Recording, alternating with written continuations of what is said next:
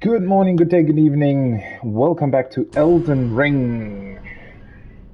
It's been 2 days. Wanted to stream actually, but didn't make it. But we're finally back, and we are very, very close to, or rather, sort of in the capital. Well, currently I'm in the Round Table Hold, which is where I stopped the game last time, but last time we played, I finally got sort of into the capital. There is this sort of outside ring, which is called the capital outskirts, where I currently am. I also, we got to the Divine Tower in the capital, or close to the capital, and I was able to activate the Great Rune that we got from Rykard. So, there are still a couple of spots left that I want to check out in front of the capital, or in the capital outskirts, whatever you want to call it. But then, hopefully, that won't take too long, and I can go into the city proper and find out what it's about. Obviously, it's not going to be the end of the game. There are still some things left, but I am looking forward to how the game will progress. Maybe there's going to be something that will mean that we can't progress through the capital until I clear out those last remaining regions, which apparently are connected to the fire giants, all the way on that sort of mountain peak behind the Earth Tree, or east of the Earth Tree. Or we'll go through the entire capital and find out something that'll ultimately force us to go there.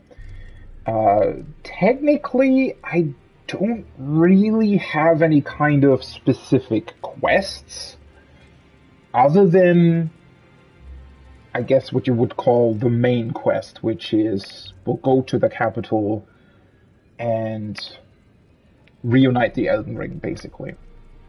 Gideon talked about who awaits us, which is Margot? I don't want to screw up the name. Wait, let me double check. It's Margot, right? So, though I did speculate last time that maybe Morgoth. See, I knew there was one letter wrong. Morgoth, not Margot. How did I? Margot is somebody else, right? In some other game potentially. But yeah, in order to potentially, I was speculating also that in order to potentially activate that last, or maybe last Great Rune, that for that we'd have to go somewhere else. I mean, obviously there are still areas like the floating ruins as well. I'm not entirely sure how they will fit into the game. Maybe there's some sort of optional area after the main quest is done. That could also be a potential. No idea what they've done here. Well, in a way, I'm also wondering, since it's an open world game, I don't expect Elden Ring to end and then put you right into New Game Plus, which is usually what the FromSoft games have been doing. I think there's probably going to be some sort of choice, or some sort of, I don't know, special place or mechanic that would allow you to start over in New Game Plus. Or maybe they're just doing it via the save game as well. I mean, there are other games that do New Game Plus. Well, basically, just based on the save game, if you have one sort of completed save, you can just choose to start New Game Plus with the same character or something. But you can also at the same time continue that save. So, no idea how they're going to do that. Also looking forward to finding that out. But let's get into it. And as I said, there are a couple of areas that I still want to check out before I go, here into the actual city. And the specific areas that I still want to take a look at are outside here. This is basically where I haven't been so far. I don't expect there to be too much here. I mean, there are a couple of ruins. Maybe there's another cave there, although I would be surprised if there was. I think it's more like this seems to be some sort of tower, or maybe it's another windmill, a couple of ruins, maybe little item bits and pieces that are strewn around, and I don't know, maybe there's some sort of encounter here. No idea, obviously. The way I wanted to do this is I think we're going to start here and then just make our way over here, but instead of then turning to the right and potentially entering, although I no idea how this works. This will be interesting as well, since this looks like there's just a big sort of lake in front of the city. So, yeah, no idea how you get in there, or if you maybe have to go around, which, would require me to sort of go into this general area in the first place. But yeah, I want to continue this path and basically go this way.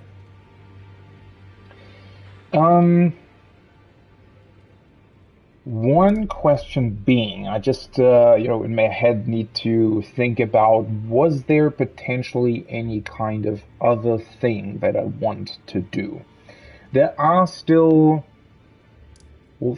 3, 4 encounters, depending on how you're looking at it, in Caleb that I haven't done.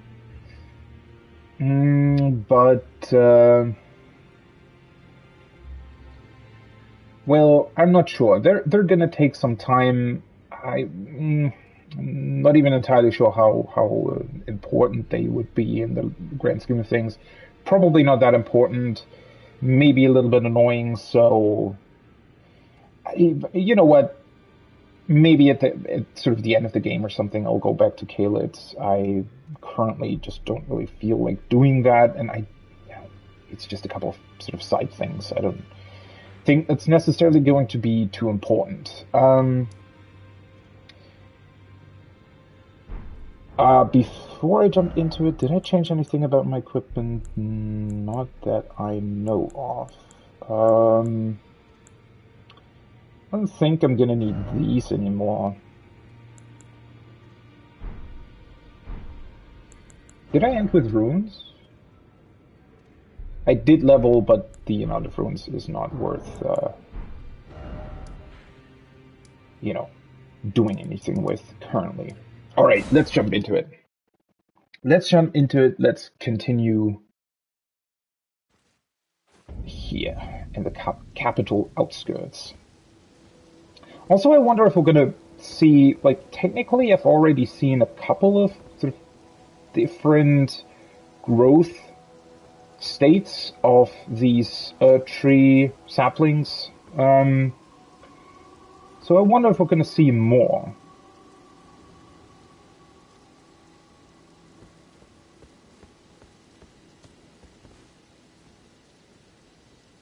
Actually, now that I think about it, how many flasks do I have currently? I think it's like 14. Oh, wait a second. 11, no, 13. So maybe the maximum is 15?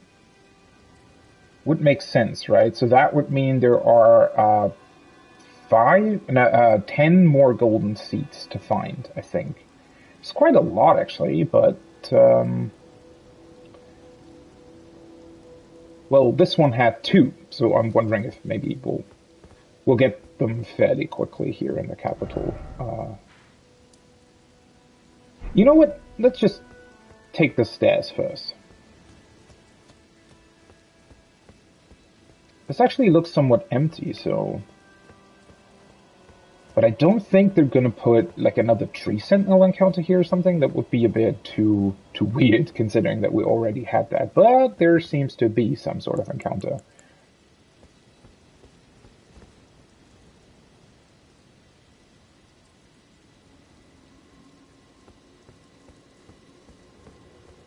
There are definitely... Oh, hello. Oh. How interesting. So that thing looks more or less exactly like the demon thing in Caelid, just with an entirely different weapon and not sort of black flamish. How did you not hit me there? Ooh. Does deal damage.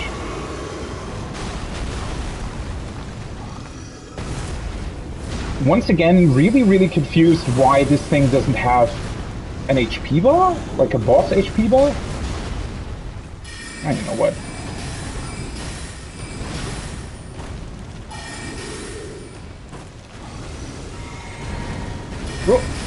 Oh, I thought you were gonna attack me. Bye-bye. Gargoyle's Great Axe. Well, that was weird.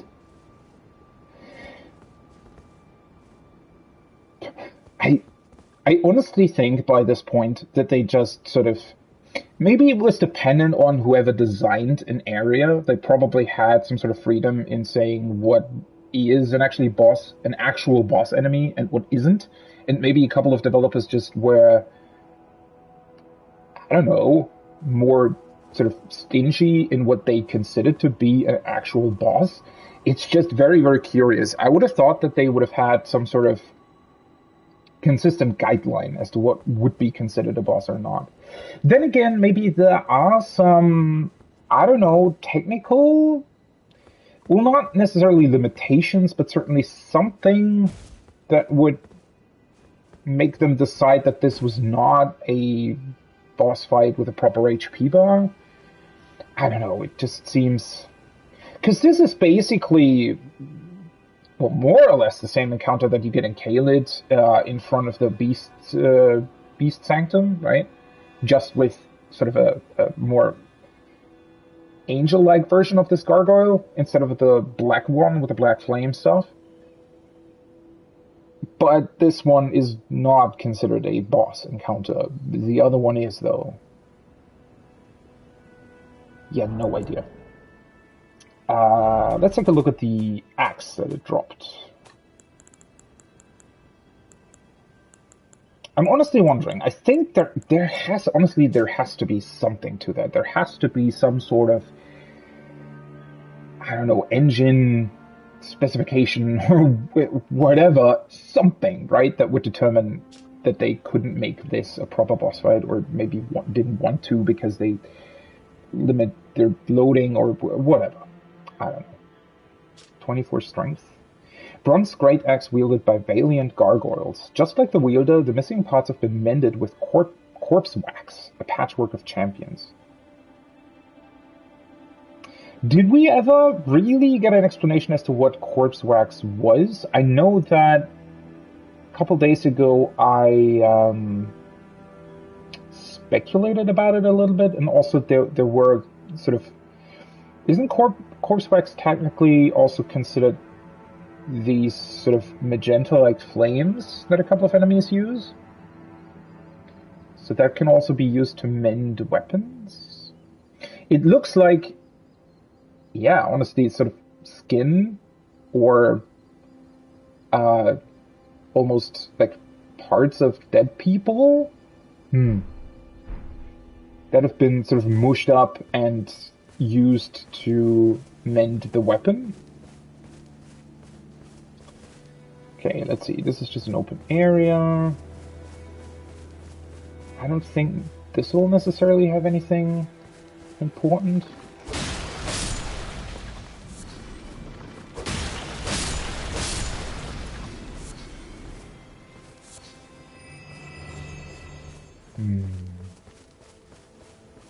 There are a couple of areas like this, right? Where there are these magma worms just on an open field.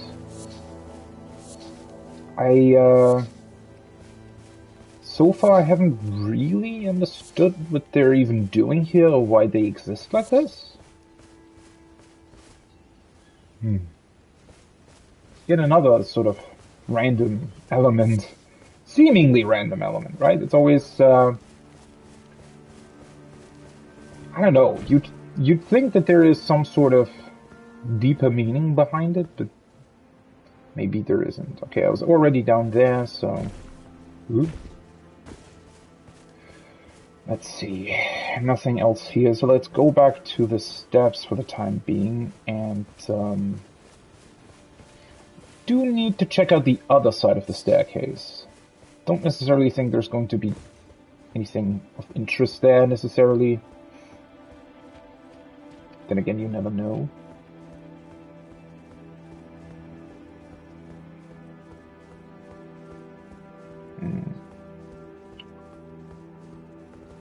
Ooh, well that does look interesting. Ah, see, there is another one of these bigger saplings here. What is that?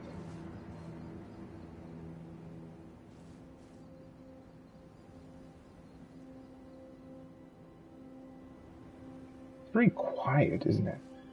There's a white scarab over there. These statues.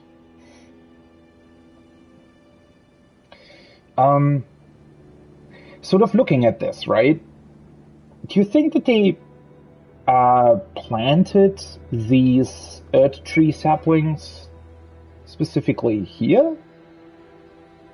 Or did these grow and they built the stone structures and everything around it, I wonder? Because clearly they, you know, the Golden Order was their faith, and so they very much, you know, respected and probably also sort of prayed to these tree saplings as well. Yeah, it makes me wonder if they planted them here, if that's possible. If there are, I mean, well, I'm using golden seeds to get more flask charges, right? Which is actually something that the game never really explains, I don't think. Like, what does that mean, right? Why do we have a flask that works with golden seeds? It's a very quite interesting connection. But yeah, I wonder if technically they could have just used a golden seed and put it here, right? Because they wanted the tree to grow here. Alternatively, as I said, they could have built this thing around the trees that were already there, but I don't know how easy that would have been. And what are these, like, arrows from giants? They don't... they look a bit big even for the giants, don't they? I did see a statue of Marika over there, so there might be another sort of encounter here, possibly? I wonder if something's going to shoot giant things at us, but... yeah, I don't know, these look like... maybe even from a giant cannon or something. But what would have prompted this? Is it maybe some sort of defensive mechanism from the capital that was utilized here?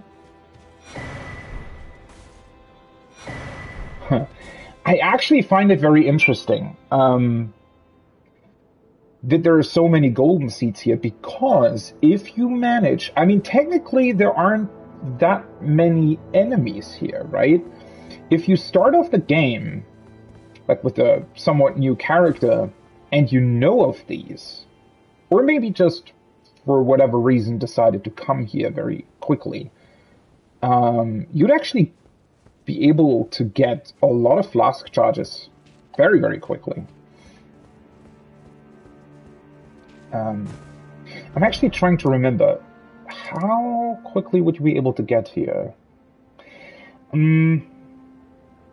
I guess because the optional path is gated by a fairly bulky and, difficult to defeat magma worm.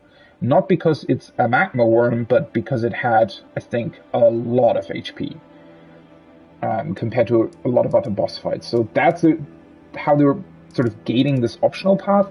Then again, acquiring the 2 sides of the medallion isn't actually that complicated, I don't think. You would have to go to Caelid for one of the things in that one fort, but I think both medallions are actually not really gated behind anything, right? With a bit of wiggling your way through, I guess, you'd potentially be able to just get both sides of the medallion fairly quickly.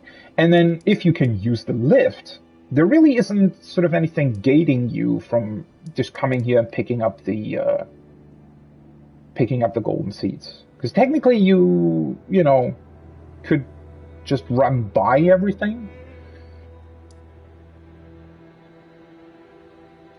Then again, if you're able to manage that, you're probably also good enough to just play the game without these golden seeds specifically. I mean, it's not like the rest of the game doesn't provide them at all, right? I still had, I think, more than enough flask charges for the majority of the game. It's just, I think, mainly the beginning part, especially if you go to Stormmill Castle early, where you can feel like you maybe don't have enough healing. Why is there another one of these here? Please, the fingers I served once prophesied a tarnished would one day become Elden Lord and restore the Golden Order. Surely you see it too. The gold that enshrouds the heavens. The great tree which begets the pillars of light. Oh, tarnished, hasten to the foot of the tree. And whatever you might face, the fingers will surely guide you. Still not a fan of these. Honestly, I know I'm repeating myself here, but I think this specific thing I haven't really talked about. So I'm always complaining that your finger maiden doesn't really play any role at all, right? She very, very rarely even appears. And so you don't really have that big of a connection to her because of that. And I, expressed multiple times that I would have liked for them to give her a bunch more dialogue, basically, with almost every site of grace that you find. Just some sort of, basic introduction to the area, or some interesting background lore, or whatever, or just like a quick chit-chat, to even have maybe some character development or something going on, right? And now, I just realized they even have a bunch of dialogue in this game, specifically with these finger reading crones, that overall is just sort of weirdly placed, right? These finger reading crones, clearly there's some sort of, maybe even, well, not necessarily last minute, but they're a bit shoehorned in, right? They don't necessarily feel like they make too much sense. They're sort of sitting at, very, very specific points throughout the world. Maybe you could argue that they were potentially placed there specifically by the two fingers, by the greater will, whatever, right? And they're sort of fulfilling their role as guiding Tarnished towards the Earth Tree, right? Obviously, you can come up with explanations as to why they exist, but honestly, coming across them, they kind of feel, I don't know, cheap in a way, right? Like this, I mean, they're certainly much, much better than just having, a UI element, some sort of giant arrow or whatever, point to where you're supposed to go. But technically, they're not that much different. They're just this sort of NPC that's even repeated. Like, they don't even look different, right? They don't even have some sort of different ribbon or something that would differentiate them. They just feel like they've been placed. Oh, yeah, you know, like the developers went, oh, maybe at these specific points the player needs sort of a reminder of what they're supposed to do, so we're just putting this NPC hidden and just sort of copy paste it all over the world, give it a bunch of different dialogue, and that's it. And the thing why I'm bringing this up is, imagine if this dialogue would exist in basically the exact same way, at the exact same locations, but it would be your finger maiden bringing it up, right? I don't know. To me, that makes... Not only does it make way more sense, but it also, you know, pretty much exactly solves the problem that I have with Melina, right? That she doesn't have any sort of character development. She doesn't appear at all through vast stretches of the game. And you're sort of left wondering, well, what's the point even, right? Why does she exist in the first place? Which is interesting. I think I didn't even really make my point last time I was talking about that, is I find it rather interesting that the level up characters, the doll in Bloodborne, or the Maiden in Black and Demon Souls, for example, they don't really do that much more than compared to your Finger Maiden here, but just the basic fact that there are an NPC that you specifically approach and that is sort of physically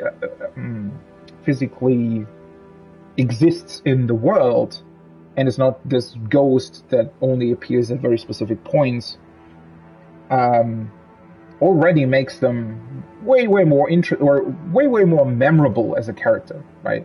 Even though they mostly just repeat the exact same voice lines and they're mostly just used for leveling up, but they still, you know, there's still much more of a connection there. And yeah, that's what I just realized, is that these finger reading drones, you know, could have, if they just had taken this dialogue specifically and put it, you know, maybe slightly reworded, you know, and used it with your Finger Maiden, that would be much more interesting. Also make way more sense, to be honest. Or, way more sense is a bit of an overstatement maybe, but, you know, it would have definitely been a lot more immersive, let's put it that way.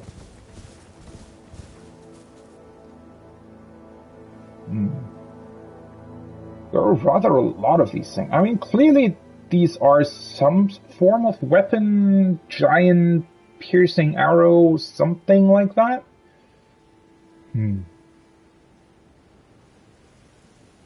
So whoever attacked the capital came pretty far, all things considered. Okay, let's take a look. So this is sort of the upper portion here.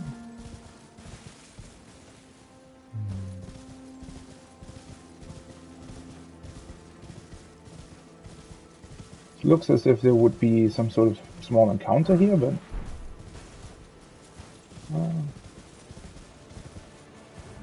it's just these insects. Can I jump down from here, or will this kill me? Holy fuck, this is a lot further up than I thought. Is it even worth it to go back down? It's hard to tell, honestly. You know what? One thing that I did just realize in terms of, you know, what's considered a boss and what is not. I mean, I think there are still normal mobs that also don't respawn, right? But that's definitely a difference. Sarah against the world. Hello. Hi. What's up?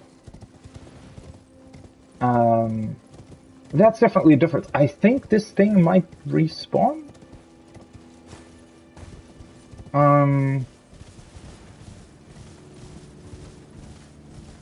Yeah, okay, I guess. I mean, if I rested now at the site of grace and just went back up here, I probably just wouldn't engage with it, right? I mean, you can very easily just avoid the encounter altogether. I don't know, maybe they thought that players would want to maybe try getting its weapons or something?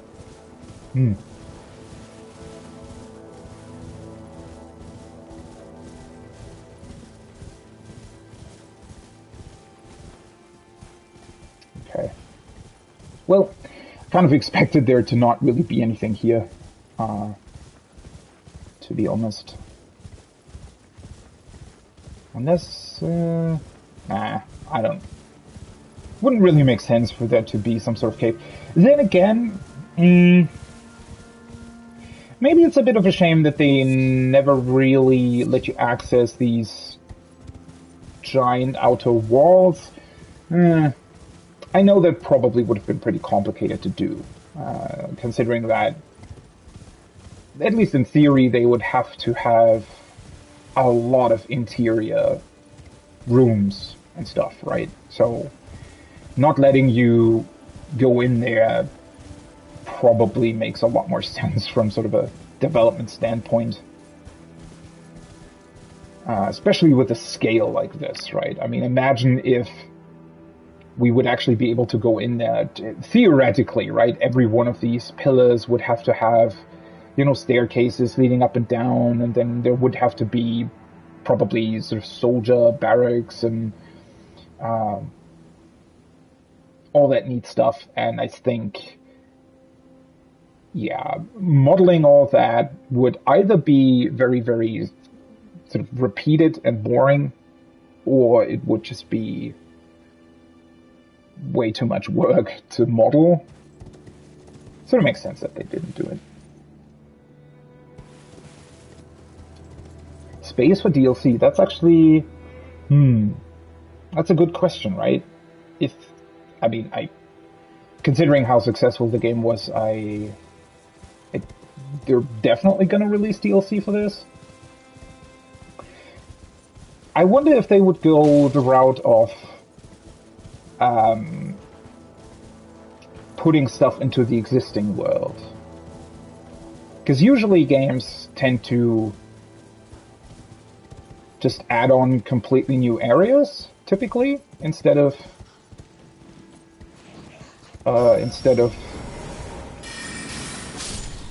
adding sort of small pieces to the world itself. Oh, there's just this. Can I sneak up on this?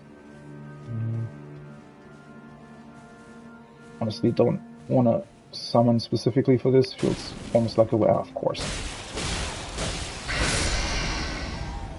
Wait, you had way less HP than I thought you would. Oh well.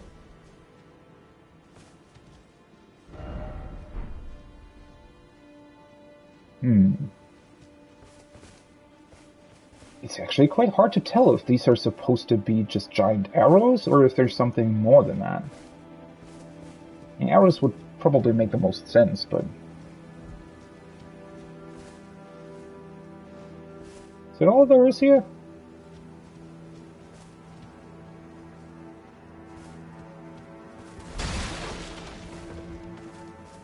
No item that I missed?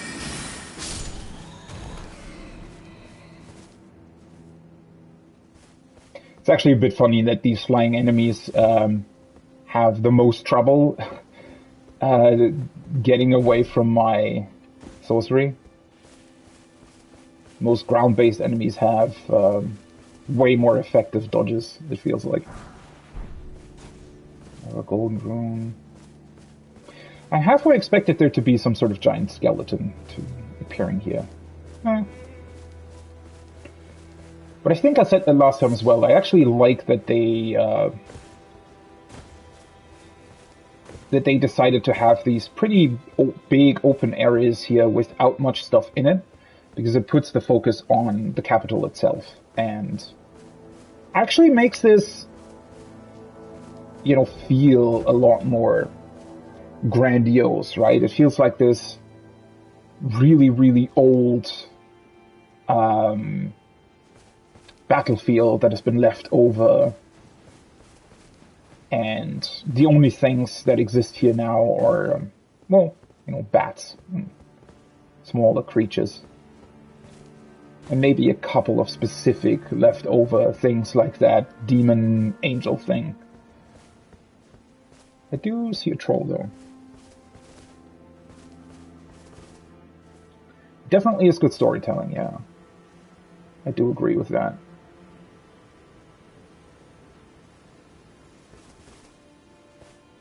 that's always what... I mean, that's what definitely differentiates the really, really good open world games specifically compared to...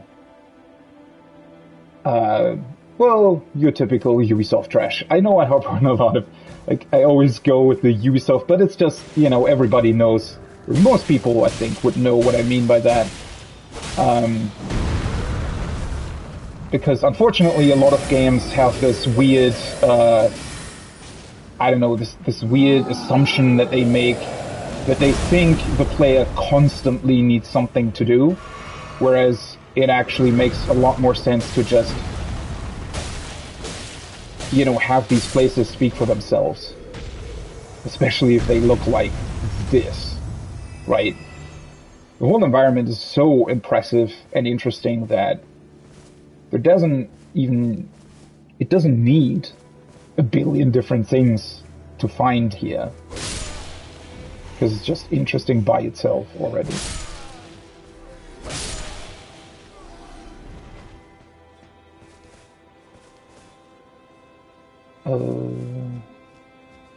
Can I go on the cart without destroying it? Probably not, of course. These are very feeble cards that they sometimes place here. Okay. Oh, well. This works as well.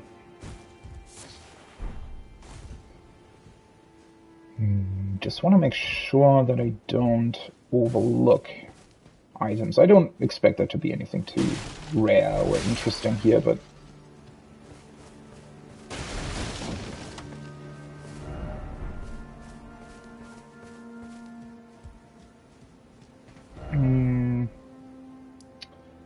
Alright, so I'm keeping everything east of the road for later.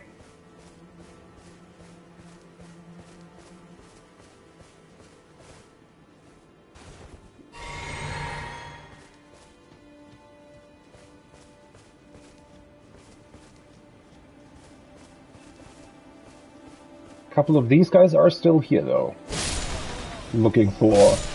well, whatever they're looking for.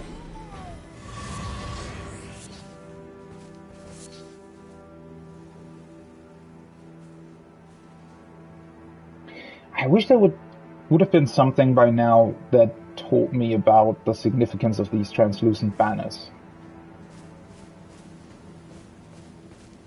I don't think we've had really any kind of explanation as to what they are. I mean, they, you know, they could literally just be some sort of, well, banner, and fulfill the exact same function as banners typically did, sort of throughout wars during the Middle Ages.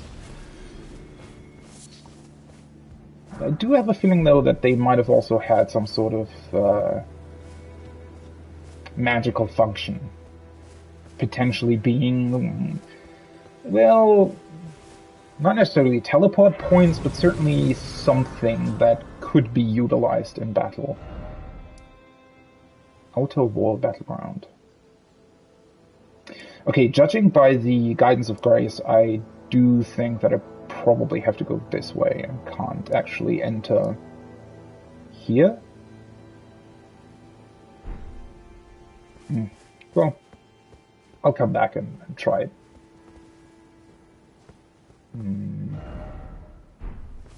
Let's just grab this real quick. I don't... It's just this one item, I think.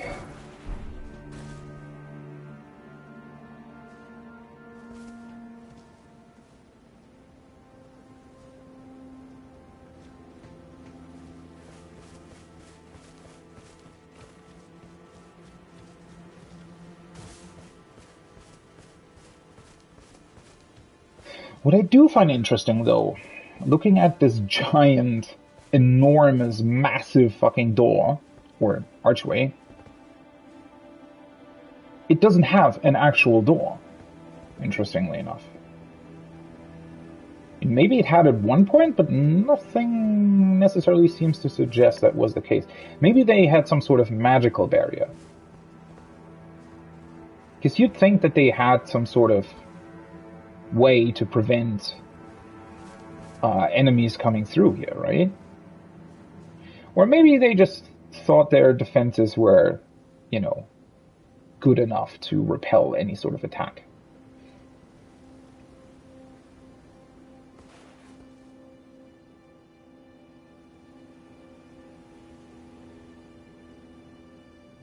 Is that the door to the archery in the background? I think it is, right? If it is, it's actually a bit further up than I thought. And then the battlefield continues on this side as well.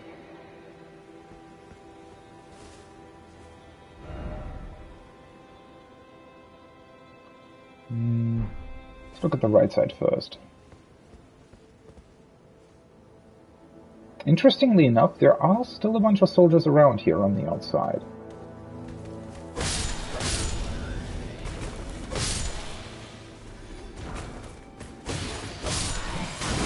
Oh, hello.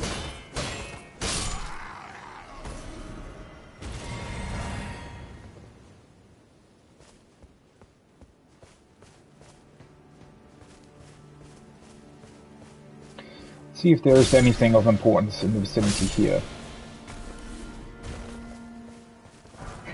Actually, in the back of my mind, I constantly hope that there isn't, because I really, really want to go to the capital and see what's up there. I do expect there to be something here, though. Won't be entirely empty.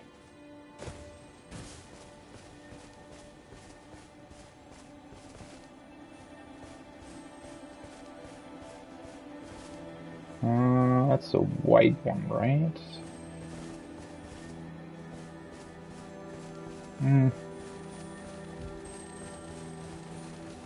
Wait. Lightning slash.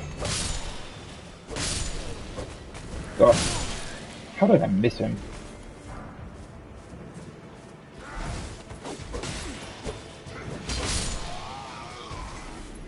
Sometimes I overestimate the reach of the sword. Somehow. Okay, so that's seemingly an old watchtower. It's not a windmill.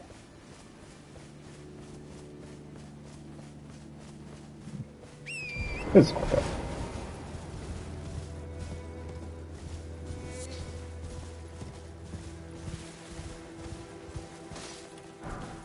Yeah, I mean, you'd think they'd have some sort of bigger defense mechanism, right? But, I don't know. I mean, there are so many magical things in this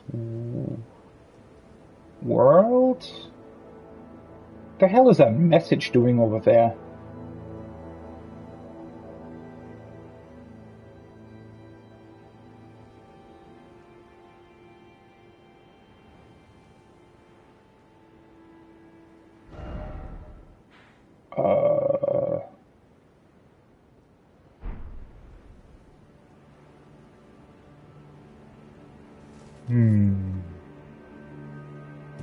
That looked weird and suspicious. Maybe there's some sort of... I mean, I still don't really know what that tree is about. So maybe there's going to be some sort of additionally accessible thing here, but that message was very, very weirdly placed. Never quite sure with these things, because they can also sometimes just be a weird, I don't know, well, not a bug necessarily, but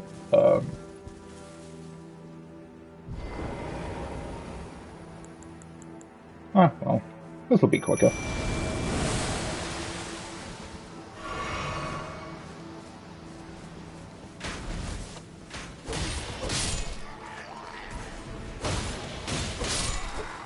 Why are you all shooting at me?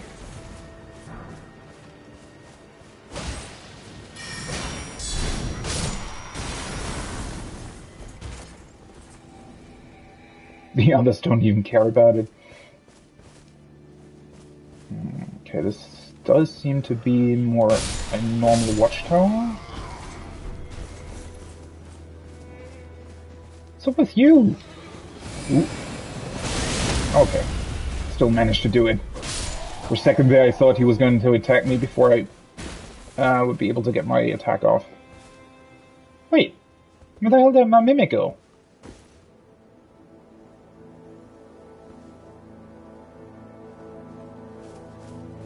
That's weird.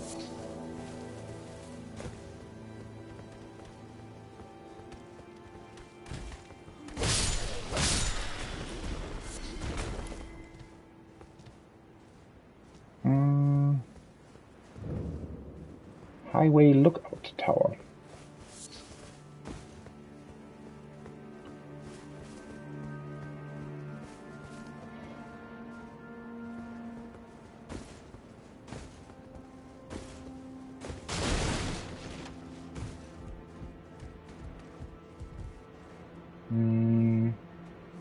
Okay, there's one item down. Probably want to grab the stuff that's up here first, though. Why? Wait. What? Are they... Okay, there's definitely something very, very funny and finicky going on with the collision here. He was magically transported to the top of the tower twice. But, oh, hello. There's more of you guys. Did I ever... I think that's the first time that somebody tried to kick me off a ladder like that.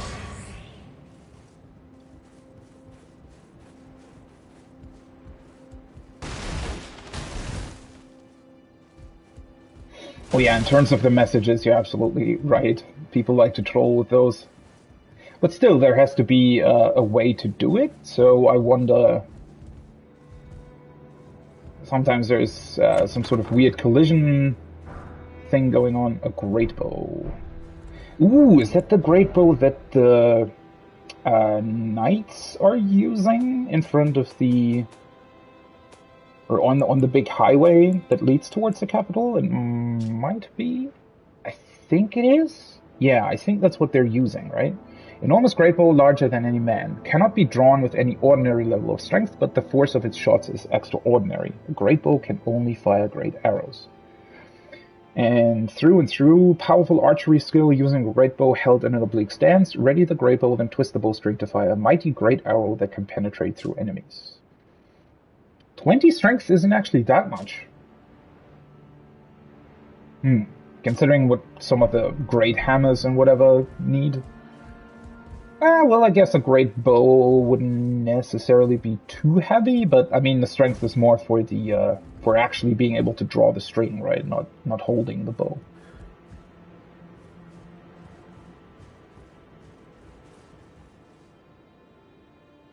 Oh, some areas got patched out?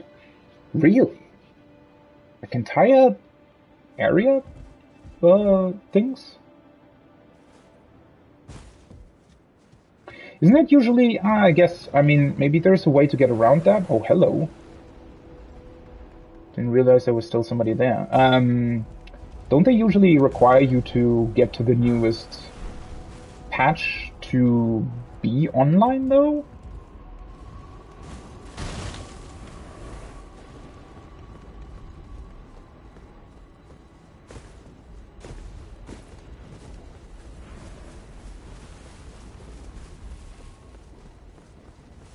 Is that the only thing where there is still an enemy, or why are the other ones not shooting?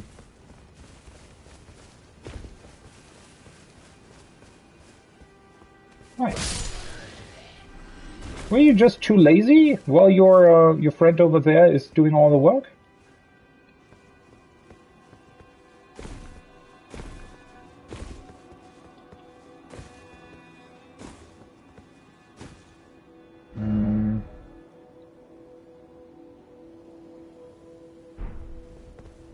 I should probably follow the road first.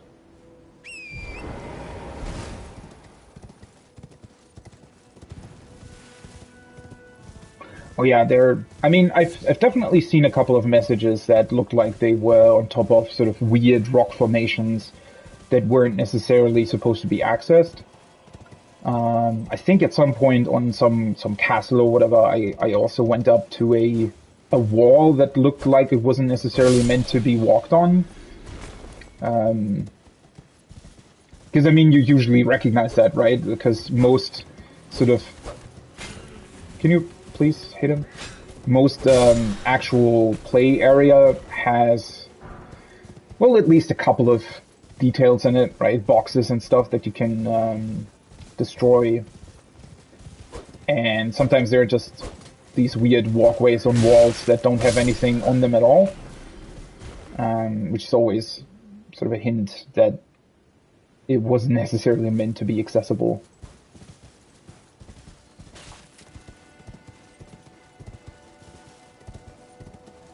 It's just that the message was also floating in the air, but then again, that could also be...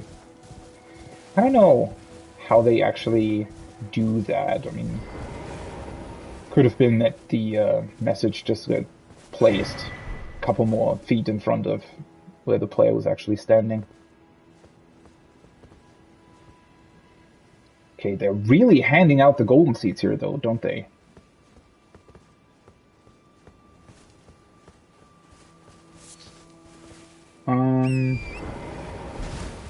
Just want to make a quick round over here. So I was already in the village, but I don't think I actually looked at the place outside here.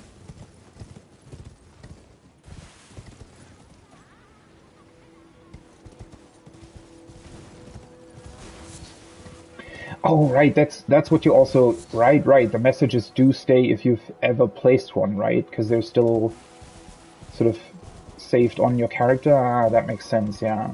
I wasn't really connecting the dots there. That's true.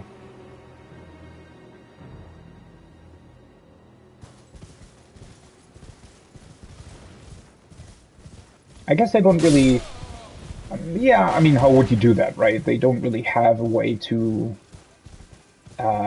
go through the messages and potentially delete those that are in inaccessible locations. Because you'd probably have to write like a whole function, algorithm, whatever, to detect those kinds of messages, which is just work that's completely unnecessary. I mean, it's not a big deal. It's actually quite funny to see weird messages. It definitely adds to the atmosphere. Just the whole message system, that has always been the most interesting part about it in FromSoft games. Just this sort of weird asking yourself, well, you know, not only are they true or false, but also are they even important? Do they point at something or not? Always quite interesting. Though I do really wish they would have, I don't know, added a couple more functions to them by now. I feel like they could have done a lot more with the messaging system by now. Considering that it's practically still the same it always was. But maybe then again, they potentially didn't want to change it up too much. I mean, the more you do with a system like that, right, the more you probably run into the issue of players finding weird, I don't know, interactions or just in general weird stuff that you didn't really intend to happen. But then again, that can also be a good thing. I don't know. I just wish that they would have innovated on them a little bit.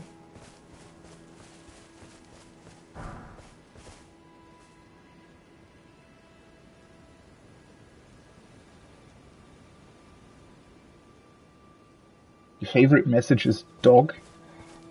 Why that specifically?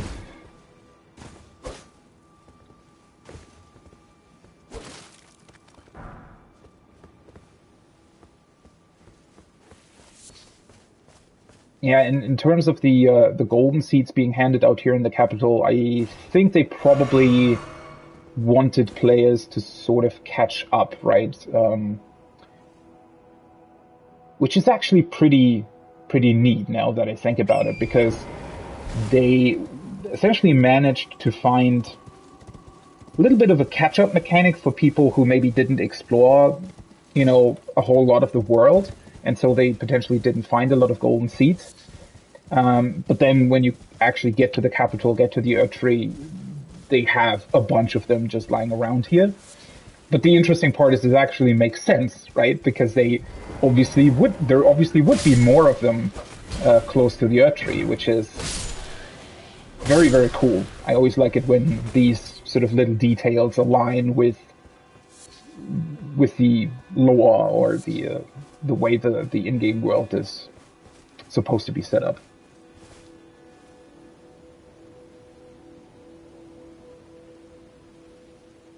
Oh, when they just put I get it now. Okay, yeah, when they just put that in front of totally different creatures.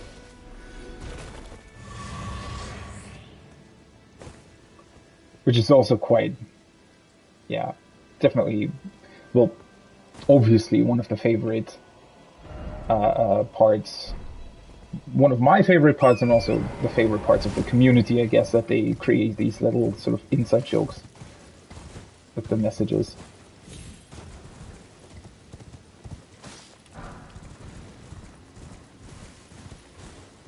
But yeah, I always thought that it might be funny to have messages also be maybe more interactive, right? Other people potentially, I don't know, maybe being able to even place items or traps or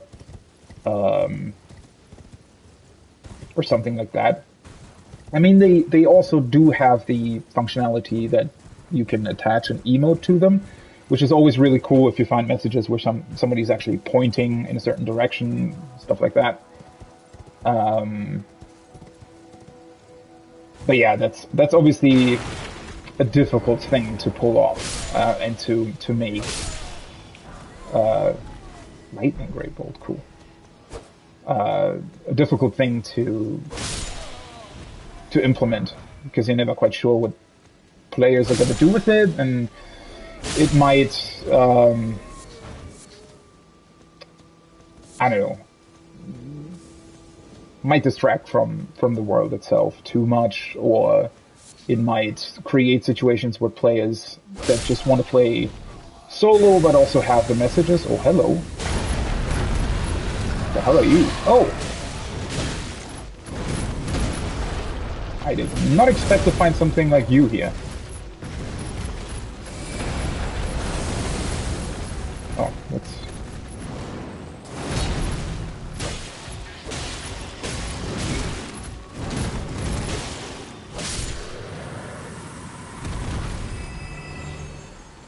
Did he just turn into that lion?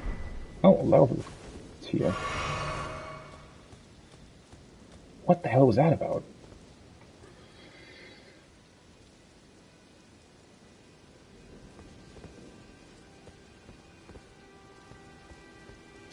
Still don't know about the... What do you mean, the emote thing? With the messages? Oh, like this? Visions of weak foe, but could this be a monstrosity? That's perfectly worded, actually.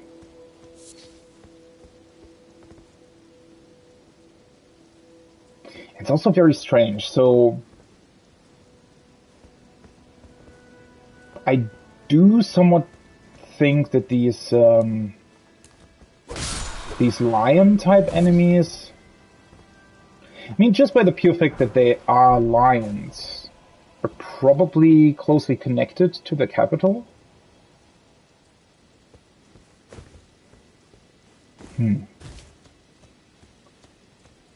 Just trying to think of why...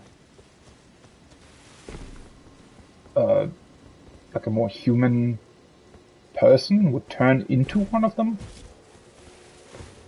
and how that might have happened.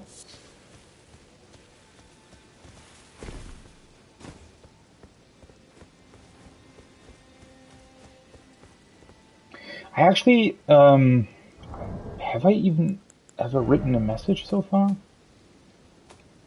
No. I thought I had written one. Templates, words, yeah, that's a good question. Toggle message. Ah, okay, yeah, so you can toggle through different formats of the messages. and one of them is with a gesture attached. Okay, that makes sense. So you can just toggle through them, and it'll display the emote.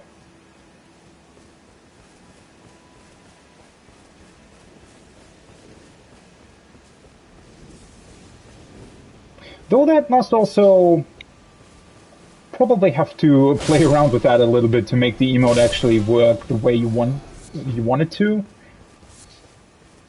I mean, especially at the start when the game launched, there was this pretty funny joke, I guess, where they placed this one emote all over the round table, close to these armors, right, where the emote was essentially grabbing the balls of both armor pieces. That must have taken some time to get correct.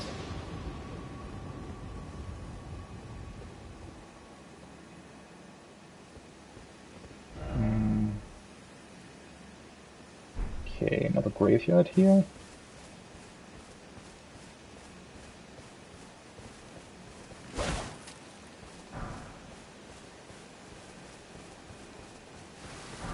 Oh. Didn't even see the flower.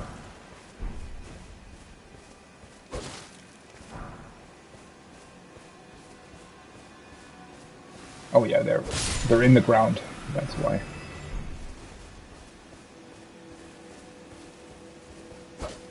Ooh. Oh, can they actually not be hit when they cover themselves like that? Or maybe I just hit over it or something. Okay. This will just lead back down into the forest, I think. And it also didn't look like there was anything too interesting over here. Just a couple of wolves. But no item.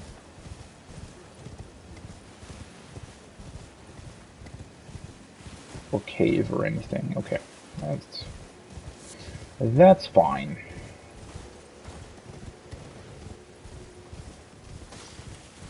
Yeah, I probably just hit over it or something when they're doing the...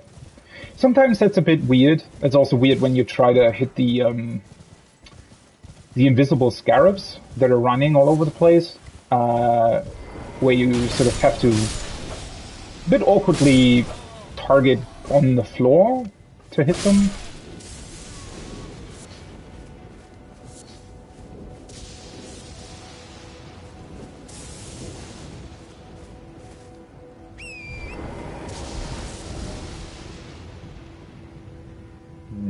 Okay. Guess I probably want to take this path first. I don't expect it to be too much interesting stuff down here, but... Oh, there is a set of grace here, though. Huh.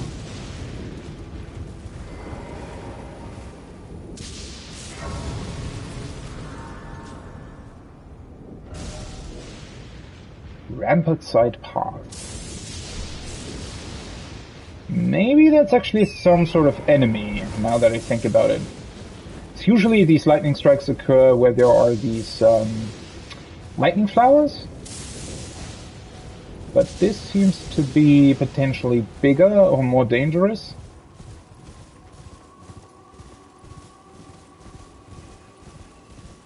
Small item. Land octopus ovary. Cool. It's actually been a while since I got an item like that, I think. Wait, why can I summon here? Is that just because I'm... Oh, maybe because of these guys? Oh! Oh, they're all the big ones, I think. Yeah, it might be because of that. Ooh.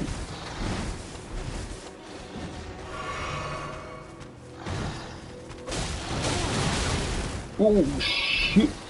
That's not what I planned to happen. Ooh.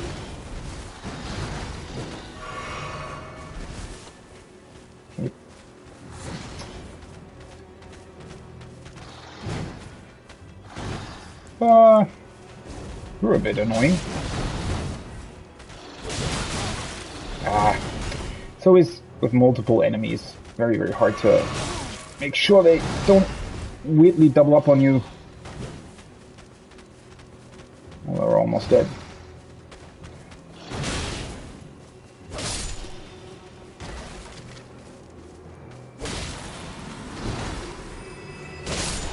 Oh, whoopsie. Didn't mean to hit you.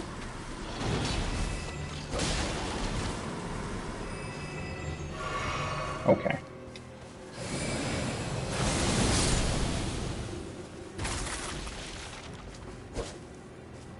Seriously. Well, that would have probably gone a lot faster had I just summoned my Mimic, but oh well. Is it all of these guys? Yeah, the octopus enemies in general, I think, are very, very weird things. Not that other enemies aren't weird, but, yeah. I don't know. Sometimes I really do wonder what's going through their heads when they're designing these things. And well, then again, they are mostly very unique and cool in their design.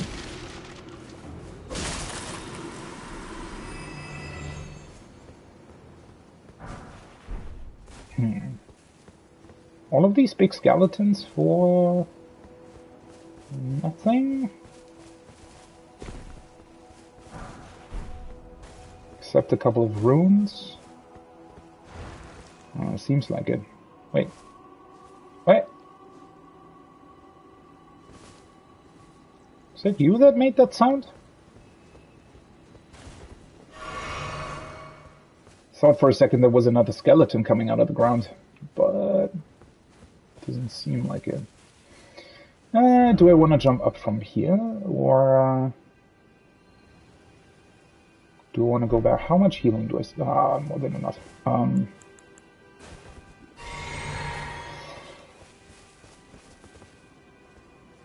Yeah, why not? I mean,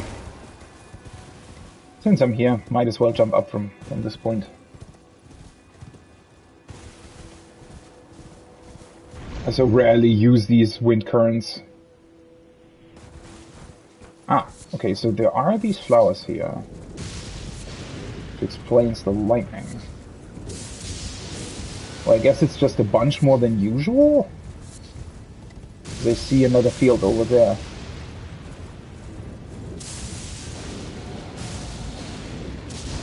Oh, hello. It's been a while. So this is where you've been hiding.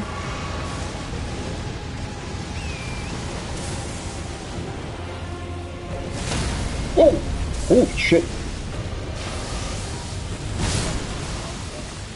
Well, that was quicker than I thought it would be.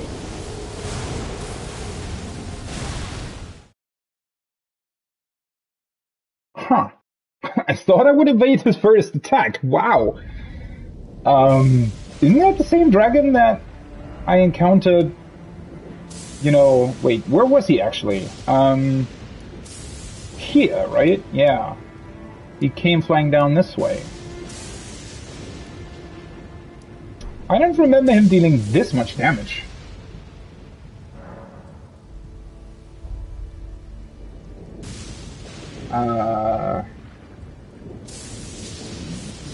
What do you mean with quick teleport?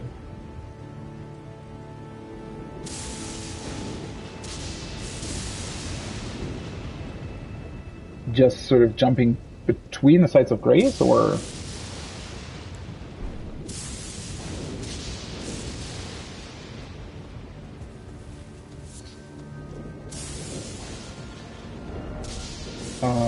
What's the quickest way to get up there? That is actually gonna be somewhat annoying to have these lightning strikes potentially hit me while I'm fighting the dragon. See if I can get my runes back before he kills me.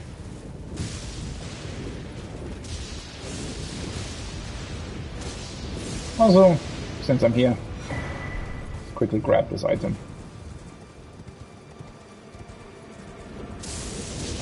Oh, yeah, sure, I teleport around all the time. It's just that, I mean, in this particular case, it was just easier taking the wind current. Wait, is that knight really following me the entire time? Okay. Wait. Did I just miss something? Did he get hit by lightning when he was flying in? Or why does he already have a bunch of his HP missing?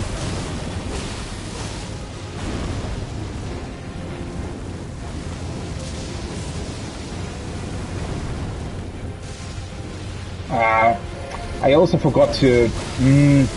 I forgot to change my staff. Usually I put it in my right hand when I'm fighting on horseback. Oh well. Just have to kill this guy normally then.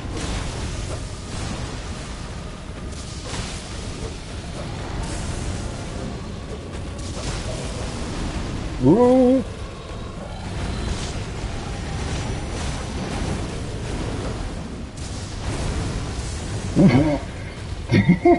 Was that the knight he just jumped on, or was it something else? He definitely jumped on something and killed something.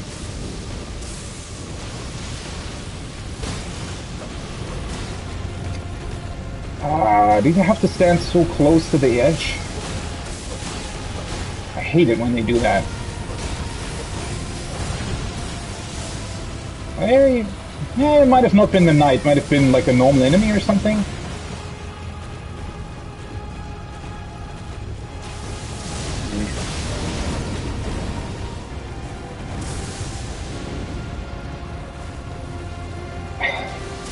And then he does move, and he still hangs around close to the edge.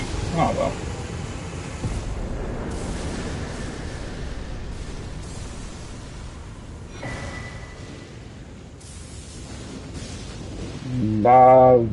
How the hell do you pronounce that?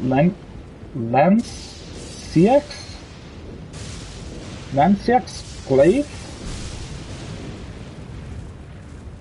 That's the only part that is really, really annoying about these lightning spots.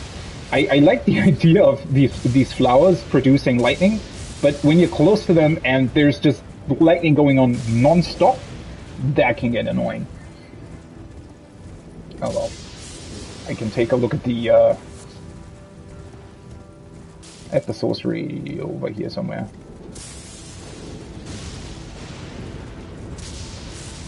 Hey, there's another knight.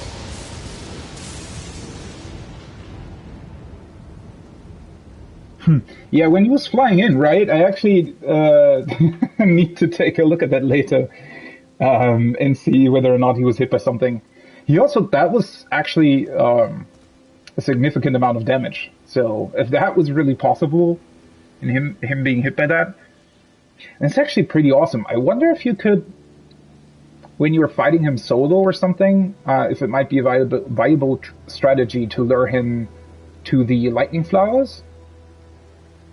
If he can get hit by that, that would be quite interesting to basically deal a bunch of damage through the environment.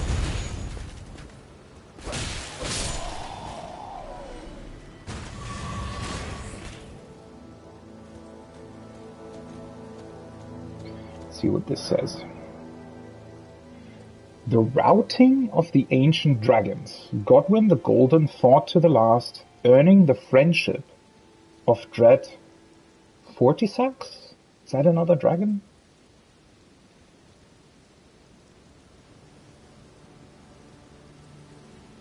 Godwyn the Golden earning the friendship?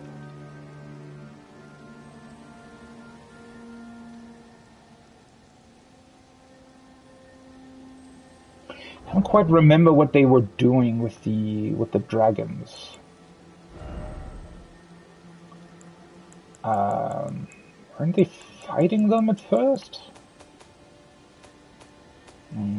Let's take a look at this. Sweeps from above with red lightning glaive. 40 faith. Whoa, okay. mean, it looked pretty awesome when the dragon was doing it. Just a question of how effective it would really be. Probably takes a bit of time to cast. Incantation that channels the power of the ancient dragon Lanciax. Creates a red lightning glaive and sweeps the area from above. This attack unleashes trails of lightning. Lanciax was the sister of Fortisax. Okay, that explains it. It is said that she took the form of a human to commune with the knights as a priestess of the ancient dragon cult. Which is a cult that we haven't heard that much about, I don't think. Sister of Fortisax.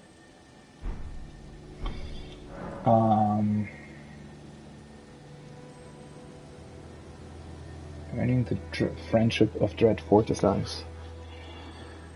So, Godwyn the Golden was friends with these dragons. I mean, I assume he also would have been friends with the dragon that I just fought, right? If they were siblings.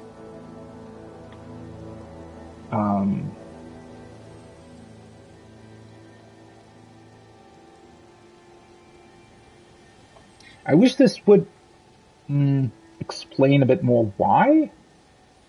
Because this just seems like, okay, Godwyn the Golden, well, he fought to the last. He was last one standing. He won the war, and then just because of that, the dragon said, "Oh, cool, we're friends now." Or I feel like there's something else to that.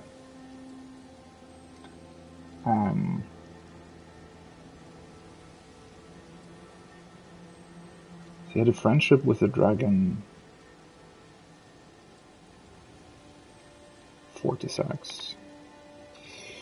Which is interesting also considering that the dragon I just fought also attacked me once before when I came to the Altus Plateau. I'm wondering if he or she, wait, which one was the sister? Let me reread the description of this. Lanciax was the sister. Okay, so it was a...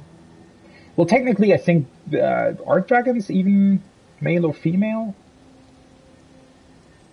Anyway, she attacked me when I came here. So I wonder if she's still sort of aligned with Godwyn the Golden and feels like it was her responsibility to potentially protect the capital or something.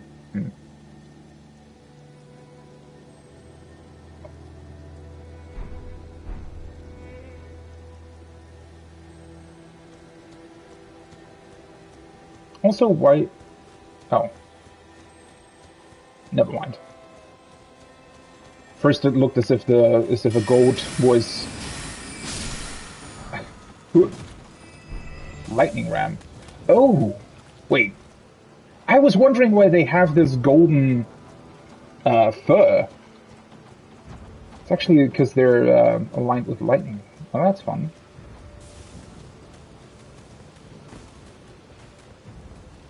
You still attacking me? Oh, yeah. Oh, well. Didn't want to kill you, but... I'm sorry about that.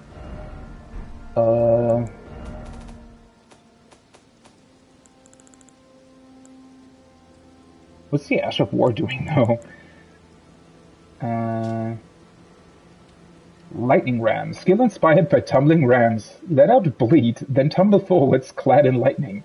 Tumbles can be repeated in rapid succession. Okay, that probably looks absolutely hilarious. Alright, what's up with you? Can you decide whether or not you want to attack me?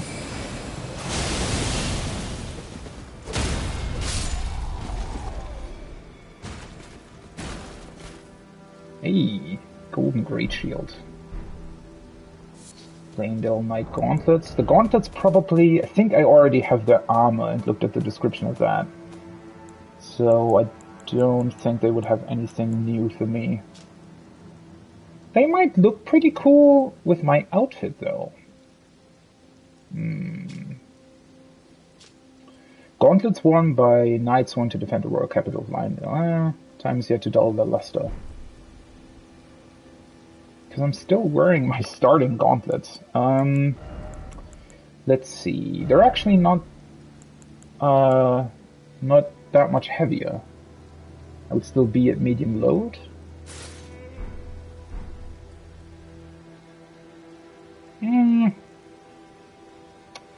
They're a bit too shiny compared to the rest of my gear. I don't like that. Did I ever try these out? And let's just go back to these for the time being. I did want to take a look at the shield, though, because I don't think I've had that before. Oval great shield made of gold, carried by knights who protect the royal capital of Leyndell. Knights of Leyndell are reputed for their sturdiness, exemplified by this shield's exceptional guard capacity. Okay. So many shiny things, yeah. It's very, very hard sometimes to pick matching outfits. I feel like sometimes they're way too shiny, then some of them have this sort of worn down look that also doesn't always fit, unless you're obviously wearing the entire armor, which very rarely, I don't know. That's always a bit boring, to be honest, to just wear an already pre-made armor set, especially considering that most people will probably wear some sort of unique headgear, because they typically give you specific... I heard something. Specific things. Hello? What? There's somebody... Where the hell are you?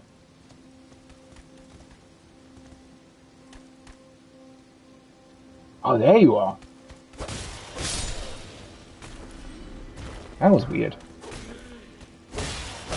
They typically just stand around the corner, but he was hiding literally behind it. That was interesting. Dragon Bolt Blessing. That sounds cool.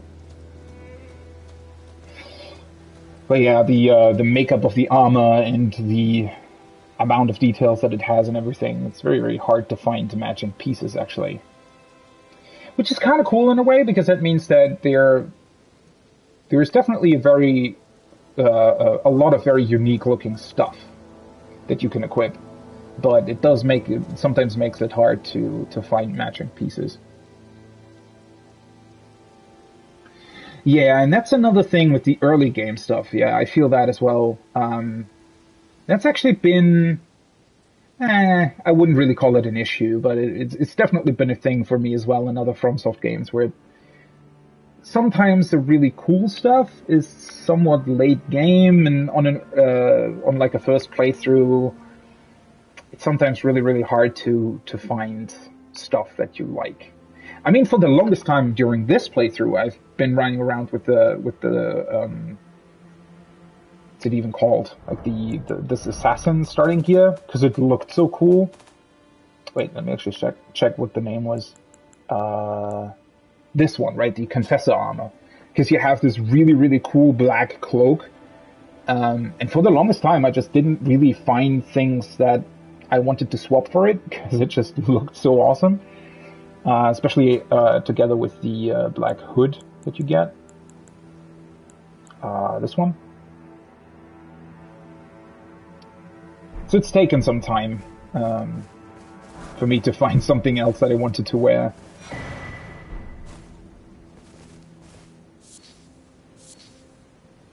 Oh, they're on the ground. I was wondering, wait, where are the materials? But let's just top up. Stormcaller Church. Okay.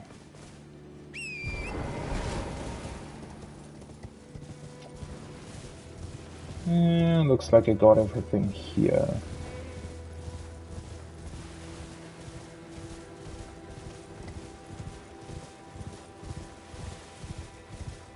That's also why I'm looking forward to doing like a New Game Plus run. You know, gameplay-wise, I always think that just a normal new game run is more interesting. I would certainly be interested in doing a normal new game where I don't summon.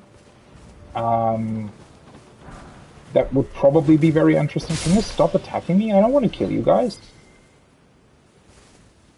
But at the same time, I also want to try everything that I got during this playthrough, because I have like, I don't know, 50 different weapons in my inventory and whatever else, like all these different ashes of war and sorceries that I haven't used and this and that, and yeah. I would like to try a New Game Plus run where I basically change my entire set and the skills and sorceries and incantations that I'm using per, I don't know, area, something like that, and to really try out all the different stuff that you get here.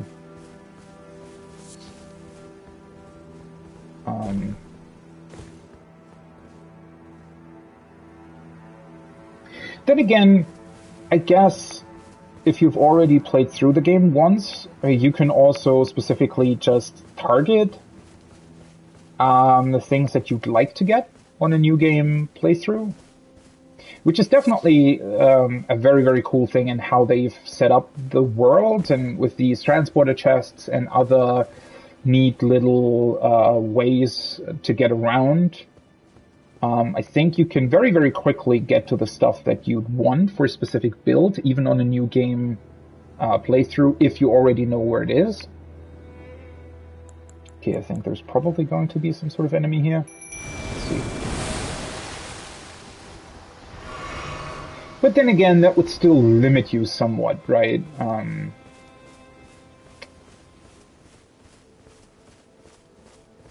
don't know, it's definitely a weird decision that you have to make between having access to everything. Oh, is that one of those assassin guys? This decision between Black Knife Assassin, yeah, it is.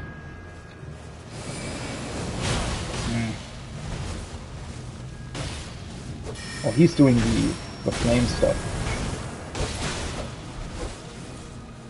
How did I not hit him? Well, that definitely hit. That's actually such a cool move, this grab that they have, where they then sort of slit your throat or something like that.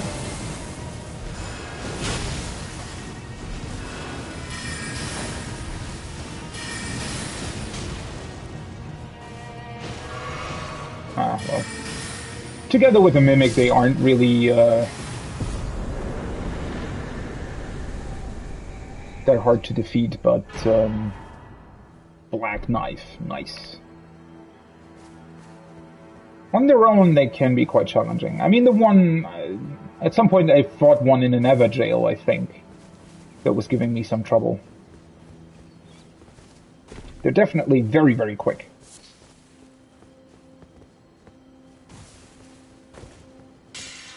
Huh. It's interesting that you can see the, Praise the mushroom? Why the... Sure.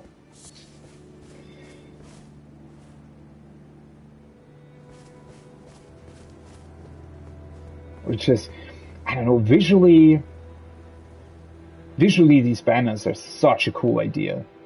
To have these sort of translucent things. And then you're also wondering, what are they? How do they work? They could also be some sort of magical shield, maybe? Considering that I was speculating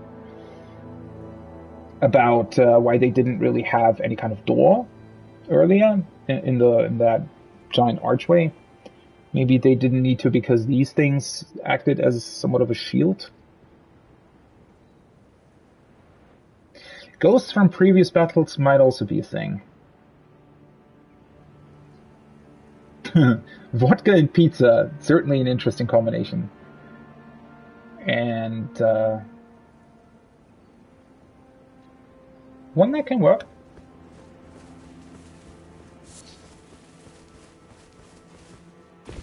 Ghosts from previous battles is interesting because The translucent banners during the battle against Radahn are very, very similar to these, and that's where you summon your allies in. So I always thought that they here as well might be some sort of means to summon the army or something, especially when they place so many down. But they could also be some sort of shield.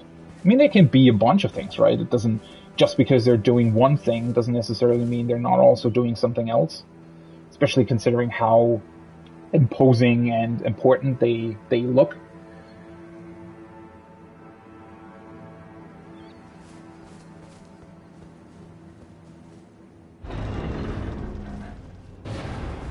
Oh. Well, isn't this neat? Didn't expect there to be another dungeon here. I do need to take a look at the weapon that I got, though. Black Knife. Dagger once belonging to one of the assassins who murdered Godwin the Golden on the Night of the Black Knives.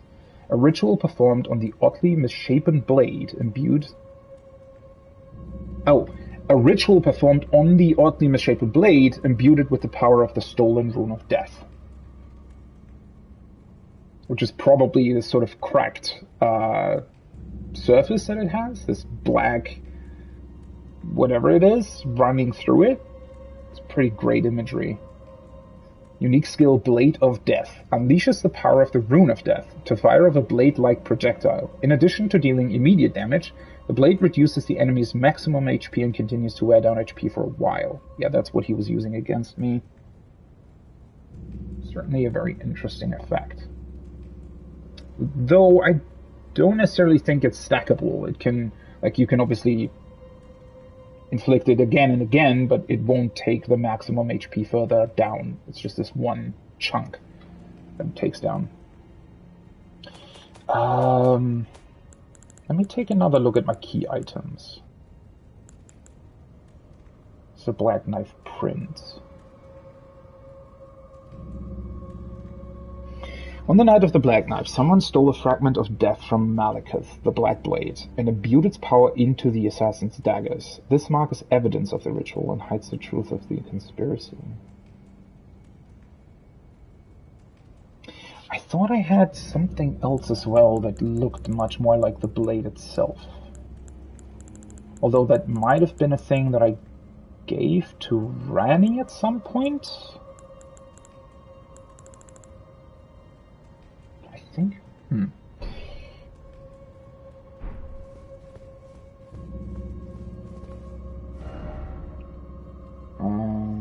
Okay, so this... I think I've pretty much checked out everything. So once I'm done with these catacombs, I'll go back here and try to get into the capital proper.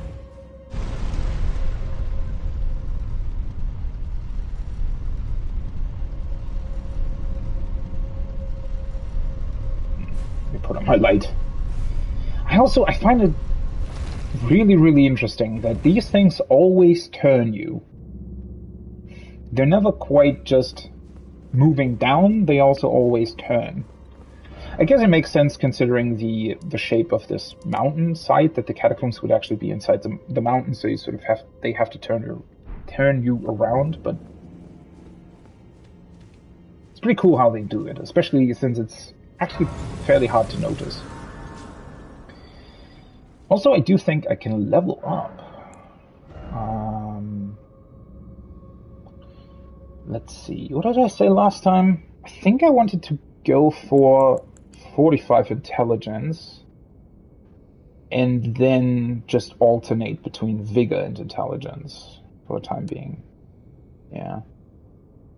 So I don't really know what else to level. I mean, I could also go with faith, since I think there are a bunch of incantations that I can't use yet. But considering that I probably won't use them anyway, I don't necessarily want to fulfill the requirement for nothing, basically. Let's just go with more intelligence. At this point in the game, I think it's, just increasing my damage will probably be very beneficial. What the hell is this? Shadow bathes in light and knows weakness. I think I've never seen a message that looked quite like this one.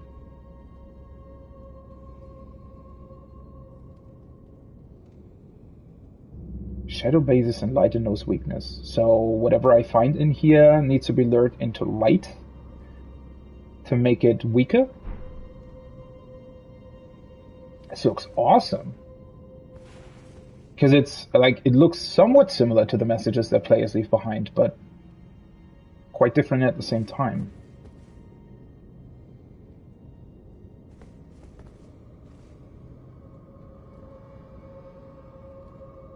Yeah, the things though, or did they change the shape of these again?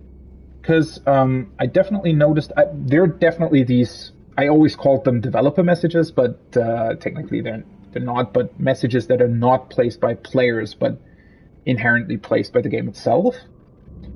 But they usually looked exactly the same as player messages, just super glowy, as you're saying, right? But this one has an actual different shape, right? It's this big stone instead of the smaller ones, how messages usually look. So either they once again, because I think in one of the earlier patches, they actually changed the glow on those messages. I definitely remember that they had like a very big glow when the game released. Then, like with the first or second patch or something, they turned down the glow, I think. And then they reversed that with another patch. So that's why I was thinking maybe they now changed their look altogether. It's definitely the first time that I've seen a message that looks exactly like this. The other ones always just were normal looking messages, but with a big glow attached to them.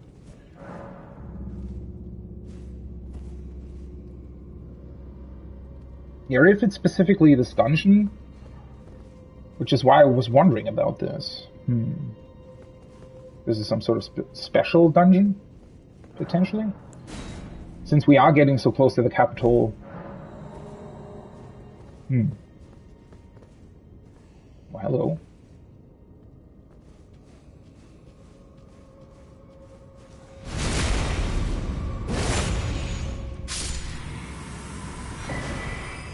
Crimson Seed Talisman.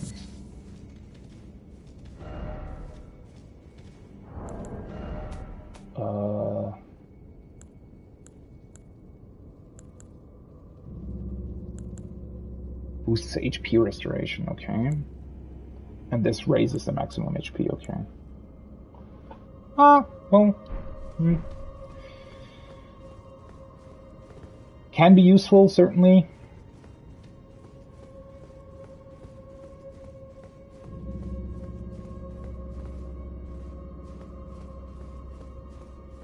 Nobody here?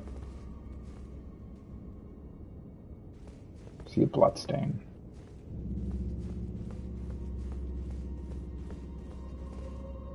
Oh.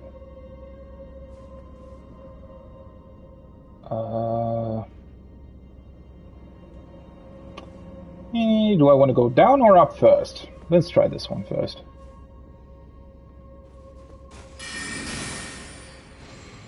Oh. They were much weaker than anything. Seriously? These are the normal ones. For some reason I thought they were like a stronger version or something. But these are just the normal ones. Which probably means that the bigger ones that, you know, flail around all the time and are very, very quick are also... yeah. That's exactly what I meant. Didn't activate my attack. I hate their flailing attack. Why? I wanted to do my R1.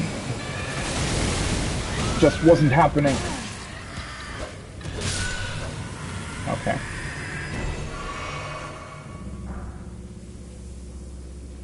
Oh well. At least their HP isn't that high anymore. Or rather, my attack is enough to bring them down rather quickly. Because otherwise, the first time I encountered these, they were annoying as hell. Also, this has the same bug as the last one that I... Yeah, they have some sort of weird sound bug where when they die, they leave behind their... I think it's the sound that is attached to them spewing the poison. or something like that. It's definitely the second time that that happened, that the sound was still there.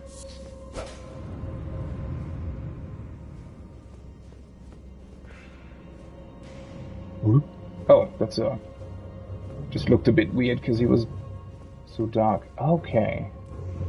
Well, that looks very special.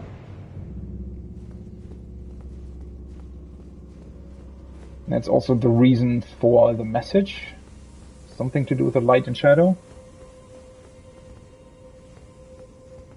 Yeah, the flailing things, I honestly don't know how you're like properly supposed to defeat them, because they're so fast that they can like very easily stun lock you and just pretty much one-shot you in a way. I mean, of course they're not really one-shotting you, they're just hitting you like 7 times in a row very, very quickly. Now they're not that much of that big of a deal anymore because I have, you know, a lot of HP and deal a lot of damage, but at first I'm just not sure how. I think you can probably parry them, right? Oh, that's why they... Okay, now I get why they're looking so dark. I was confused why they were so shadowy, but you're supposed to lure them into the light, which is actually really cool. What a neat little thing as part of this dungeon.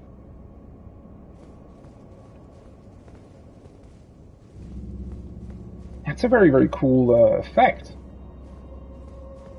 I wish they had a bit more of these sort of unique interactions in these catacombs. Because the more you advance throughout the game, you know, the more these catacombs tend to feel very samey.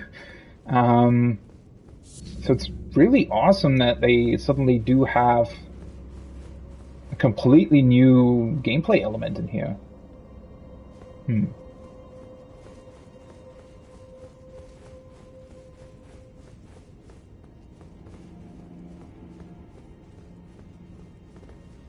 Okay, so, wait a second. The other path that I had is basically just, I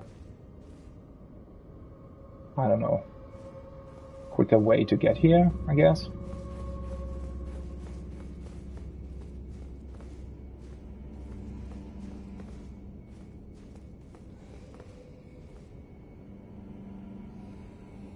The only thing that's a bit weird is how they look initially.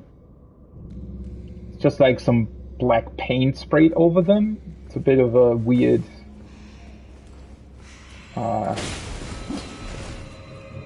bit of a weird look.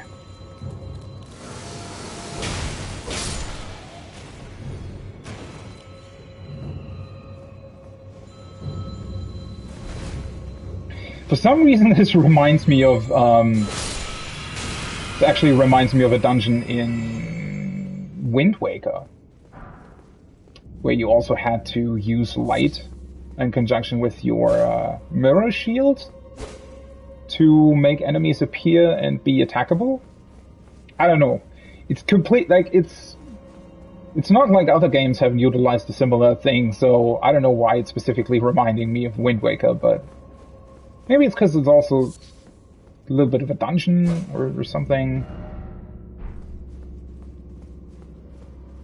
I don't know. Man, I'm really a big fan of this. So awesome. Though, why do these statues have the light in the first place, I wonder? I mean, obviously it's a gameplay mechanic, but...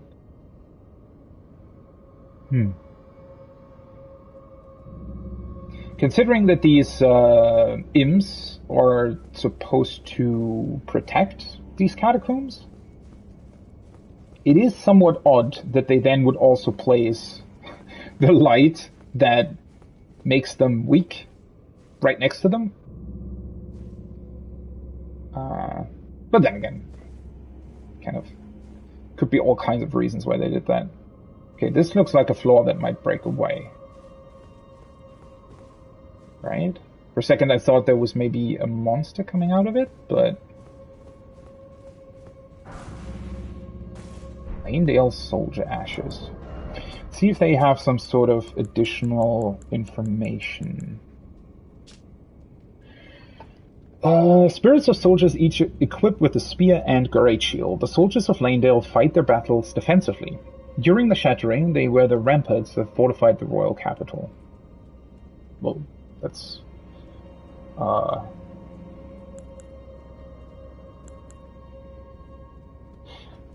that's information that is sort of obvious, but okay. It's interesting. I mean, they're very different, right? They always have like different weapons and stuff, but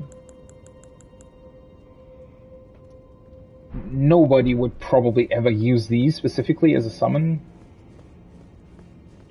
Still don't quite understand why there are so many summons.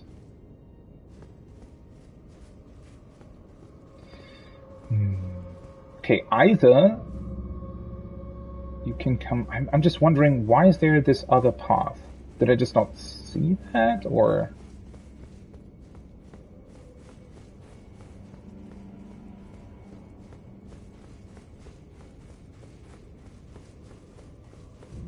I came from the left, didn't I? Oh, wait a second, I came from the right? I feel like there might have been a hidden wall here somewhere. I don't want to go all the way back though, but...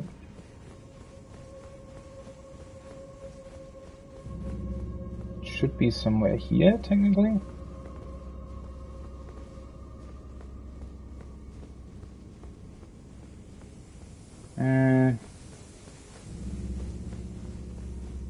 No. I guess there's another way to get to that thing then.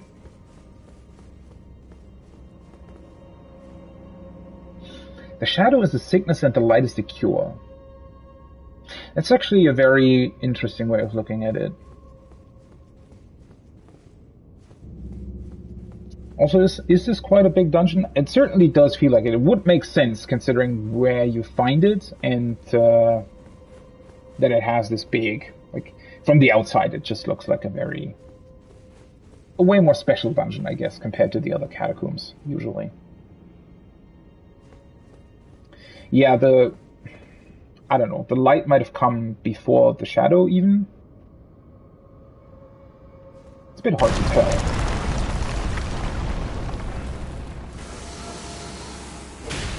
Huh. This is... very interesting that they're placing you right inside the light circle. It's a much fairer trap than what FromSoft usually does.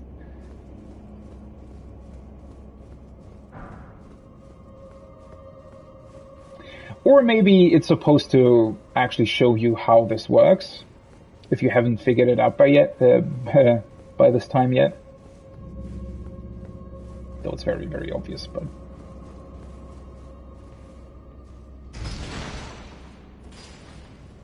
also, this kind of gate looks interesting.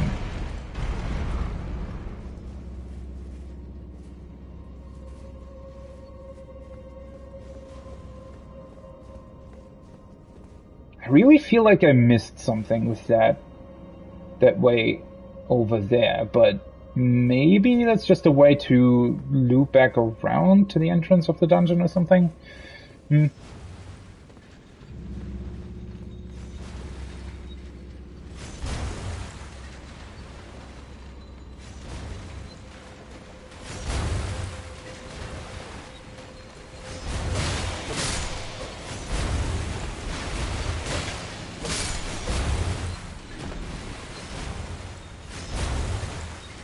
He's slightly confused. I could go up to him, but I guess... I definitely saw two other guys standing on top of that bridge. Oh. Well... they dropped down a little early to be a threat to me.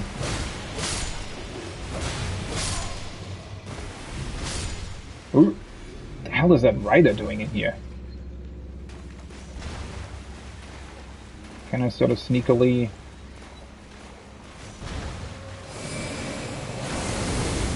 Are you serious? Okay. I feel like that first attack should have also hit him, but okay.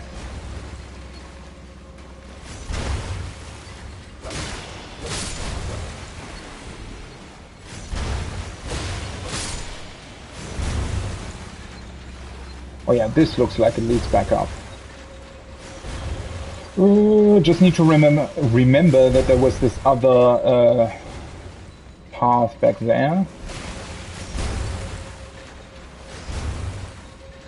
So this is the end. The only thing that's missing is the lever.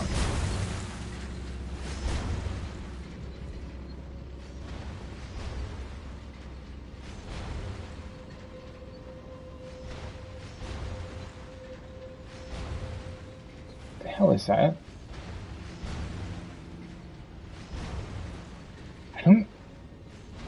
I don't think I've actually ever seen these sort of weird black flames on the ground like that. Let's see. Something will definitely attack me here.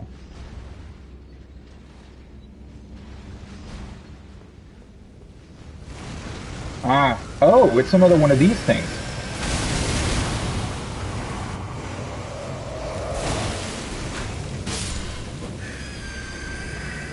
Wait, Huh.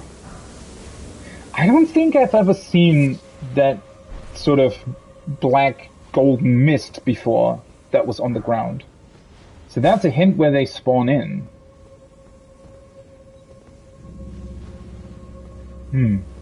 Okay. Well, once you know that, you can definitely prepare a lot better. Because they do take a while to appear.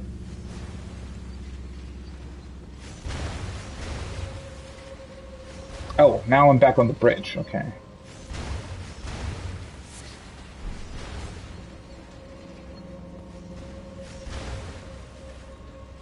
Ooh. Hi. So there's other enemies besides the imps that are also dark. I don't see a light source here though. Or,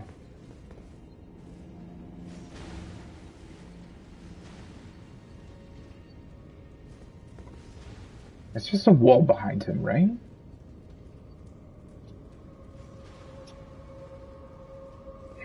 Wait, where would the nearest light source be?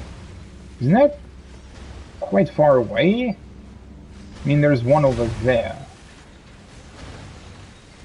So if I drop down and just go back, that could work. What the hell? There's another one?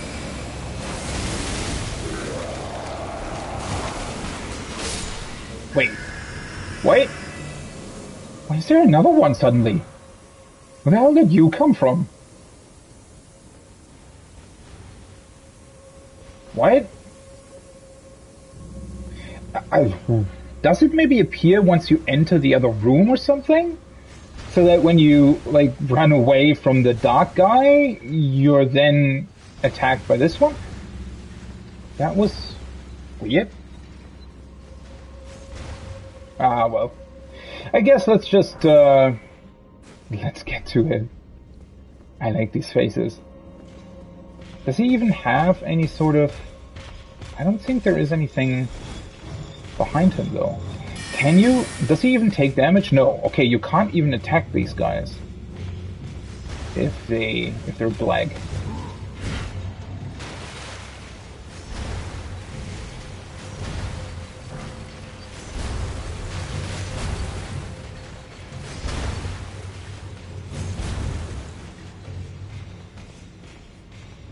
It's interesting, though, that they're making you walk all this way back.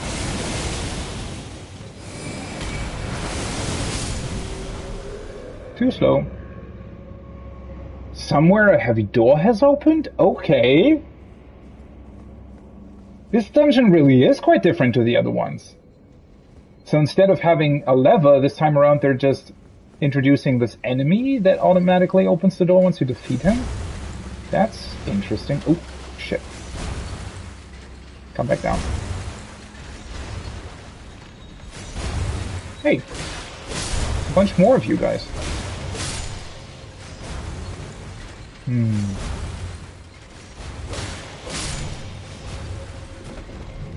Honestly, yeah, this does make me wish they would have a little bit more variation in these catacombs. It's always, now, when you see what they can do with them, right, that they can have a lot more of these differences, how they work. It's not always, doesn't always have to be a lever. Oh. And with the whole light mechanic and everything.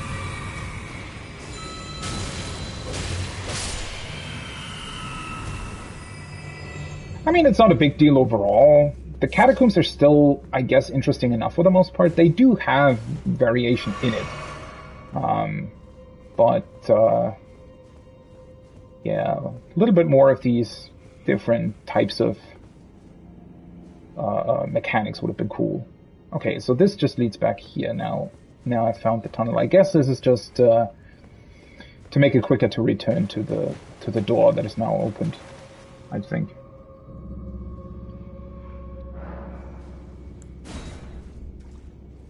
I mean, I can definitely see this dungeon taking longer. I mean, at this point, I think I'm somewhat lucky that I have this this weapon that can pretty much annihilate these quick flailing gold foggy enemies. Don't even know what to call them really. Would probably take a lot longer if you'd actually have to engage with them a lot more. I was wondering, the Dragon Crest Shield Talisman, because I had all these other ones. I was wondering if there was one that just boosts physical damage negation. Interesting. Broad Iron Talisman depicting a duo of ancient dragons. Greatly boosts physical damage negation. This one actually looks a lot cooler than the other ones as well. Not that they don't look cool, but they're... Not only do they always look very similar, but they look somewhat abstract. This one actually depicts the dragons in like a very cool way. The ancient dragons who ruled in the prehistoric era before the Erdtree would protect their lord as a wall of living rock. And so it is that the shape of the dragon has become symbolic of all manner of protections. Actually, it makes me wonder how much physical damage negation it gives.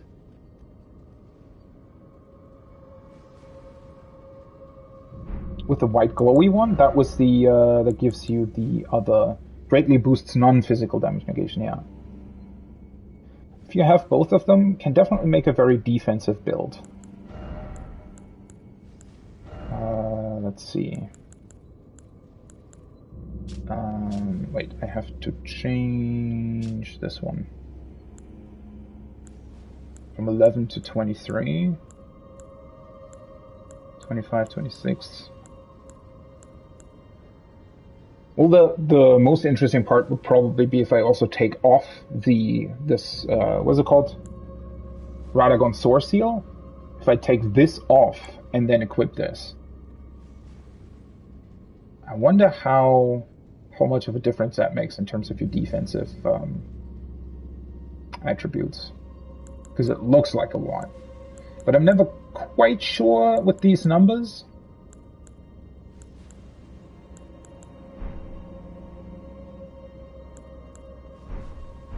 I mean, at this point, I don't think it's necessarily worth it to me, since I feel like I'm not really taking that much damage anyways. But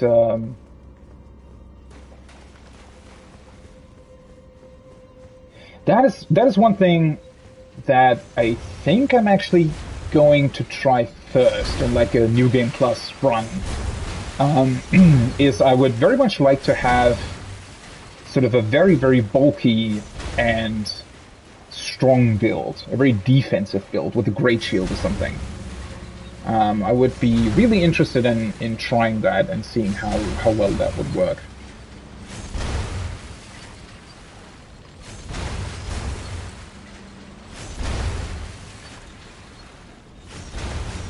Well, that's true. I have it if I need it, right? Haven't really played around with the talismans that much overall. Mostly kept to the same ones, more or less. Unless I found some, like Radagon Sword Seal. When I found that, obviously, you know, I equipped that. But might be very, very beneficial. Yeah, I don't know. For some reason, especially on first playthroughs, I tend to really not change much at all. Maybe I should change it up a bit more, but yeah, I guess I have it for a New Game Plus run. Let's see. Oh, hello. Ancient Hero of Zamor. Ooh, hello. I think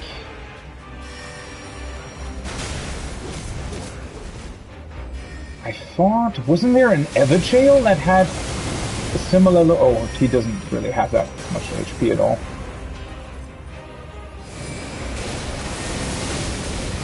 There was definitely an Everjail where I thought, I think pretty much him.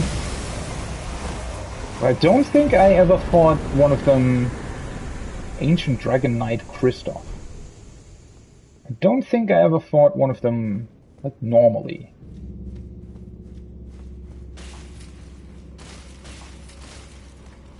I wonder why he's here.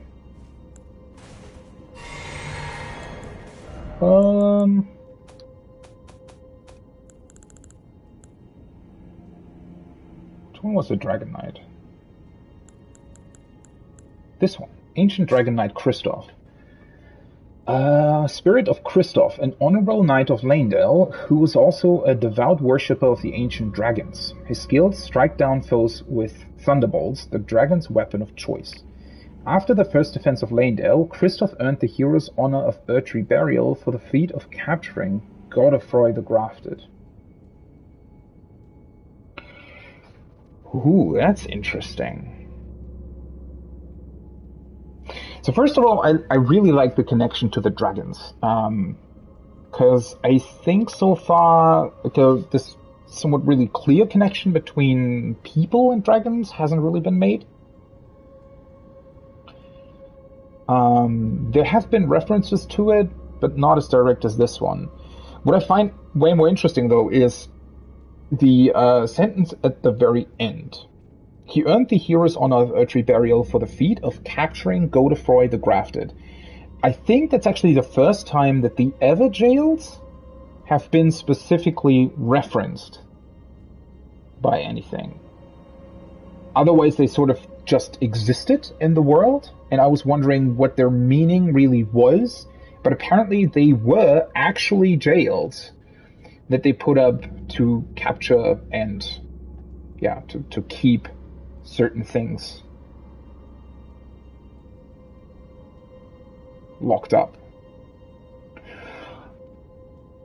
Which, on the other hand, is very weird, because who is this Godofroy the Grafted, then? Because you'd think that at the point where this knight existed, technically Godfrey the Grafted hadn't existed yet, right? Wasn't he at that point still a normal demigod? Because I always thought he became the Grafted after the Shattering. But I would have thought that these Everjails were something, at least judging by this, the Everjails existed before that. Which makes me wonder what these spirits in the Everjail then are necessarily, or why they existed.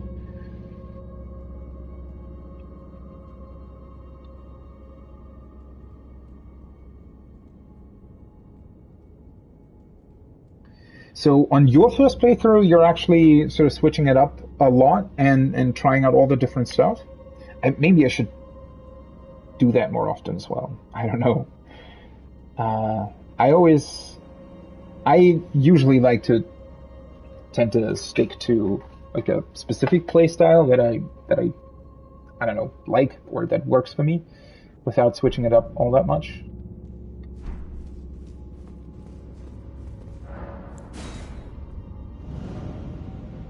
It's pretty cool though that they also place the dragon fight outside as well, right? So there is a lot of connections to dragons in this general area, I guess.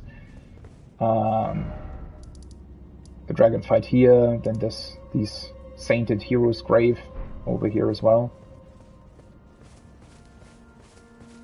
Also just looks awesome from the outside. Visually, these graves are always stunning.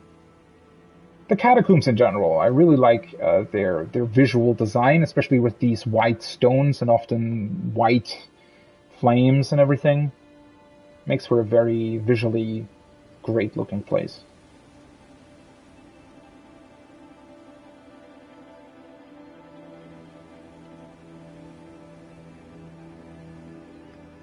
Oh yeah, I can definitely see, yeah.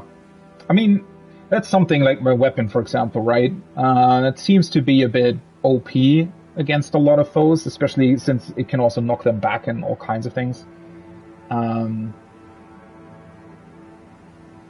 mean, I haven't looked at anything really Elden Ring related, so no idea what people are using for.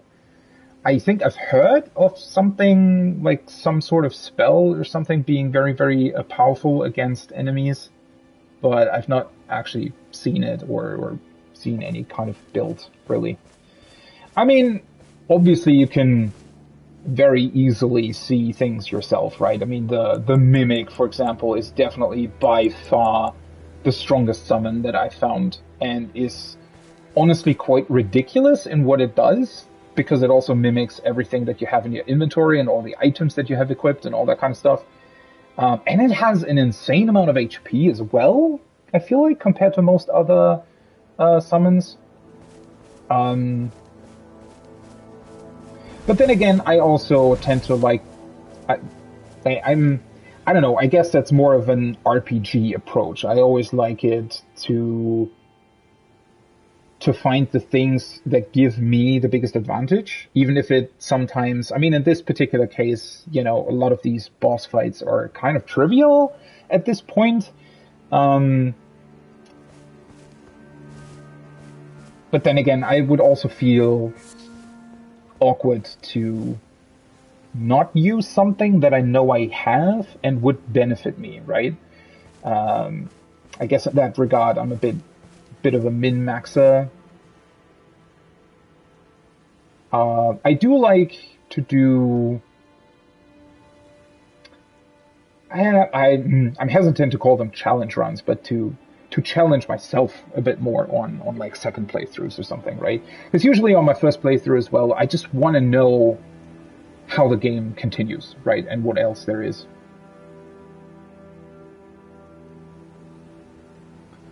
Really? My weapon was even nerfed? I guess I must have...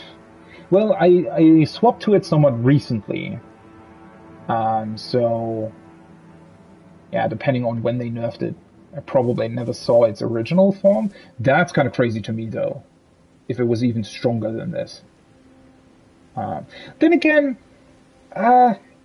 depending on the enemies you fight, it's actually not that strong. What makes it strong in this particular case, I feel like, is the combination with the Mimic, right? Because it doesn't even have to be the Mimic, but any kind of summon, because the enemies will then focus on your summon, which gives you time to ready the insane magic blast thing. But if you're fighting enemies on your own, especially in a couple of Ever Jails, I felt that, where... if you fight a very, very sort of quick, nimble enemy, it can be somewhat hard to find good spots to use it and then also hit the enemy, right? Because you can always sort of shoot past them as well. So even though it's very strong, it also does require a little bit of timing, I guess, to use it.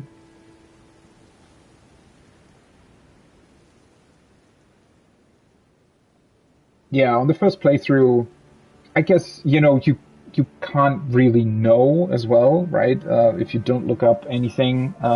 For example, I have no idea whether or not there is a weapon in the game that's even stronger than this. So I don't know if this would be considered OP. I think it is, but yeah, there might be other weapons or other combinations of things that are even stronger than this. Yeah. And also, to be honest, for like a first playthrough at this point of the game, a lot of these dungeons do tend to have repeated enemies in them, so it's not that interesting, at least to me, to really fight them properly, I guess, and not use OP stuff. Though I'm still... I guess I'm still a little bit confused how they implemented the summons. I mean, clearly they're meant as sort of being, I don't know. They're very similar to technically summoning in, I don't know, friends or just online people from summoning pools. They work in a very similar way, but I don't know. Not only is it weird to me that enemies typically have trouble fighting against multiple opponents, which I think they would have maybe considered a bit more, especially with the sheer amount. It's just sort of weird to me, because one thing that I do know is that a lot of people, either on the first or second playthrough, tend to like to do playthroughs without summons, which definitely makes sense to me, right? I mean, that's what I've also done in other FromSoft games where you just don't summon anything. It's a bit weird to me because there are so many of these summons in the game that, I don't know, it almost feels a bit weird to not use such a big part of the game, right? I don't know. Just kind of... I guess especially at the beginning, when I first, encountered the summons, and the fact that this is a part of the game at all, I definitely thought that they were, I guess, more integral to the whole thing, right? That they were definitely intended to be used. But as the game goes on, I guess you definitely realize that they're more of a, I guess, more of an optional help, I think. I don't know, it's a bit weird.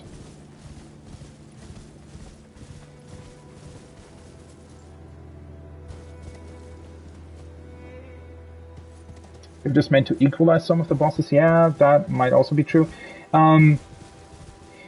Yeah, might be a thing that they definitely have a lot of double boss fights later on as well, where it's, fighting double bosses have always been weird,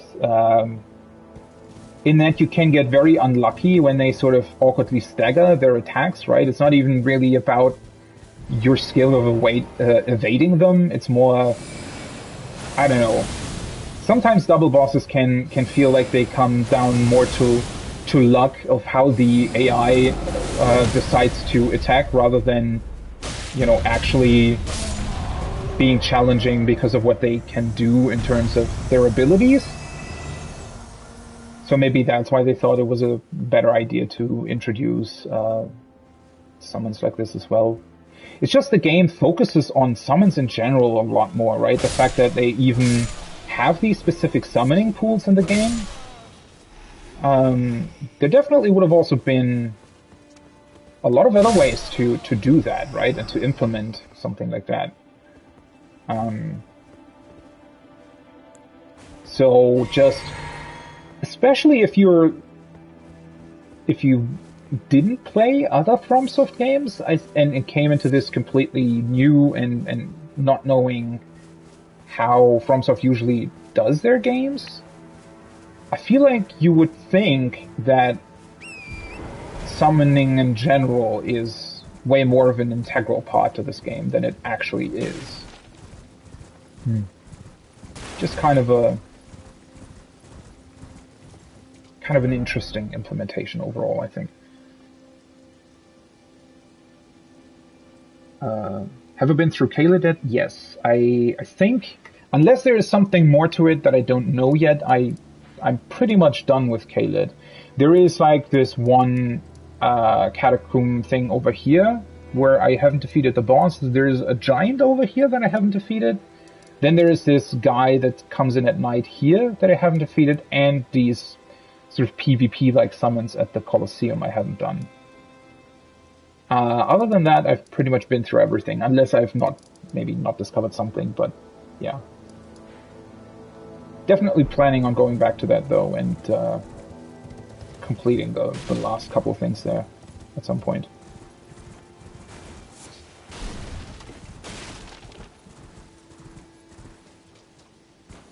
Summoned weapons is actually an interesting thing.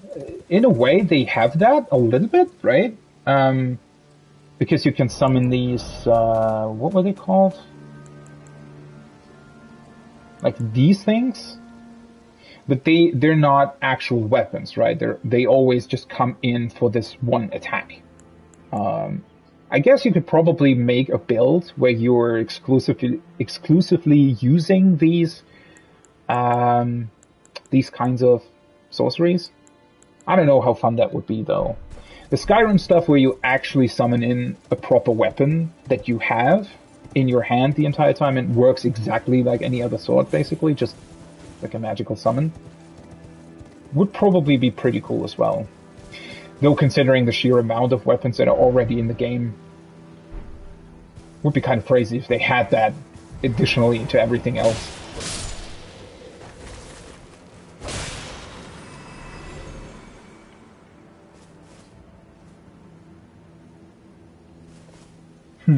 Yeah, I mean, this playthrough has been going on for a while at this point. Honestly, quite longer than I thought it would have. But, yeah, there is a lot to discover in the game if you really try to find everything, and not just go to specific points. Oh, interesting. So the other stones outside, like the other big swords, they talked about the first defense, right?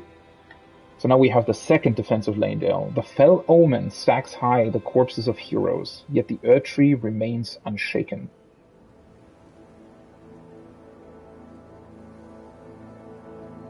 So the fell omen was what attacked the capital, right? Killed a bunch of heroes, but the Earth Tree kept standing. Okay, so the first defense was here, outside, makes sense. And then they managed to still breach the outer wall, came in here. Wondering if we're gonna find like a third defense similar to this.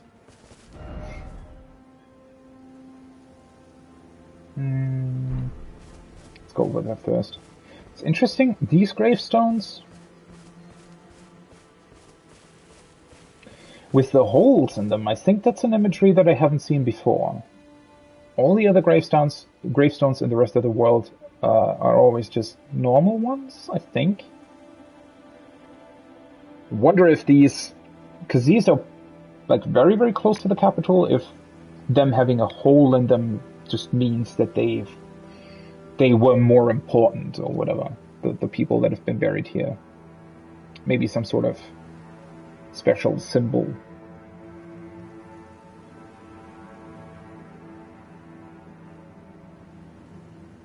Are you 500 hours, but that's like over, or is that only one playthrough? Because I thought that I have about 200 hours something now, which I thought was pretty long for a first playthrough. Didn't expect the world to be quite as large as it is, to be honest.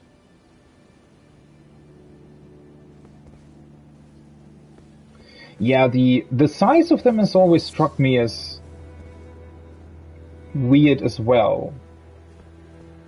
You'd think they'd use like such big tombstones maybe for giants, but the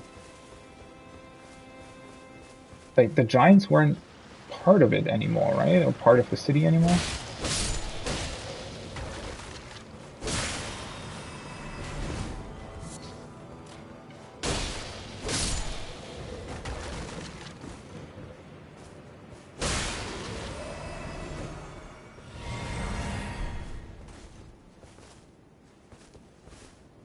Some of them are... This gravestone is, I mean, pretty much as big as one of the fire giants.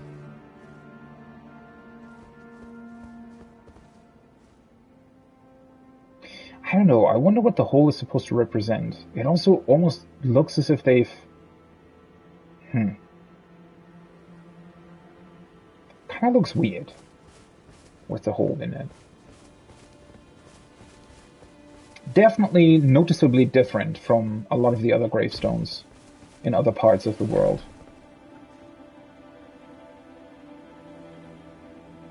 Second playthrough in 500 hours is... That's also a very long time, though. So... Guess you must have done some very thorough exploring as well. Oh. Yeah, that's honestly a thing with finding answers to certain questions like that.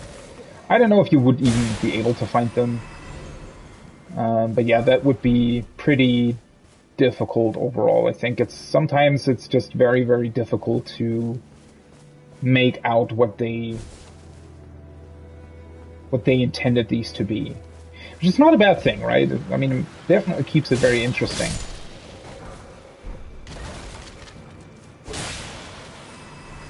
The one thing that I definitely have to admit is that sometimes it's, considering the sheer size of the game, there are definitely a lot of things that you sort of encounter once that are very interesting and give you a piece of somewhat important information about certain things, and then you just don't see it again for like 50 or even 80, 100 hours, right? And then it suddenly comes up again somewhere else, and more often than not, I think I'm just not really remembering, oh hey, you can fly. More often than not, I just can't really remember when I saw it first, or completely forgot that you were getting back up.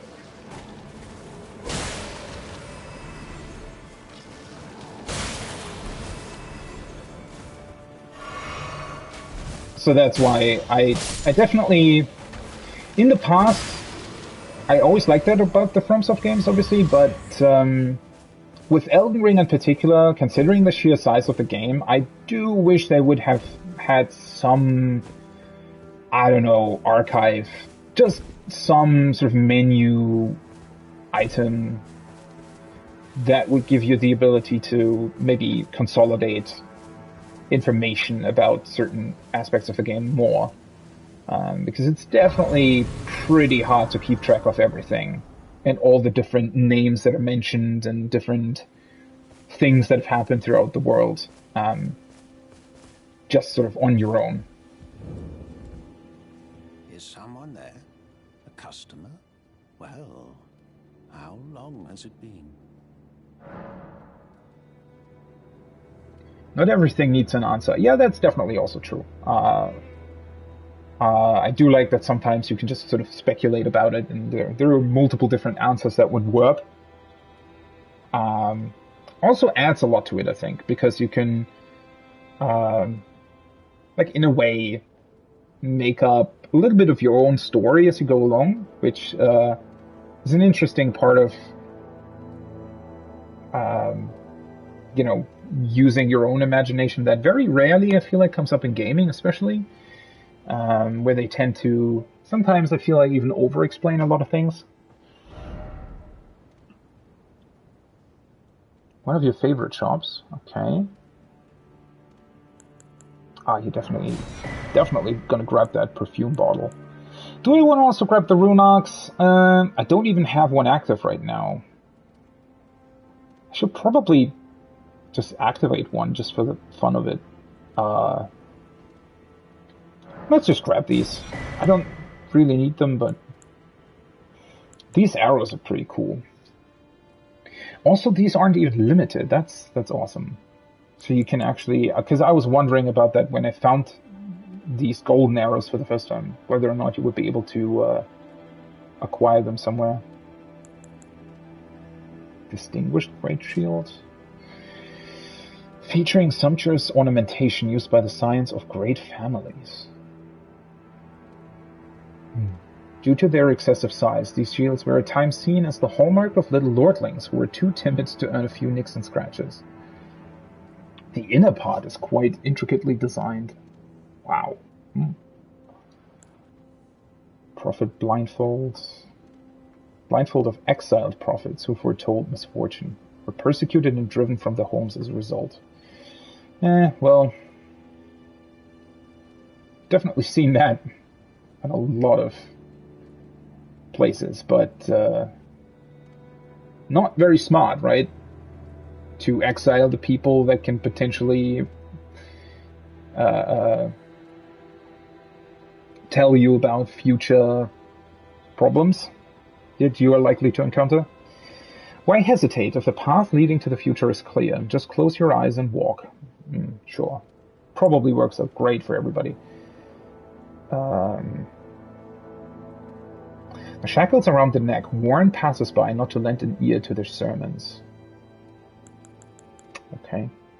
Upper class robe. Oh, that looks pretty good.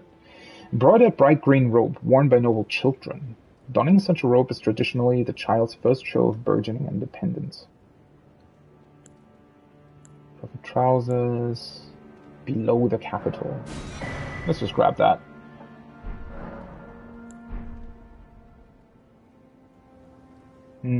Also, Site of Grace is closed, so I think I'm going to sell a bunch of stuff to level. Should be able to grab the next level, I think.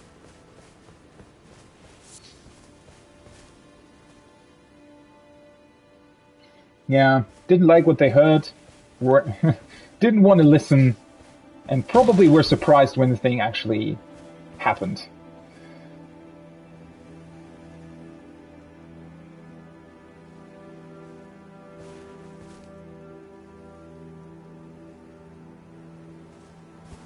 That tower looked interesting from a distance, but it's just a tree that's growing in there.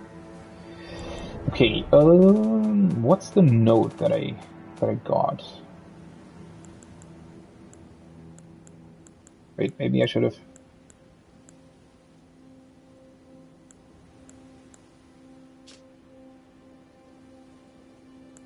That's not it. Ah, this one.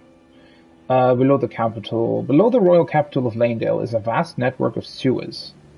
The well in the city below reaches deep into its tunnels.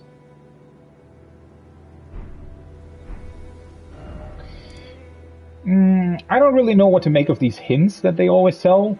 They seem somewhat unnecessary, but definitely interesting. Network of tunnels, huh? Even just judging by the map, I feel like the capital is probably going to be quite complex. Let's see, so I need 95,000 runes. Can I get that? I think I should be able to. Because I found a bunch of these.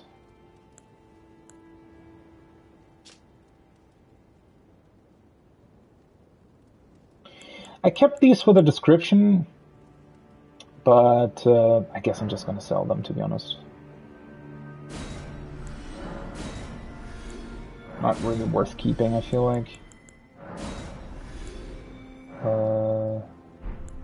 Let's use this one. I say 95?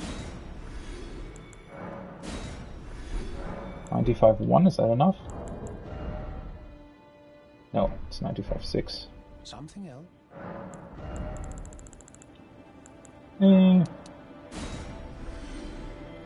Could have also sold something else, but this is quite done. Don't really mind the other stuff being in my inventory. I guess that's one more point for intelligence.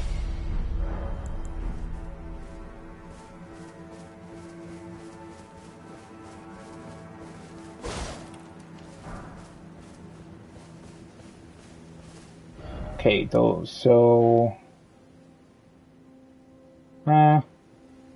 this loops around anyway, so I can just continue this way. Wait, isn't that a minor earth tree? Without leaves, though? Oh, that's this one, huh? That seems strange. I would have thought that the minor earth tree so close to the actual earth tree would pretty much be in full bloom, and not... I mean, this one looks more like it would belong to Kaled or something.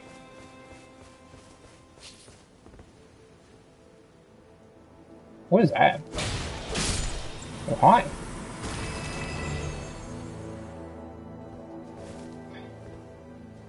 I think that might have actually been the first time that I've seen a slug like this. With a skull as their house. I mean, it's not an... Is it even a... I mean, it looks like it. Oh, hi. Skeleton... slug? Or something?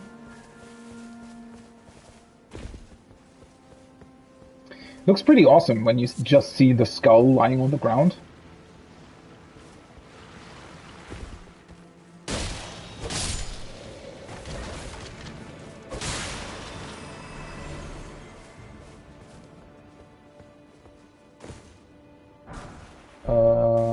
This is the way it came. This loops back around.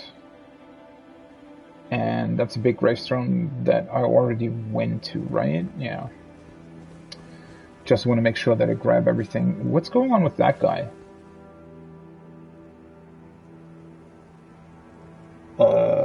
Is he hanging from the air? There's something invisible that he's attached to?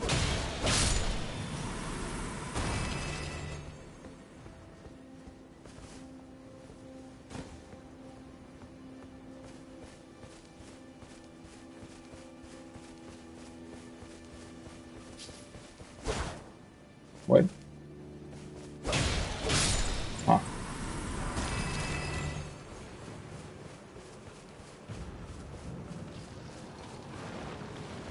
With all the dead people here, all the skeletons and death.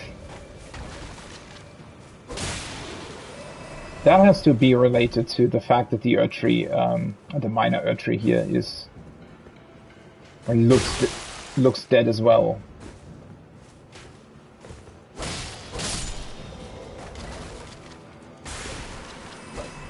Oh! He died from the fall.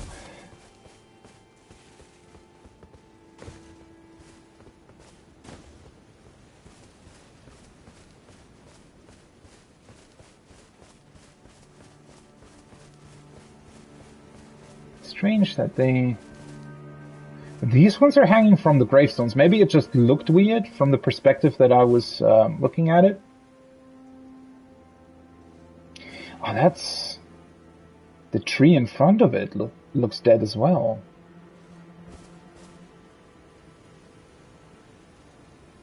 What the hell happened here? And these guys are hanging from the gravestone, so maybe I just...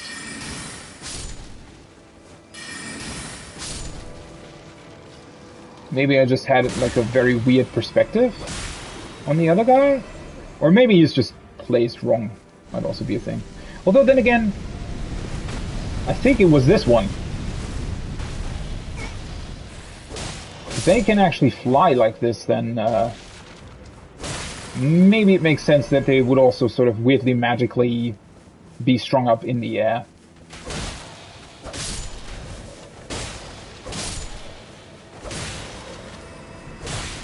Actually, the black flames that they shoot deal quite a bit of damage, because they can sort of continuously hurt you, and they have a pretty big range, it looked like. The fact that they can fly around fairly quickly should probably not underestimate them. I mean, they've been, like, on their own mostly, so I guess if 2 or 3 of them would attack you, that would potentially be quite a big of a problem.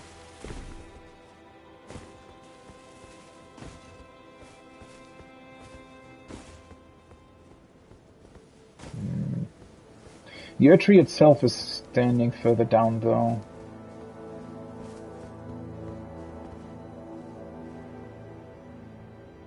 Yeah, that definitely doesn't look normal.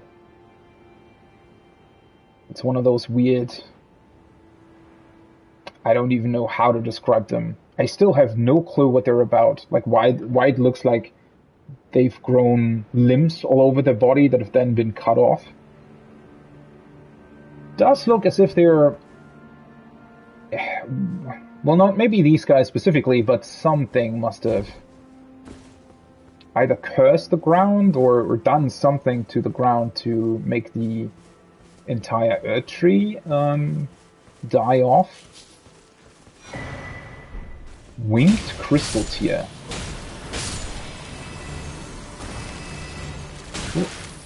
Oh, there's a bunch of you guys here. Didn't even see that. Oh, they can be quick as well. Also, their hitbox while they're rolling seems to be bigger than you'd expect.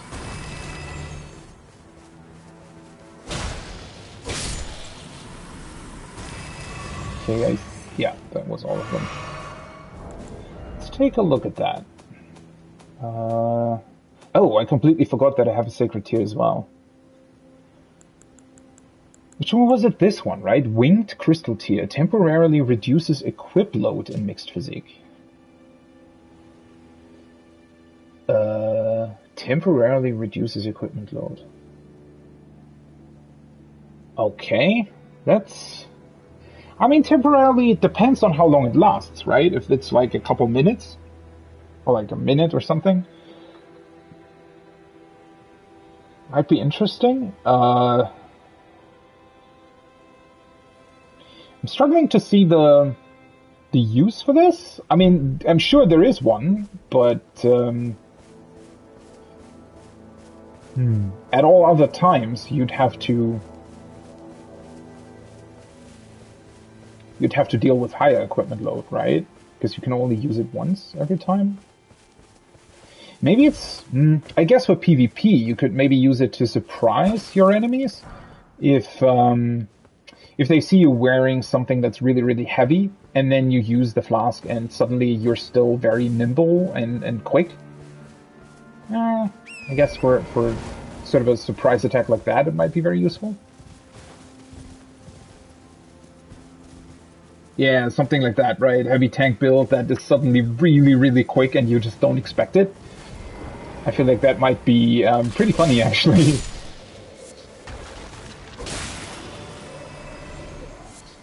Though, to be completely honest, that's my one gripe that I have with the flask, is that I feel like a lot of its uses are mainly really powerful in PvP compared to PvE. I don't know. Maybe it's because you can only ever use it once. So it's inherently sort of, especially with considering just how the sheer amount of resources that you have at your disposal at any given time, just inherently puts the flask at somewhat of a disadvantage. Hey, something's shooting at those guys. I mean, if they'd have changed the flask to either have more uses or to be even stronger than it already is, I think it might have been a bit OP. Yeah,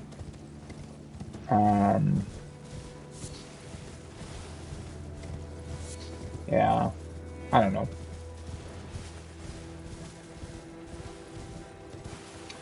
Maybe they could have or should have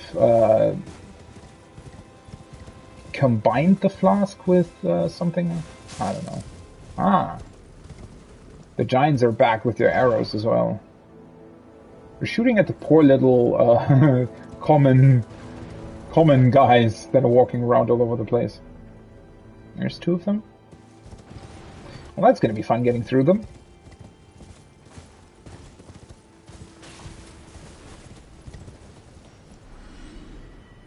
Thomas the Tank Build. Oh, that's an awesome name for something like that. True. Just have, like, be a really, really strong tank and then just rush your enemies and they no idea what hits them. Yeah, I can see that being very, very funny. Yeah, I don't know. The Flask, more uses, I don't know. I feel like they obviously they had to balance it for PvP as well. But I don't know. Biggest problem obviously is that, yeah, you have the perfume bottles, you have your ritual pots, the normal pots. There's just so much stuff that you can use that the Flask becomes a bit of a... I mean, I still sometimes use it, but it does become a little bit of a... I don't know. Somewhat of a rarely used item in most cases. It's more of a niche thing overall, I think, unfortunately, even though it's a very, very cool idea.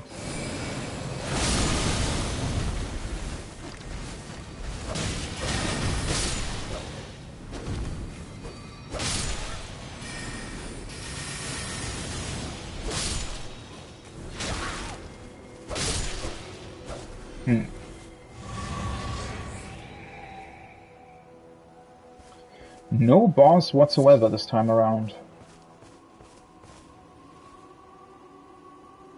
The foot of the tree, it still looks alive. I mean, it's definitely not dead, but... something must have happened. I wonder if the ground being so dark is also a hint as to... I don't know, there being some sort of curse that prevents the tree from growing? Twiggy cracked tear and crimson crystal tear.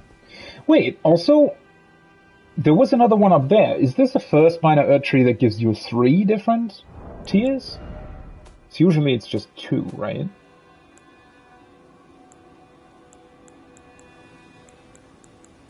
Wait, oh.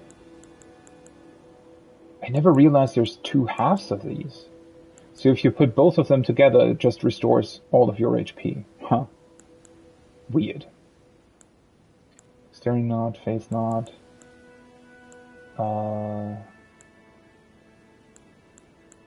These boost resistances.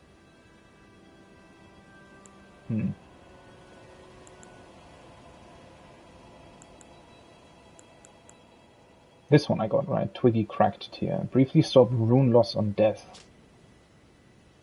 Oh. The resulting concoction prevents one's runes from being lost upon death. However, the effect lasts only for a short time. That's a fun one. I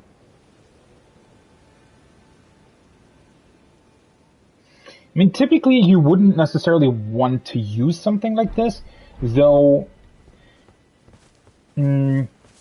I guess one thing that I tended to do in other FromSoft games, in Dark Souls or Bloodborne, is that typically when I sort of finished a level and I came up on the boss room, right? I mean, usually you realize when there's like a boss coming up. So what I tended to do is, in order not to lose my runes or blood echoes or whatever, I would typically equip something like a homeward bone, just take a look at what the boss actually is and teleport out in order to not lose my souls, runes, or what have you. I guess that would be a similar case here, where you could use the flask to just, you know, take a sneak peek at the boss or whatever awaits you, and then you can just chuck down the flask, die intentionally, use your runes, and come back to the boss to actually deal with it. Or drink me and jump off a cliff. Actually, that's a pretty good idea. I didn't think about that either. Yeah, that's true. especially here in Elden Ring, that's actually a much better use than what I was thinking about. Right. You could just, every time you know, because especially the, let's be real, the sort of platforming kind of traversal can be very finicky, especially on horseback. So, using this flask beforehand can probably be a really good idea and save you a bunch of runes in the long run. Okay, considering that these two giants are here, though, that makes me think that this entrance might be entirely blocked off. So one thing that I want to quickly do, because I didn't actually do that beforehand, is take a look at the entrance itself. Because I want to see if there's anything there that I might have missed.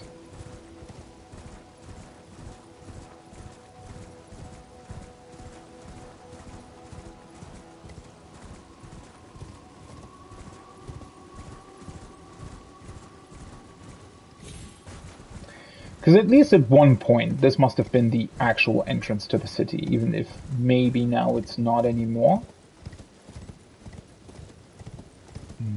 Bunch of normal guys walking around here. Oh, right! I completely forgot about the scarab being here. I guess ultimately the door just seems to be closed by the looks of it. Oh, there is an item though.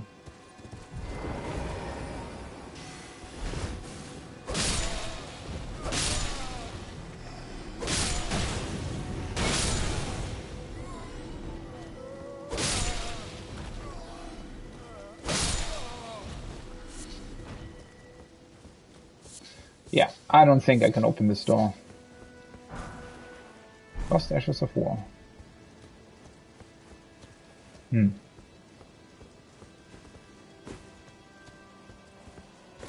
Really curious to see how this looks on the inside.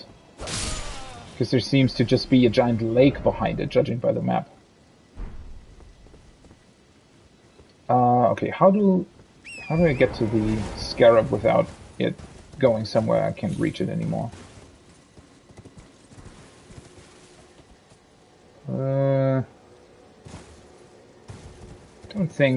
I don't know if it's a good idea to go this way, to be honest.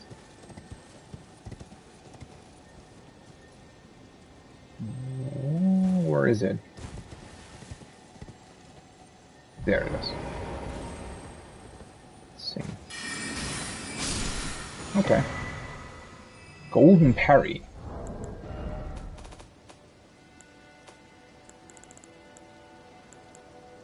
Golden Vow?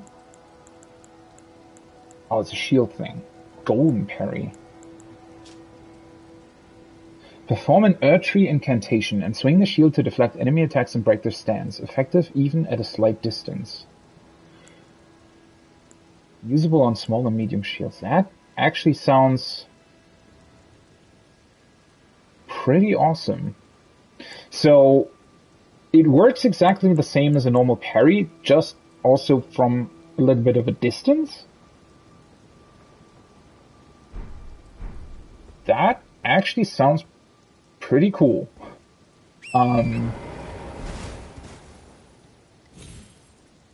Because that might potentially give you... well, I mean, depends on the distance, right? It's probably somewhat difficult to not only judge the correct distance, but also be at a distance where you can parry your opponent, but they can't hit you, or at least they have trouble hitting you. Wait a second, where do I have to... I can just teleport, to be honest. Although, that's not that much. Not that much of a distance, but well. But yeah, that sounds pretty cool.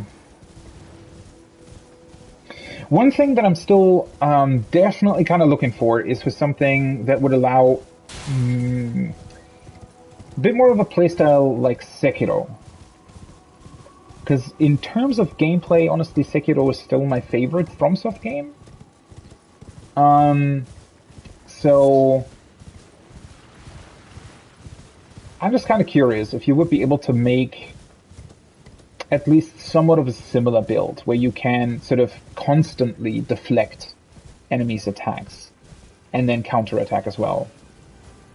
I wonder if there's a way to pull that off. I mean, katana is a part of the game, but they don't work quite the same way. Okay, let's see if I can get by them without them. Oh, wait, there is a third one. It's just that the third one doesn't have a bow. Oh.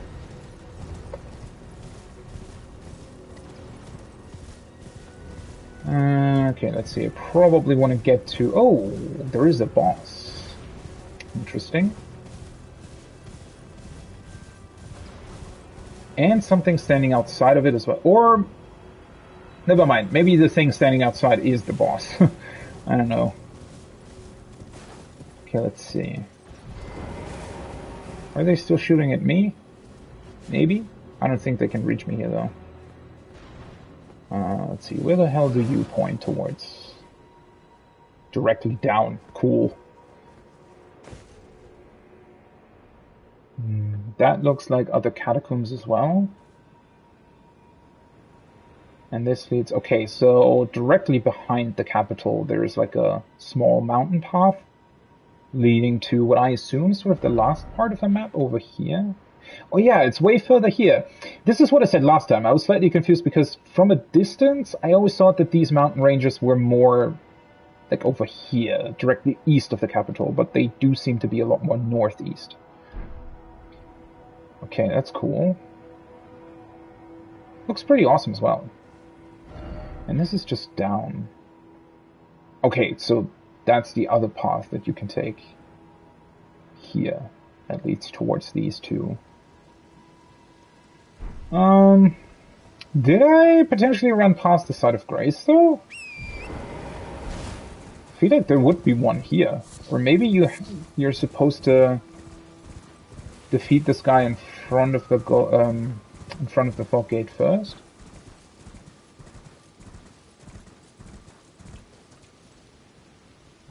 Is that... What even is that? Let's take a look at it. That's definitely not a normal tree sentinel, I don't think. That looks like something else entirely. Or maybe their commander or something? That might be a thing. I have a feeling that I might have ran by a site of grace somewhere. Potentially. It would be a bit weird for them to more or less force you to run by these giants every time you want to attempt this fight against that horse guy. Do I want to do... I can just try it, to be honest. Do I want to do this on horseback or not? Probably want to start on horseback, to be completely honest. Let's unequip the crossbow and put the staff in my right hand, so that I can cast while being on the horse.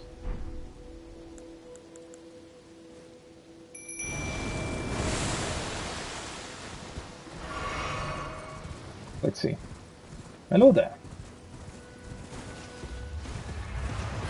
Draconic Tree Sentinel. Okay, so it is part of the Tree Sentinels.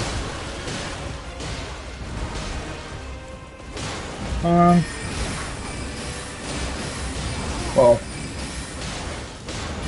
doesn't have that much HP, it seems. Ooh, okay, so that's why he's called that. He has the dragon powers.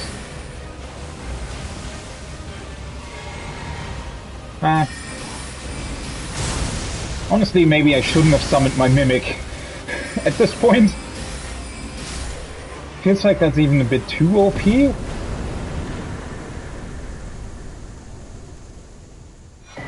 Because this way it's slightly underwhelming.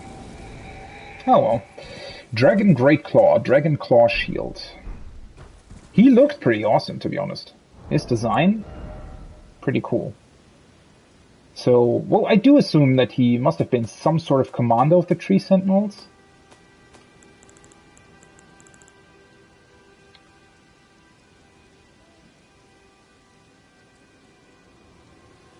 Yeah, I mean, well, my particular setup is almost a bit too. It's almost unfair against him, I feel like. Especially like horseback combat with ranged spells seems to be somewhat.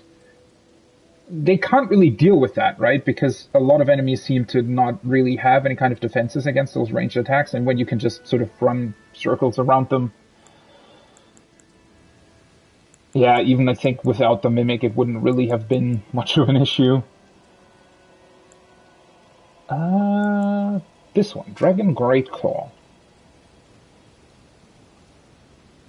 Weapons said to have been whittled from the claw of a great ancient dragon, wielded by grotesque tree sentinels who yet serve the Erd-tree. Who yet serve, okay. The claw is enwreathed with lightning, and tears through the dragon's feeble descendants with ease.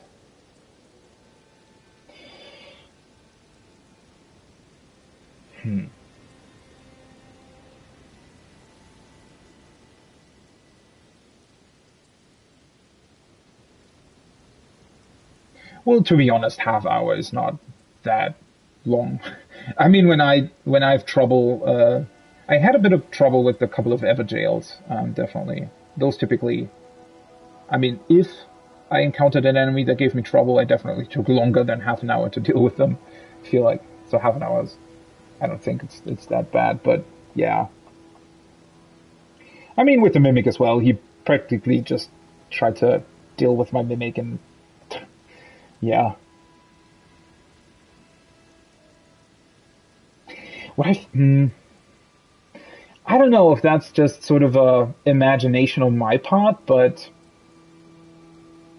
the sort of carve markings that this weapon has, right? These sort of rounded off carvings, for lack of a better word, seems to be a little bit similar to the carvings that you can see around the hole in the gravestones. Which, I don't know if there's any sort of meaning behind that.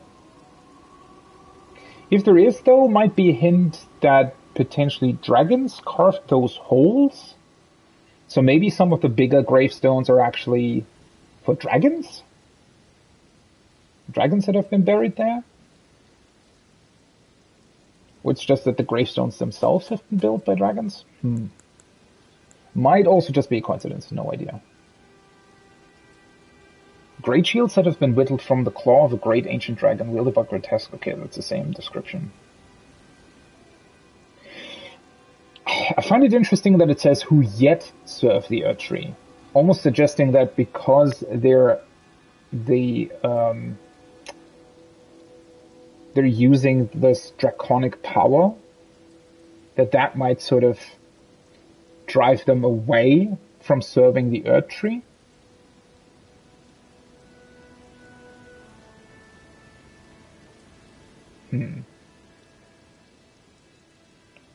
Which would be interesting considering that earlier we heard about this, what was almost sounding like a pact between at least two dragons and the Elden Lord.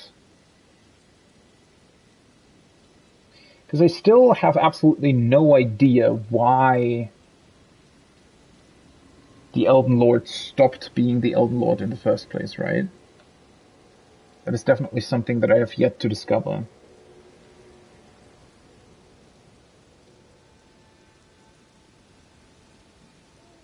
Give me a second.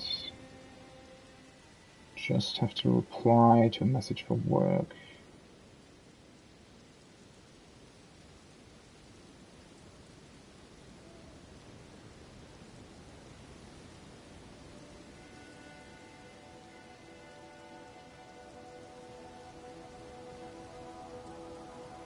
Okay.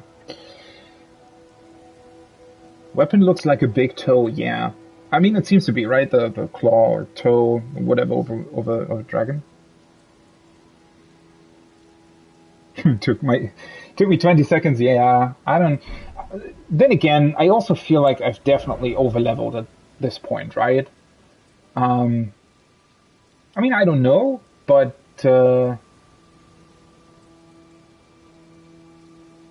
well, then again, I've somewhat spread out my points a little bit, because for the longest time I wanted to sort of almost have it like a dual intelligence faith build, which now I'm not even really using incantations that much anymore.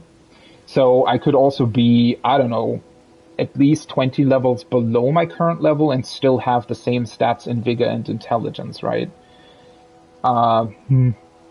If I had focused on that.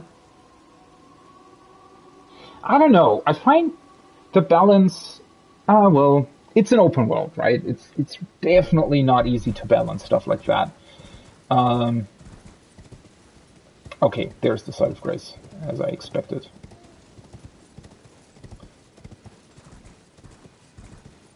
So this would then be the actual entrance into the capital, it seems. Before I do that, though, I definitely want to check out the rest of this sort of outer section here as well.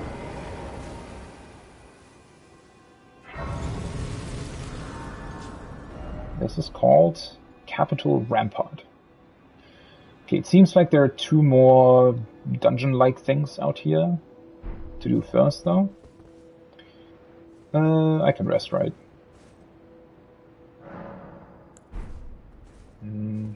Let's see, I'm not entirely sure if it's really worth dealing with the giants here. Might be a bit annoying, since they might start ganging up on me if I engage with one of them. Let's see. Oh, hi. Oh, that's why they didn't... Wait. Did I forget that I already activated this? No. It was just a message in front of it. I was blocking it. They have a... I didn't even realize they have a statue of Marika here, so... You have a respawn point to deal with the boss here. That makes sense.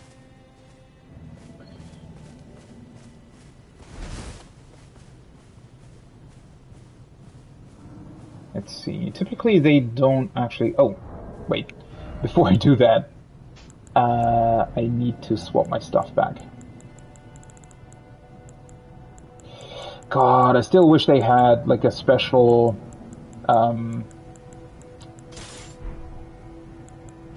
like a way for you to automatically have a different set of equipment when you go on horseback. At least different weapon alignments or something. Or just let you use the left part of you. What's the other giant do? Let you use the left-handed stuff on your horse as well. Oh yeah, they don't have that much HP. Bye.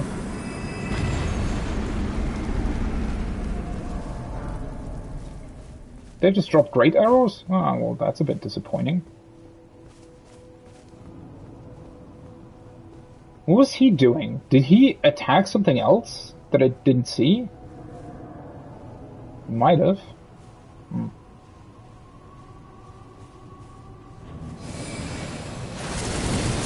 Oh, he has what? Oh, it's maybe because he has different... Because his feet look different or something? Like his feet aren't open, right?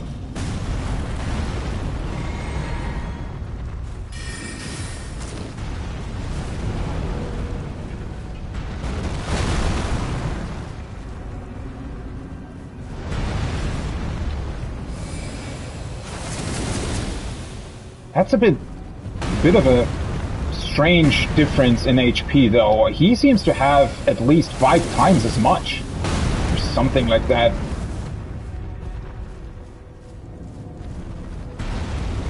Slightly confused why that would be the case.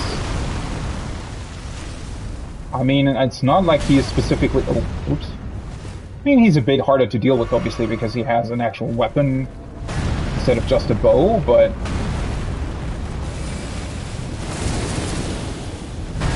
Oh, that was bad timing. Honestly, this might be quicker.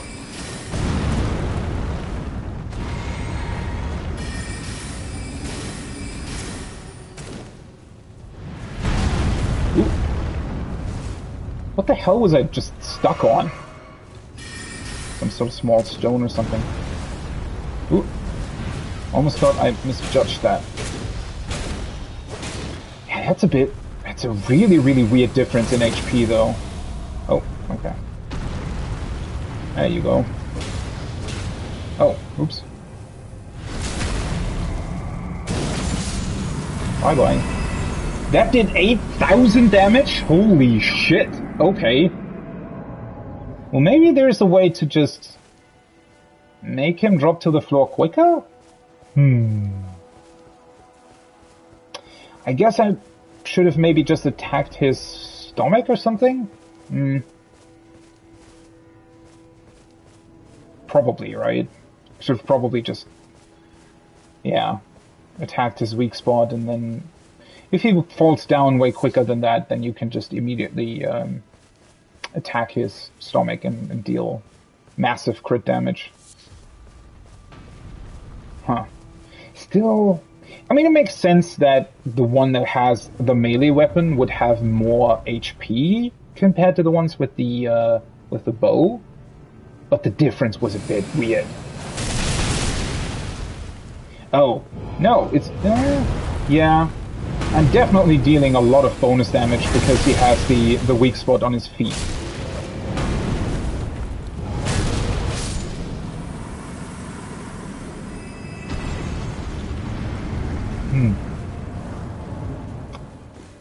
Okay.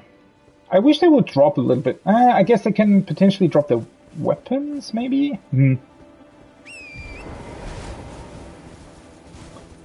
Just a bit weird. You don't really get that much for dealing with them, apparently. Oh well.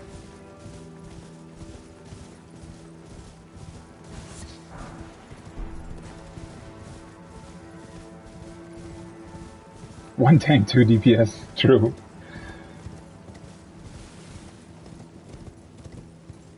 I guess, maybe at some point I should go back and try to just attack the weak spot of the melee one as well. I probably just did it wrong, slightly. Though then again, the way he moves, it might not actually be that easy to constantly target his stomach, even with ranged magic.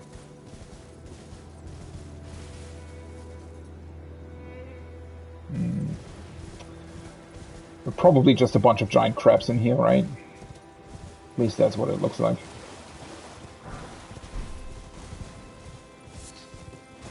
So this part is completely inaccessible, though. Yeah, that's just an actual sort of lake protecting the castle.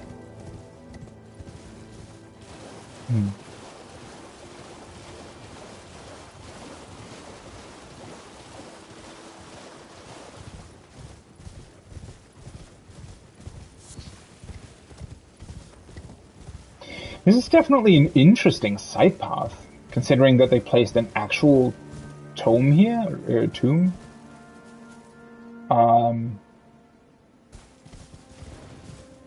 Strange that they would place it so out of the way.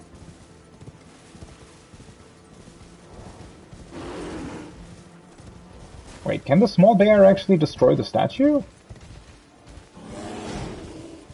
I don't... What was that? Was he just suddenly deciding, nope, I don't want to deal with you? I don't... maybe I should get off my horse. Let's see. Can you... No. He can't do that. Needs a bigger enemy. Okay. Can you just... The hell is... He seems to be somewhat confused. Okay, I expected there to be a bigger bear here, to be honest. Maybe there is, and I just haven't seen him. There has to be something to deal with the statue, though. Not that it's really worth it, because I think those typically just contain smithing stones. But... It's weird that it doesn't look like there's anything at all. Huh. Another sleeping bear. so these are just other catacombs. Nothing too special behind it, probably. Okay. This mountainside looks pretty awesome. Especially because it's the first snow that I've seen in game as well. Always a big fan of snow levels, so I'm definitely looking forward to whatever that is or will be. Ah, there you are. Hi. Can you come with me for a second? Whoa. They're always way faster than I expect them to be. Oh, whoops. I went the completely wrong way. Are you serious? Come here!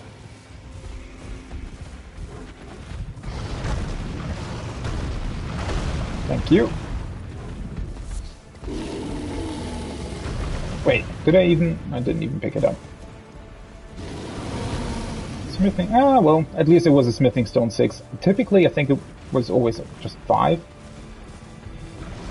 Don't really want to deal with the bear, though.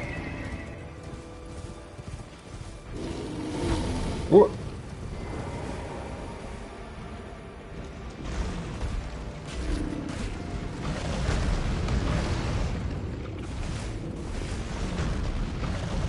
Uriza's Sight Tomb.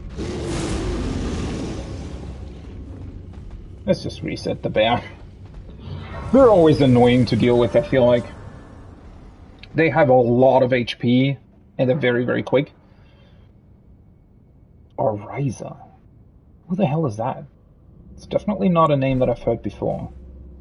Wait, these are... So there are 2 different tombs here? Maybe the other one just contains a chest and an item, then? Would be kind of weird to have 2 tombs placed right next to each other.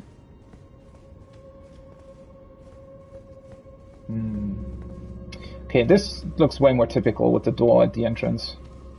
Hey, there are pots in here. Where the hell are you going? Probably luring you somewhere you shouldn't be.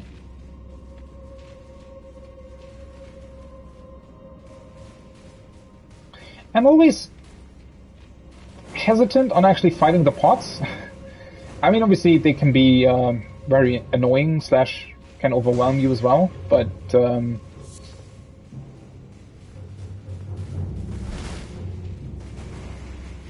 ah well. I guess... Ooh, hello! I didn't know you can explode. I guess in this particular case, I think I should probably kill them. Otherwise, they might surprise me when I least expect it. Okay, so the ones with the yellow lid on top, they're the ones that explode. I think, in the volcano, Mount Galmia, there were a couple ones with yellow lids as well. I just never really... I never killed them. Didn't even know they could explode.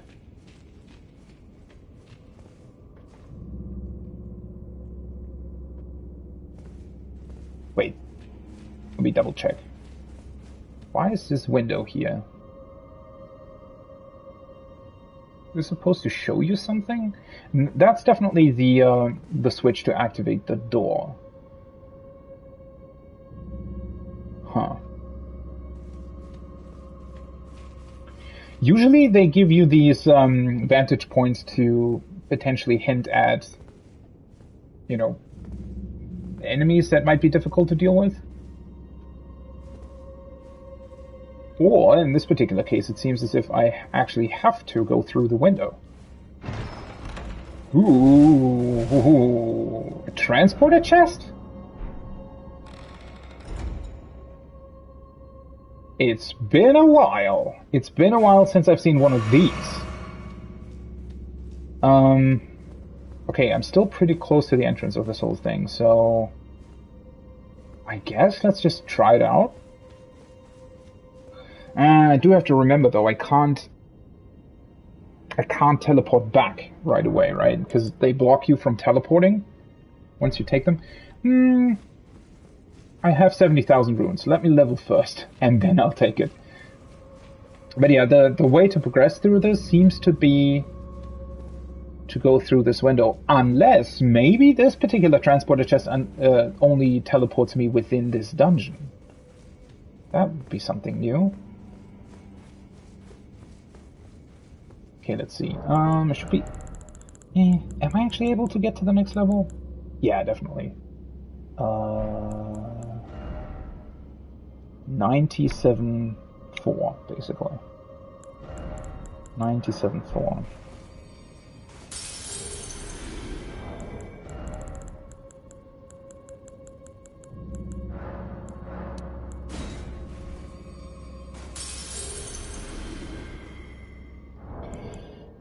It's just really, really interesting. It's been a long while since I've seen a transporter chest. I mean, there are basically only, like, what, 3 or 4 within the game? 3, I think? Might only be the 3rd one that I encountered.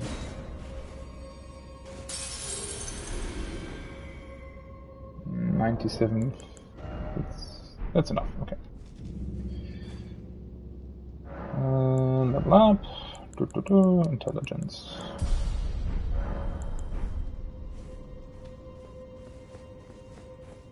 Oh, I need to remember that the pots have respawned. Not that they do much, but... Yeah, that is rather interesting. It's been so long that I've seen one. And this is... as I expected. Okay, so this is an actual transporter chest that only transports you within this dungeon. Interesting, yet again. It's the first time that I've seen that. So I guess it also transports you back? Yeah, okay. Cool.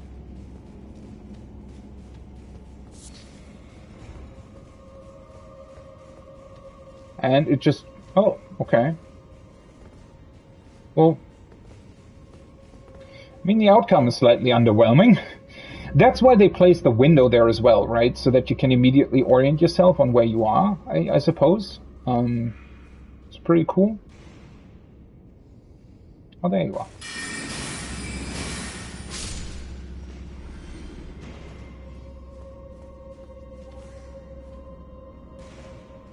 Unless there's something else to this that I just haven't really...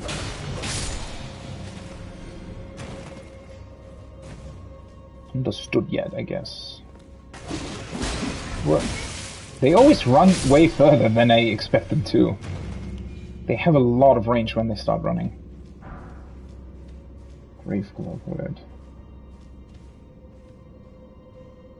Nah, I'm not really big on the spoilers, to be honest, with things.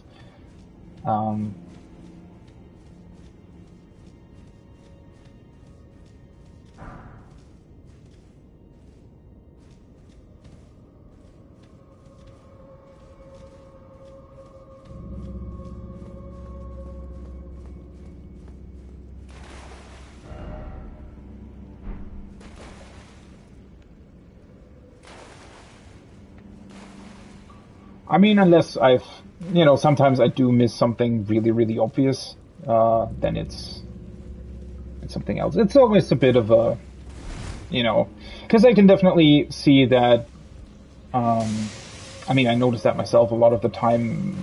There are instances where you just sort of miss either something really obvious, or mostly it's when I just don't remember something that I definitely already encountered and definitely already know about. It's just that in that particular instance, you just don't remember it, right, in those cases. But it's always, with other streamers as well, I always find it really, really hard to tell. Oh, hello. What they already encountered, which is, in and of itself, a particularly difficult thing with games like Elden Ring, because I've definitely looked at streams, right, where they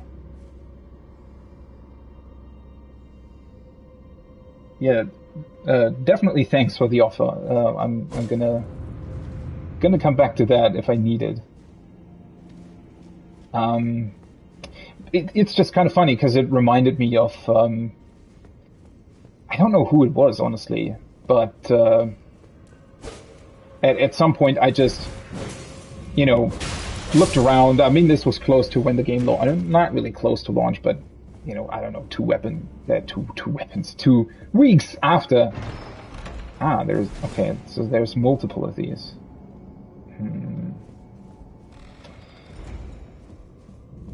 And it looked like the person was definitely in an area that I had already been to, and also definitely, oh, hello.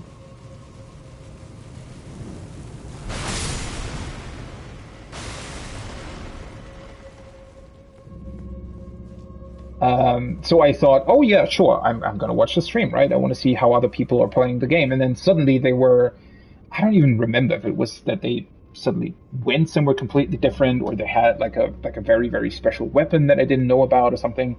I don't even really remember, but it's, wow, you have to be really, really, if you don't want to get spoiled at all, especially, I mean, I'm not, like, I don't mind if I find out like little bits and pieces here and there, if it's not a big spoiler. It's usually not a big deal, but yeah, you need to be really, really careful because people can very, very quickly get to places in Elden Ring that you just haven't been to. Okay, this is going to get somewhat confusing though. So there have been 2 different ones. Okay, this looks like I'm just now on... No, wait, I killed the guy, right? So this is a different...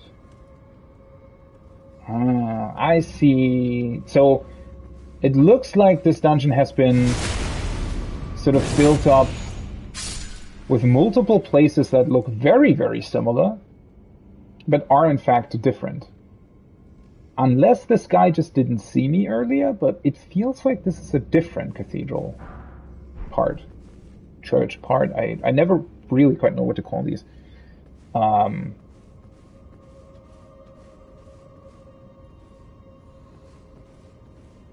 Yeah.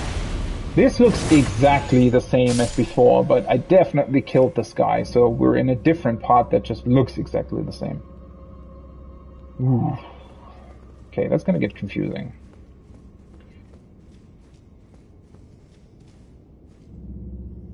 Okay.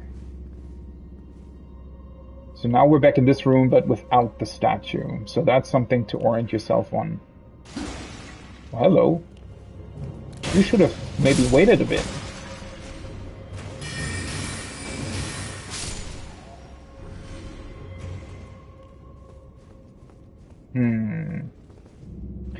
Makes me wonder how this place is built up. I suspect there's just going to be 2 instances, because I feel like any more than that would make this really, really confusing. Not that they would do that, but...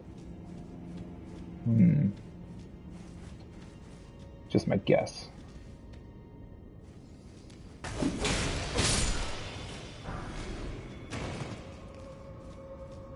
In the other part that I was in earlier, though, was it the first transporter chest? One of the transporter chests definitely transported me just sort of within the same place.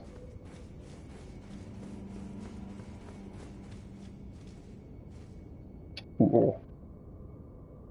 Is the thing gonna attack me? The big ones can usually be quite...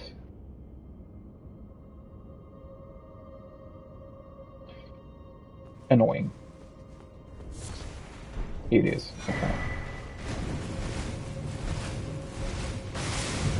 Okay. Well, that's unfortunate that it can be hit by its small... Oh, never mind. I expected a lot more HP, to be honest. The thing is that they have this really, really quite difficult to dodge roll attack that they can do. Because they have such a large hitbox, at least I was never really able to dodge roll away from that. They always just still hit me. So that's why I'm always really respectful when I encounter one of the bigger jars.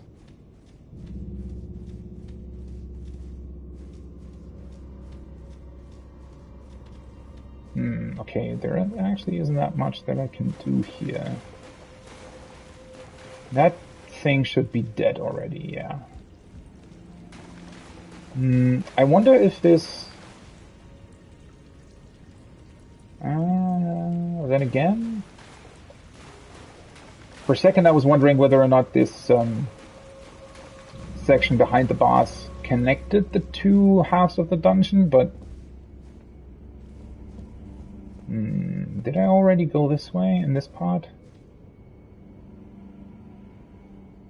I don't think so. Or maybe I did? Or maybe... wait. Wasn't this where I came from? I think I went up... no. Wait, was it? Shit. I don't remember which chest I took. That's the one that I appeared out of, right? And that's the one that I took, but in the other part.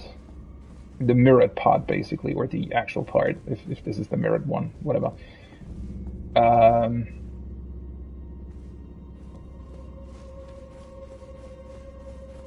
So one of these should theoretically get me to the inside of those jail bars.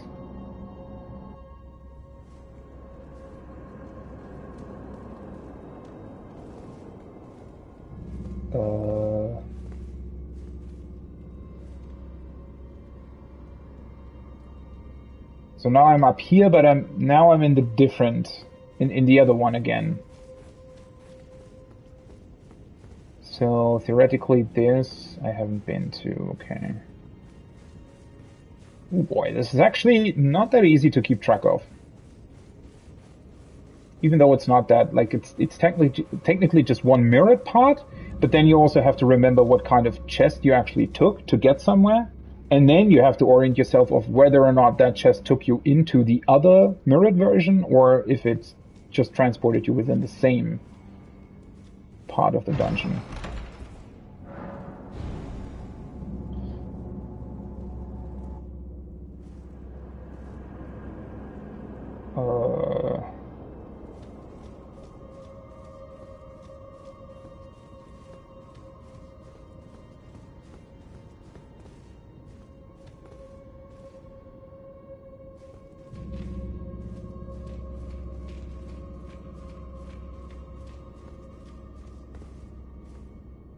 Okay, I think I haven't been up here yet in this part. So in the other part, this takes you back to the entrance, but now it obviously doesn't. Okay. Can I not... It's interesting that you can't really... Or I guess it was just because I stood so close behind the wall that I couldn't target it.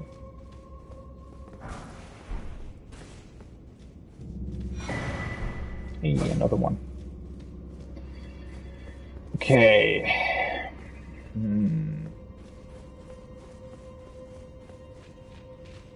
I still need to somehow get to the portion behind the iron bars, but there's definitely been chests that I've not used yet. Also, did I ever confirm whether or not they transport you to the exact same location? If you use them in the reverse order? Let's see.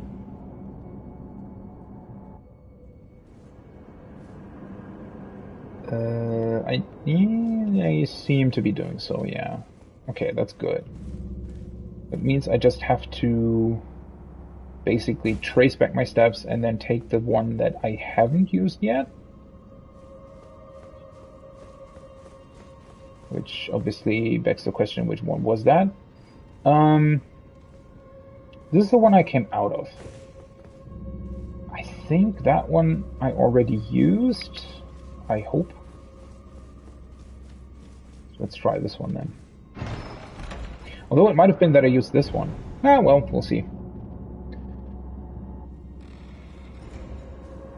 Yeah, okay. I already used that one, so... Now I'm in the other part again, though. But I don't think... I think in both parts I haven't actually used this one. maybe?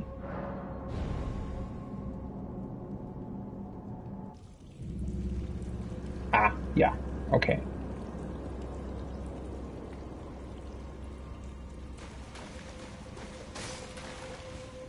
It's actually a pretty clever dungeon design, to be honest. Once again, a pretty cool take on what's essentially, you know, same thing it always is, but with a very clever twist.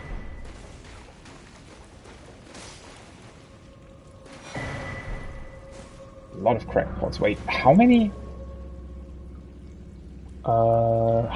do I actually have of these now?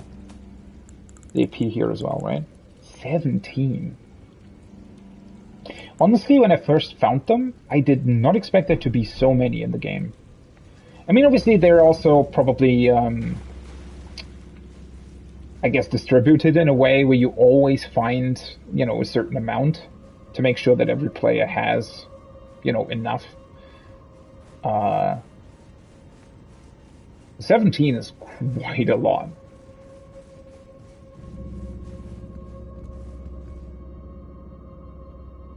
Okay, so this loops back here. Ah, okay. That gives me access to the switch. The only thing is... the only thing is that I also want to get to this part, which I haven't been to yet.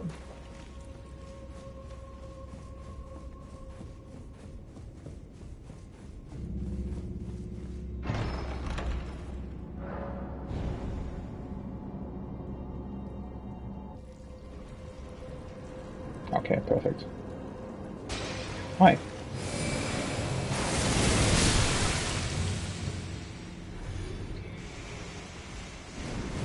Oh, yeah, there's the other one.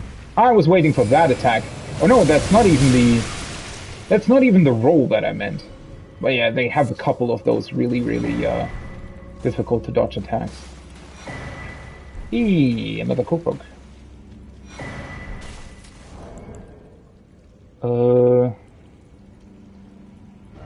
Which one was it? Number 3, I think? This one? Iron Jar Aromatic. What does that do?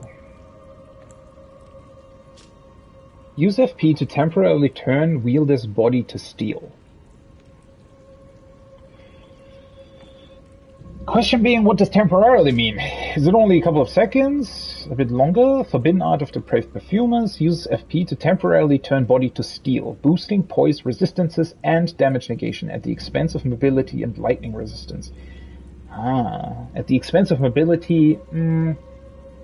So more usable for builds that are very heavy to begin with, probably. An art that requires fragments of hunted noble jars. Depraved Perfumers are plainly in league with jar poachers. This reminds me of an item in Bloodborne, actually. I think there's an item in Bloodborne. I don't remember what it was called. Something with lead, maybe? But I think there was an item in Bloodborne that had a fairly similar effect that felt very off being in Bloodborne in the first place, because Bloodborne is such a sort of fast-paced combat game, or at least I've always found it to be, you know, the faster you are, the easier it gets, essentially. So I always found it strange that there was an item in Bloodborne. I mean, maybe there were some PvP appliances for it or something, but that there was an item there that made you a lot slower just to have better defense. Here, though, obviously it would make a lot more sense, I think. Okay, so... if I'm correct, it should be enough to just go back this way now. Ah, well, no, never mind. I need to go back to the entrance of this entire thing, right? Somehow. So I would need to get to the part with the ladder. I think that was this one, right?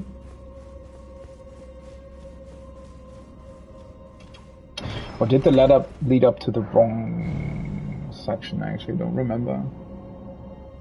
I could also just take the transporter chest that might potentially take me back to basically the first chest that I used, because this... Yeah, this doesn't lead back to the entrance. Okay, wait a second. Which one was the... Which one would be the chest that leads back to the first transporter chest room?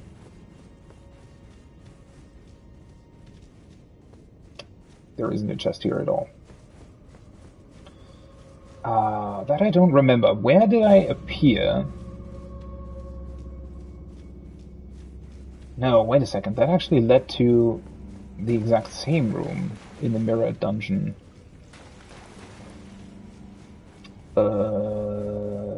So... Wait, did it?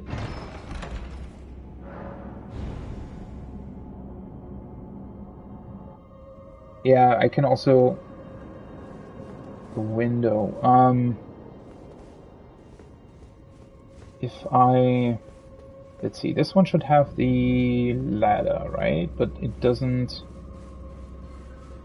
Oh shit, I just forgot which chest I actually got to first. When I used the first transporter. It wasn't this one, obviously.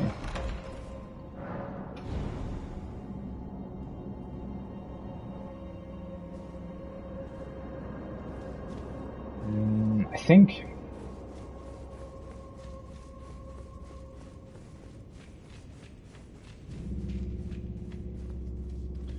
This one just brings me back here where I already was, basically. Oh shit, which one was it? Or was it this one? Wait, was the... No. This is the room I was in... like 30 seconds ago. Well, shit. Which one? I feel like I'm making this more complicated for myself.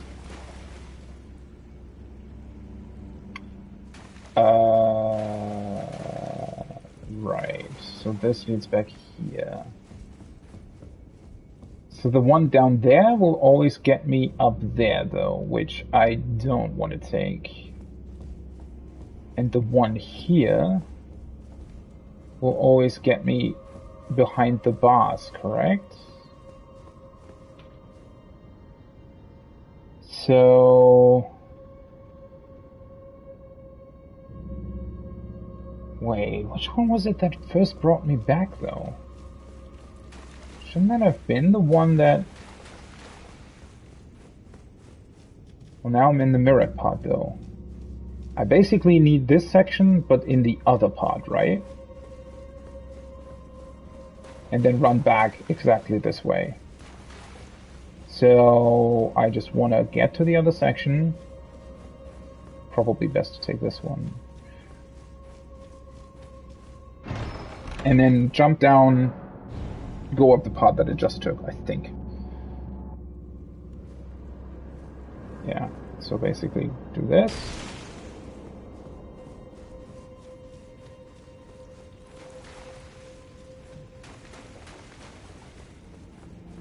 Now I'm back where the lever is. And going this way should bring me back to the entrance to the whole thing. I hope. If I remember this correctly. I think it should be. Yes. This looks about right. Oh! Completely forgot that these weren't dead yet. Nice. Well, the boss is probably not going to be too difficult, but you never know. Let's just rest. This was a really, really cool twist. I definitely like this. This was by far the most probably difficult. It's not really that difficult, right? You can definitely navigate through it with a little bit of time. But at least it was an actual puzzle, which usually they don't really do, unfortunately. I wish there were a lot more actual puzzles to figure stuff out in Elden Ring, so I really, really like that. I think most developers are actually very, very hesitant on introducing more complicated puzzles in their games for whatever reason.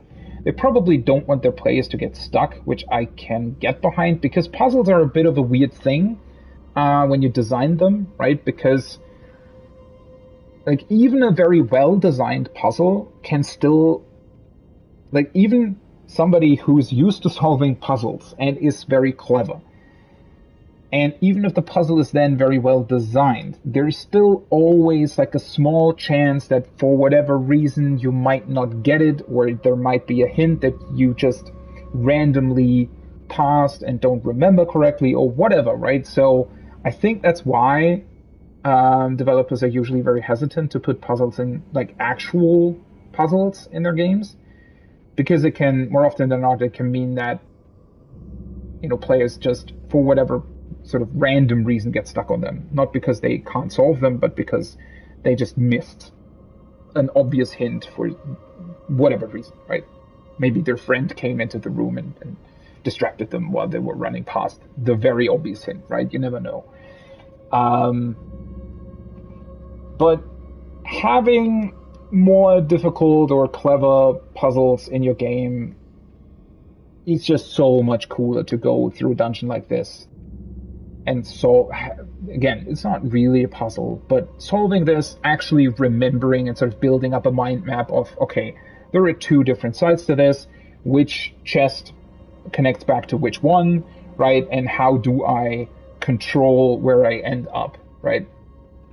It's a very, very cool design choice. I wish they would have done that way more often, because I felt like there were definitely a lot more instances in this game in particular where I sort of expected there to be some sort of puzzle, or where it even looked like there was supposed to be a puzzle there, but they just didn't really do one, right? It ended up being very, very trivial.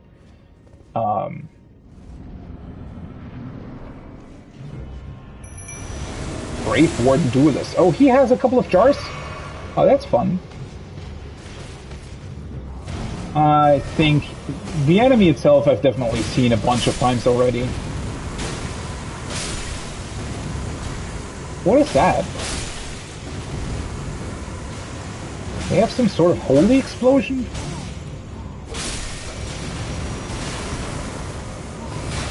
Ooh.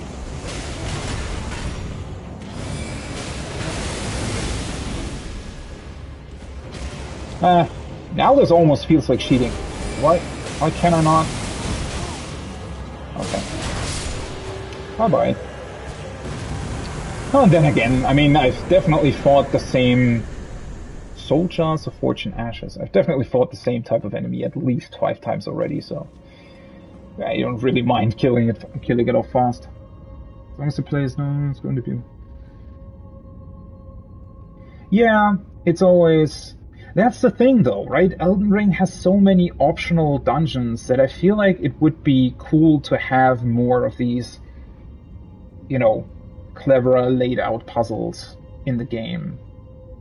I wish they would have done that way, way more often, or way in more complicated manners as well. It's a bit of a, yeah, the players should know that there are puzzles beforehand, and I feel like that's a difficult thing, right? Reminds me of Uncharted, for example, where, you know, it's supposed to be this, I don't know, Indiana Jones type game where you encounter these very cool ancient puzzles and stuff, and yet they still always design them to be very easily solvable. I mean, Uncharted 4 did a bit of a better job of hiding how easy they were and made the player still feel somewhat, you know, accomplished when they solved it. I don't know. I think, yeah, most people probably go into Elden Ring or similar games, doesn't even need to be FromSoft games per se, with the expectation of, oh, this is more of an action RPG type thing, right? And so I do feel like there might be quite a few players that can get frustrated by more complicated puzzles. But yeah, I feel like the solution currently seems to be that just because a part of the player base might not enjoy these puzzles, they're not doing them at all most of the time, right? And that's way more true even for most other open world games, I feel like, right? FromSoft even does a couple of things that are a bit more complicated. At least they're not afraid to, put in a lot of sort of these gotcha moments or hidden enemies or things that can easily surprise you, right? Which even that a lot of other games don't tend to do, because they're afraid that their players get frustrated and, don't continue playing the game or whatever. But yeah, it's... The thing that makes me a little bit sad about this is always when something like this, right? This proves how good Elden Ring's setup, especially with these optional dungeons, but also with the fact that they have stuff like transporter chests and levers and all these other kinds of interactable things where you can design these, or you could theoretically design way more elaborate puzzles with these elements, right? Even without introducing new sort of level structures or whatever. And still they don't really do it. And seeing the potential that they have here, and probably purposefully not using, is always... This kind of just leaves you with wanting more, right?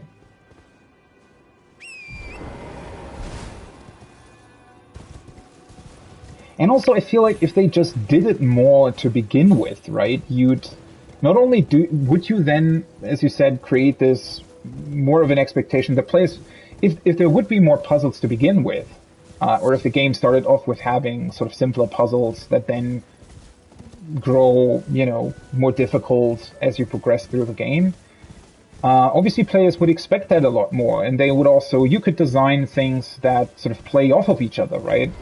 Which is, I think, one of the probably biggest negatives about Breath of the Wild, is that in that game, they designed the individual dungeons to be self-contained, more or less, to a degree, right? But in Breath of the Wild, you start off with doing the 4 tutorial dungeons, which are fairly simple, but they lay the groundwork for way more difficult stuff.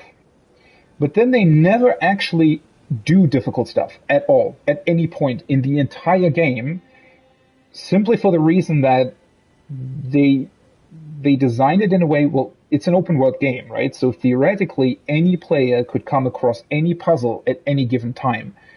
So the puzzles can't play off of each other, right? They can't grow more difficult as time goes on. There are a couple of solutions that I've seen people propose to that, where either the game would assign dungeons dynamically or something, right, depending on how many you've already solved. And you can always run into that sort of issue, into that sort of issue, but I don't know. There's so much here, right, where you can, once you've already established that, for example, these transporter chests are part of these dungeons, right, and can appear, then you can do way more difficult stuff with them, because now I, as the player, am accustomed to the idea of, hey, these transporter chests can transport me between 2 mirrored versions of the same dungeon, right? So the next time I encounter them, I already expect that, I know that, and I can sort of train myself to look for clues as to whether or not that happens again. And the potentials that you have there, right, of creating way more complex dungeon layouts is pretty cool, but yeah, there's also the difficulty, well, what happens if a player randomly enters the most difficult dungeon first, right? And then they get completely stuck there. They don't even know how to get back out. And then you have to think about, well, do we introduce items where you can automatically jump out of the dungeon, but then that might make other things too easy or something. I don't know. It's always a bit of a nightmare especially with open world games, to deal with that sort of thing. And making it dynamic, I mean, I thought about that as well. I think it was some sort of YouTube video that I watched about Breath of the Wild specifically, where they proposed that idea of, oh, hey, they could have made the dungeons appear dynamic, where they had just this pool of dungeons that could load in based on how far the player progressed, right? Or let's say there are 10, I don't know, lightning-themed dungeons or fire-themed dungeons, and once you've done the first one, the second one can randomly get loaded in. Once you've done the second one, the third one can randomly get loaded in. So then they could, get increasingly more difficult. But I think at the same time, at least to me, I definitely like that, like here in Elden Ring, and like they ultimately ended up doing in Breath of the Wild, having these dungeons at a set location makes the world a lot more immersive, right? I think if these would be loaded in, let's say like the Bloodborne Chalice dungeons, while I like the idea of them, right, they can be pretty cool, but I very rarely play through the Chalice dungeons in Bloodborne when I play Bloodborne, because they feel too gamey, right? I know that might be a bit of a weird term, but they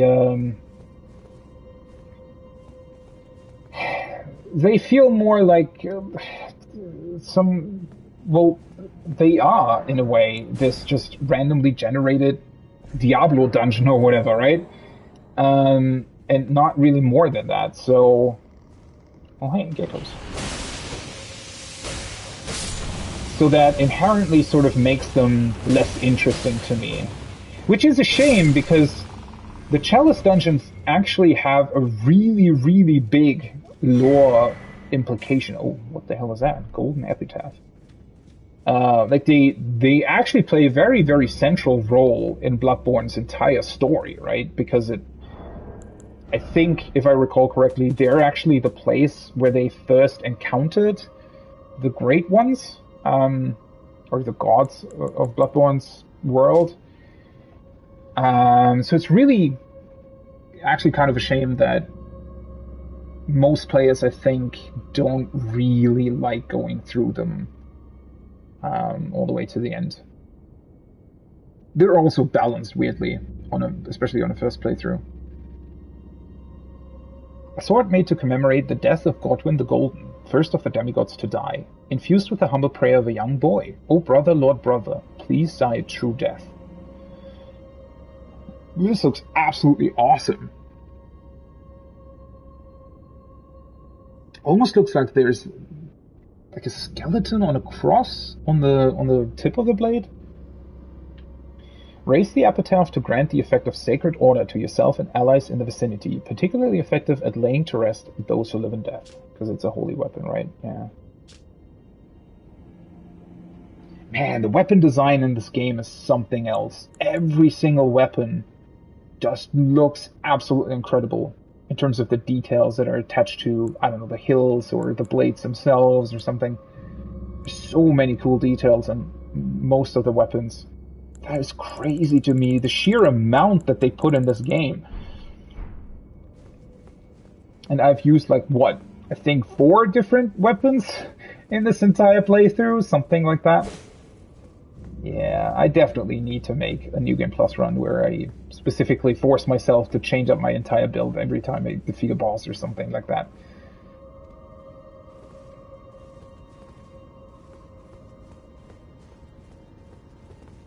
Ooh. Is this another dungeon with one of these chariot enemies? No, it's not. Or maybe it is. It just looks like it, I think. It's another one with the light, though. Interesting. Why is this here?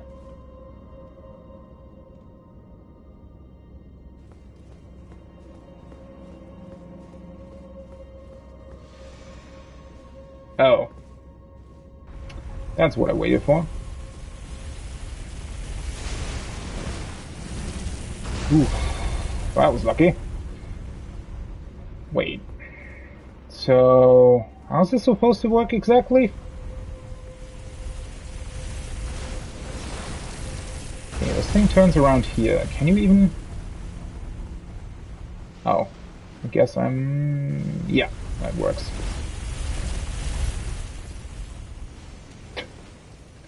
Skeletons again. Bye-bye.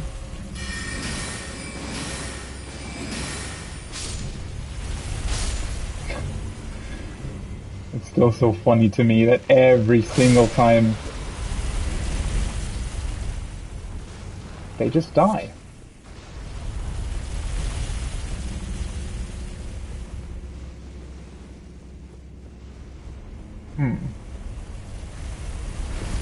Oh! Hello. Did not expect there to be a second one. Holy shit. Okay,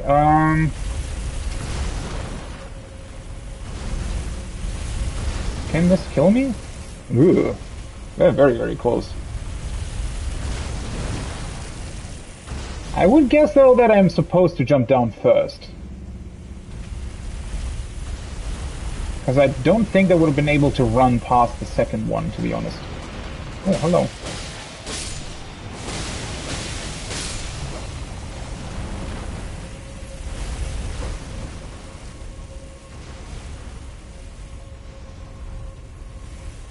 Need to remember to pick up that item, though. Have I ever seen these geckos jump out of the ground like that?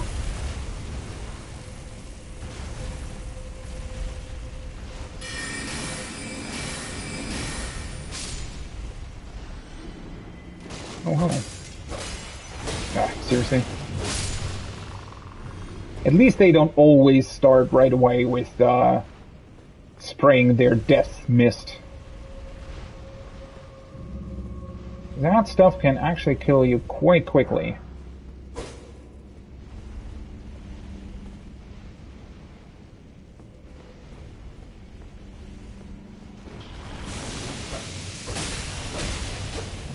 Ah, seriously.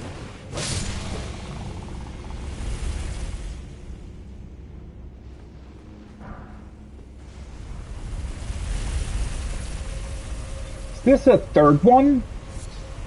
Holy how many of these are here? Wow. This is quite insanely large, to be honest. Oops.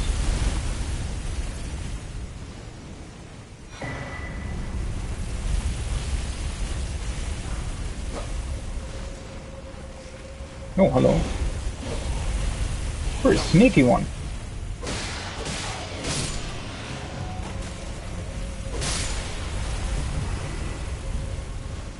Okay,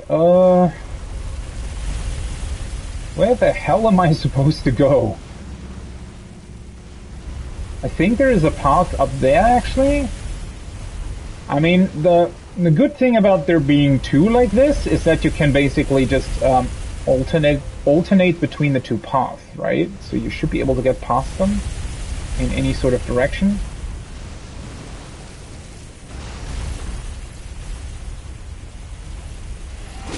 Whoa! Wait. You were way quicker than I expected you to be. Bye-bye.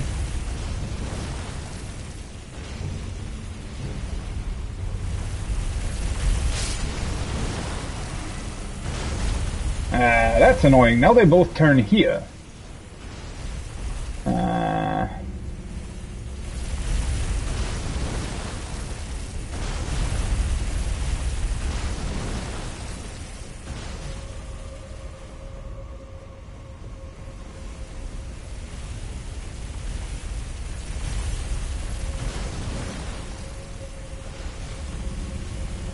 Oh god.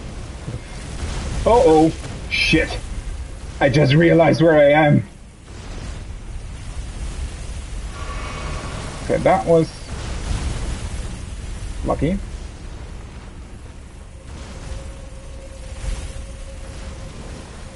And that was probably not a good idea. Never mind, it worked.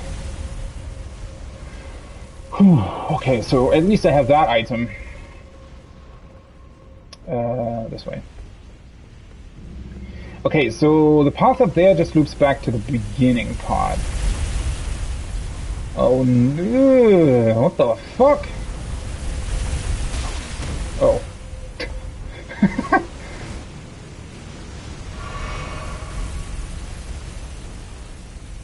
Okay, never mind. It turned differently.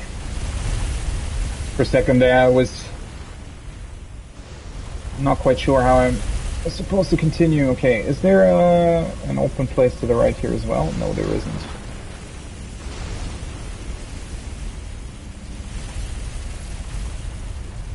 Are you serious? There's another skeleton somewhere. What the f... Oh, I almost did it correctly. On accident. There is another one? The fuck is this place? Okay, I'm not gonna get those runes back, I fear. Especially since I sort of awkwardly hit the other beam. What the fuck? Okay, this is gonna take a while. Wait, this is the optional room. Now all the geckos are back. Is there a point to jumping down here, though? I don't think there is, right? Yeah. Wonder what that is about. I think the skeletons appear here, right? Yeah.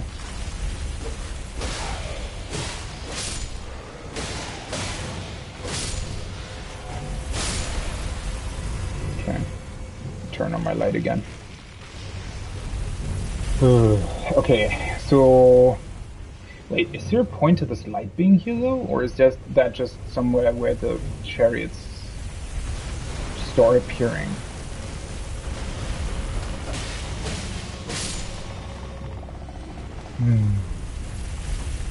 This makes me wonder if there might be a way to potentially kill the chariots? I mean, usually you can't, but... Maybe there is a reason why the light is there. Oh, seriously. Just attack me. Because it's not the only place with the light, right? I mean, it's where they originally appear, so...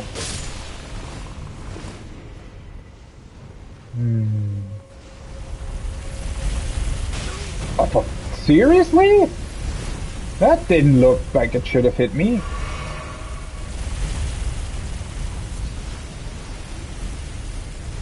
Okay, so you're supposed to jump off to the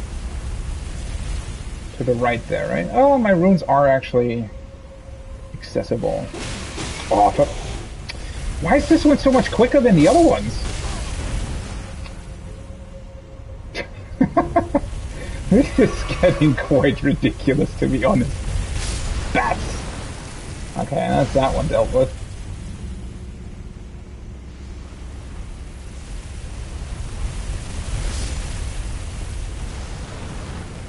Okay. Wait, that's right in front of the actual boss room, though. Okay, that just turns around like that?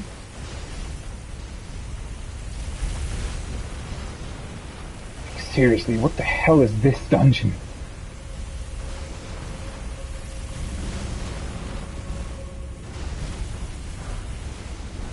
Holy grace. And then they have this platforming section here. Okay. The bad part about this, though, is that those two beams down there almost looks like they also would potentially allow for one of the big chariots to be down there. I think from that point it looks like there's a ladder that probably just leads back to the entrance of the entire thing, or somewhat to the entrance.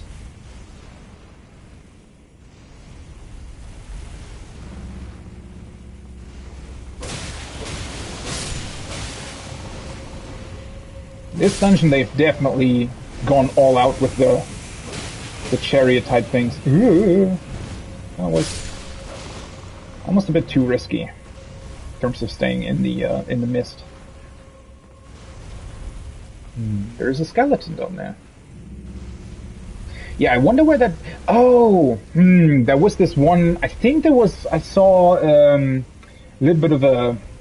like a side tunnel above one of the chariots, so it might just lead back to that. I think.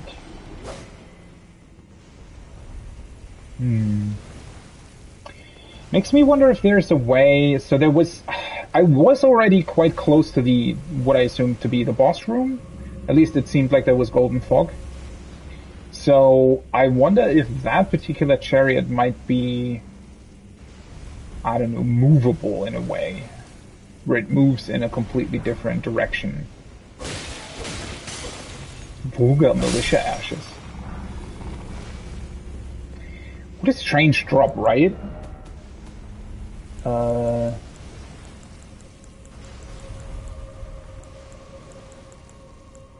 These ones.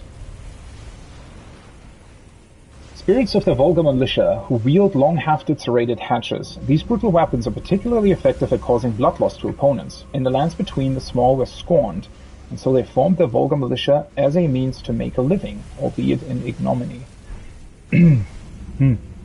Interesting piece of trivia. It's just kind of weird that you don't even encounter Volga militia here, right? Why place this specific summon here? Seems pretty random, to be honest. The vodka has made you sleepy. Alcohol tends to do that.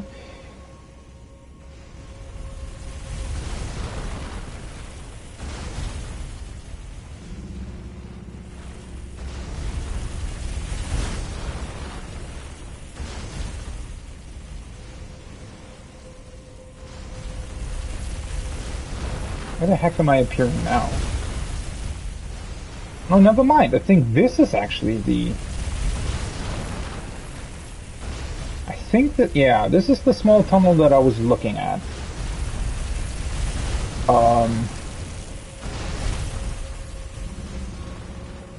What will be the point of this, though?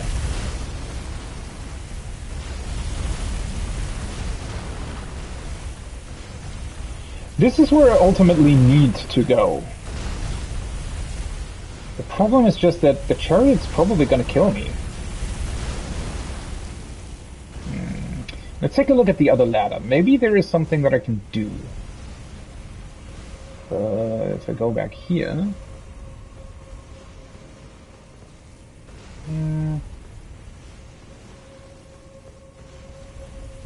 Let's see what happens if I... Oh, seriously. If I drop down further... Maybe there's some sort of neat trick or something with this entire thing.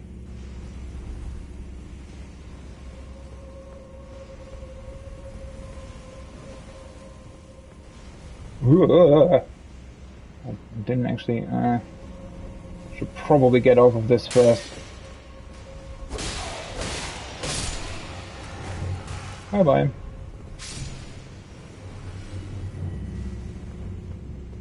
I mean, there has to be some sort of reason why this pod exists, I hope.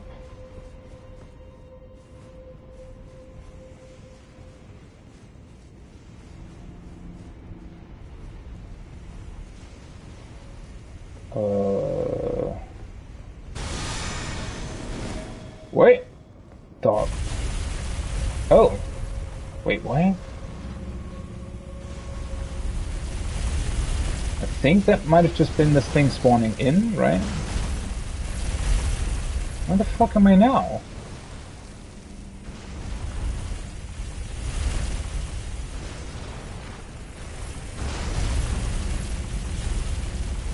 Okay, let's try and go to the top. Oh, hi.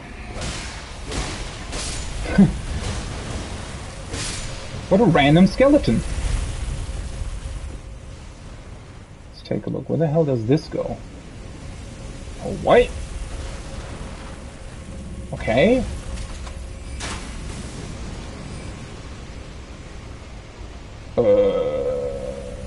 I expected it to go down, not up. Uh-oh. Okay, that's an unfair trap.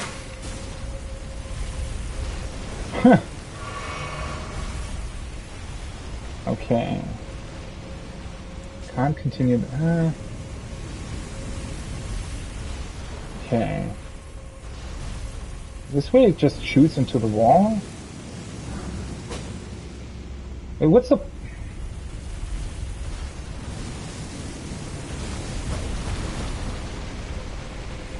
Oh. Wait, doing this somehow changes the position of the light.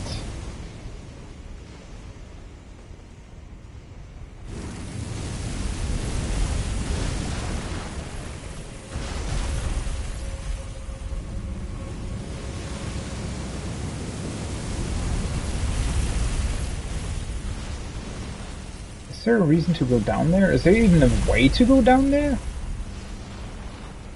There should be. Oh, for fuck's sake. That's really annoying. I feel like the hitbox there is a bit strange, right? Because my head didn't... I wonder if your head sort of has like a bigger hitbox. Okay. Well, it almost worked. Or maybe that's because you can also wear much bigger headgear.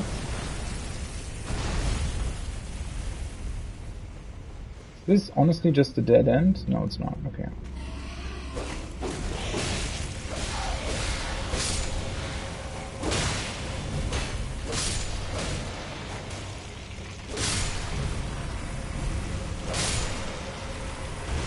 With the amount of times that these chariots sort of, well, not necessarily randomly, but definitely can hit you quite a lot, you do need somewhat a significant amount of healing. What is this then? Oh, hello. Some other enemy hiding here somewhere? Doesn't look to be the case.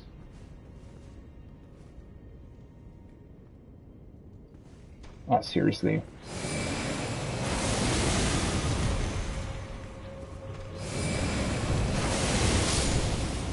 Ah, well.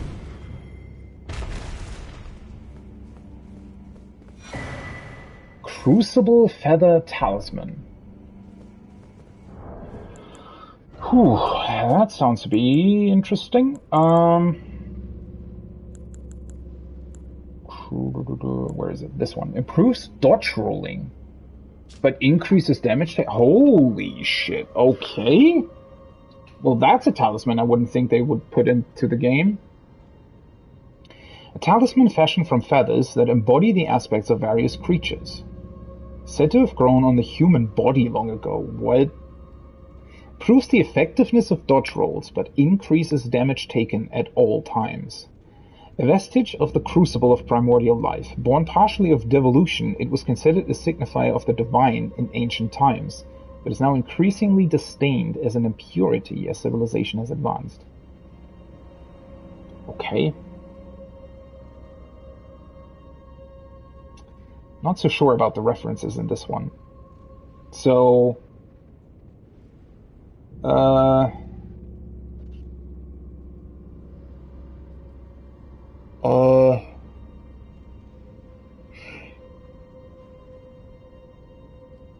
This is always a bit of a conundrum. You never quite know what they mean with this description specifically.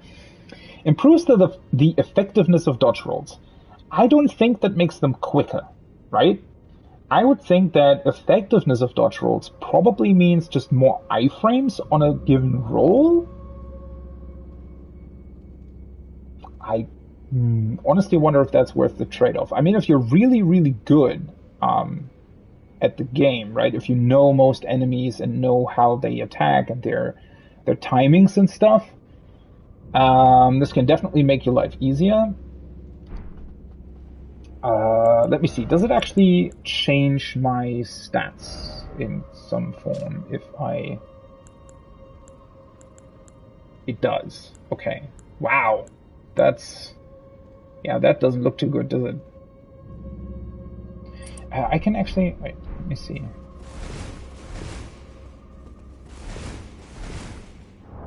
Is that quicker? honestly quite hard to tell. No, it's not. Okay, so I assume that what it does is just give you more iframes on your dodge roll. I mean, I say just. That's probably a pretty big... I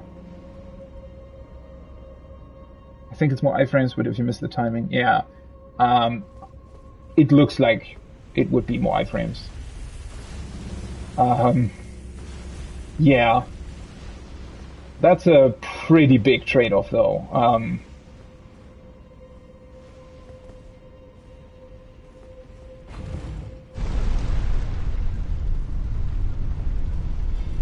I find it interesting. There's actually quite a lot of stuff in the game that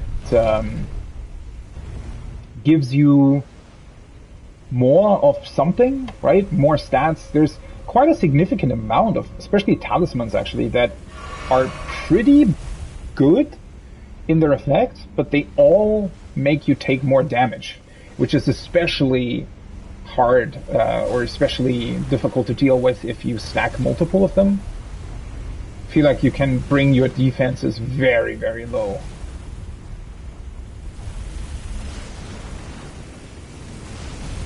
In a bunch of ways.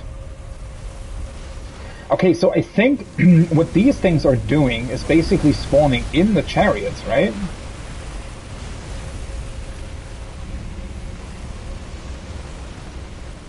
Don't hit me. Okay. So I'd assume by removing the light shining through, the chariots will just not spawn in, but what if they've already spawned? That doesn't really help me, does it?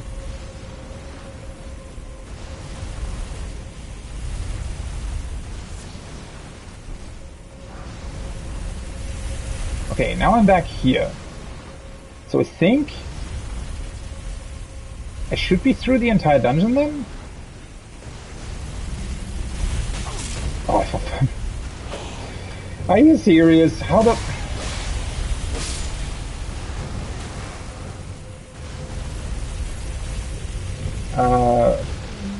Yeah, sure. I assume the hint is probably about if they reset or something. Also with Quickstep, I mean it should, right? The talisman. Don't know why it wouldn't. Okay, wait.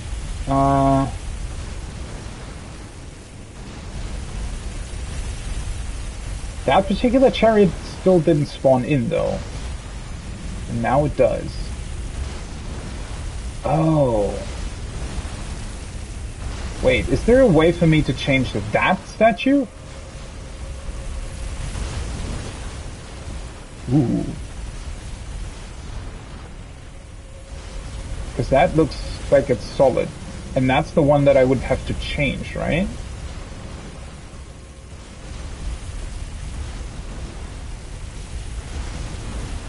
The pillar I was just at? Are you talking about that?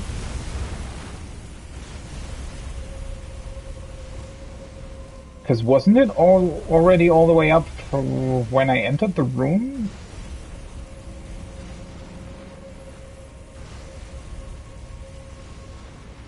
At least everything is still dead. Okay, wait, was the other pillar here?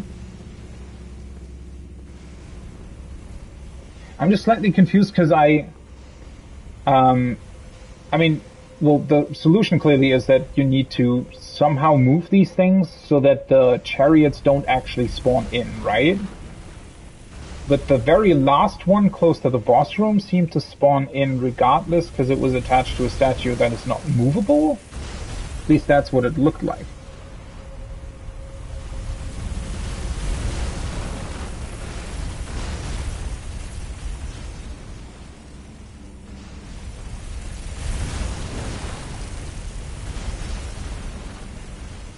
Okay, so there's, well, I mean, clearly there has to be some sort of meaning behind... Oh, now I'm back here, okay.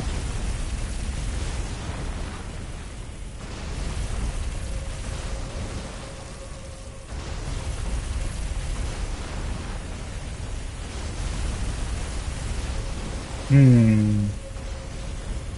I mean, maybe there is some sort of other way accessible that turns that statue.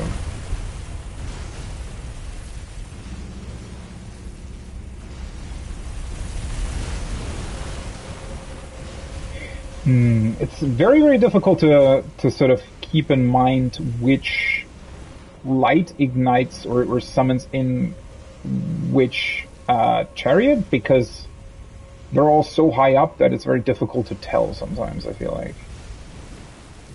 Okay, the only way I can progress here anyways is this way. And I think I basically get how this is supposed to work.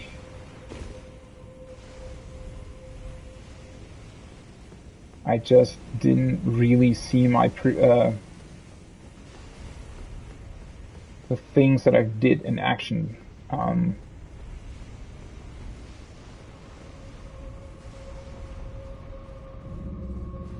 Yeah, you're changing things in other rooms. It's just that because the these giant pillars that are spewing the fire at you, because they're so so high up, it's very, very difficult to tell where exactly they changed something.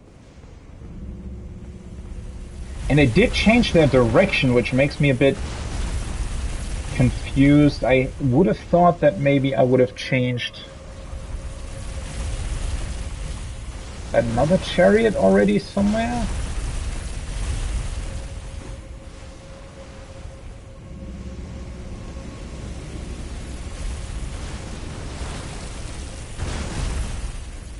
Okay, this light seems to be just here by default, for example, right?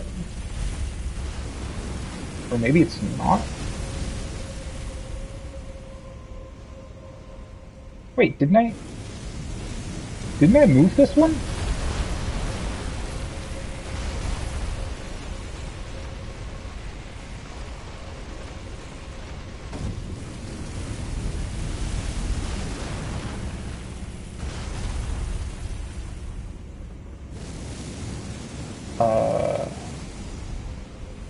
This only has 2 modes though, right?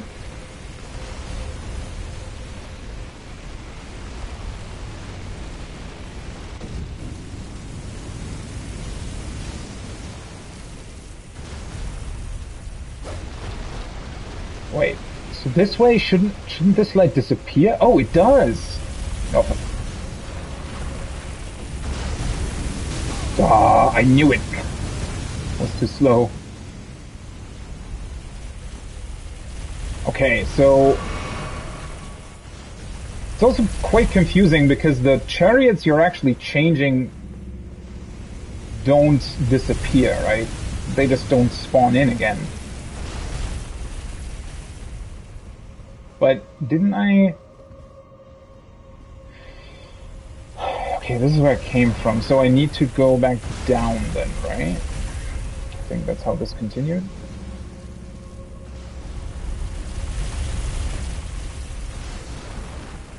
This part is weird in general because I feel like this is not the way I'm meant to move here.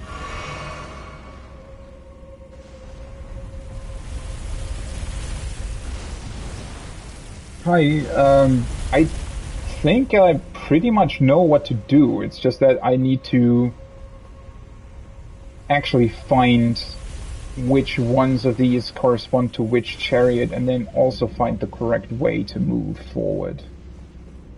I mean, as far as I can see, there are only 2 movable pillars anyway, so they're like, it doesn't seem to be too complicated. It's just a means of actually finding the correct ones while being at the correct position as well.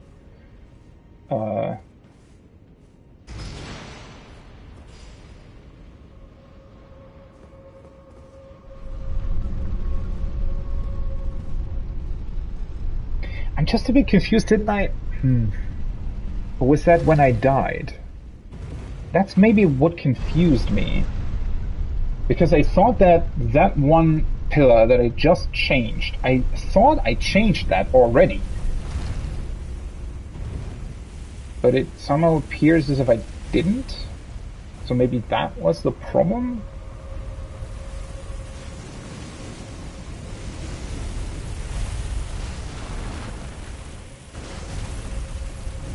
So this is...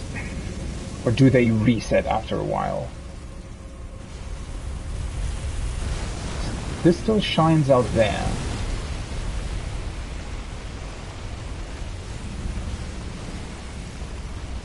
Oh. I get it.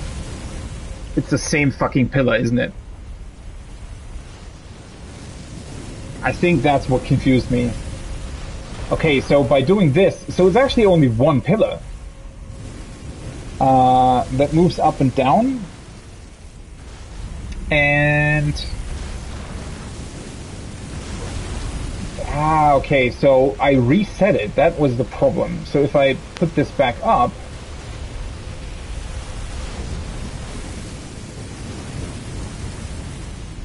and then go through here,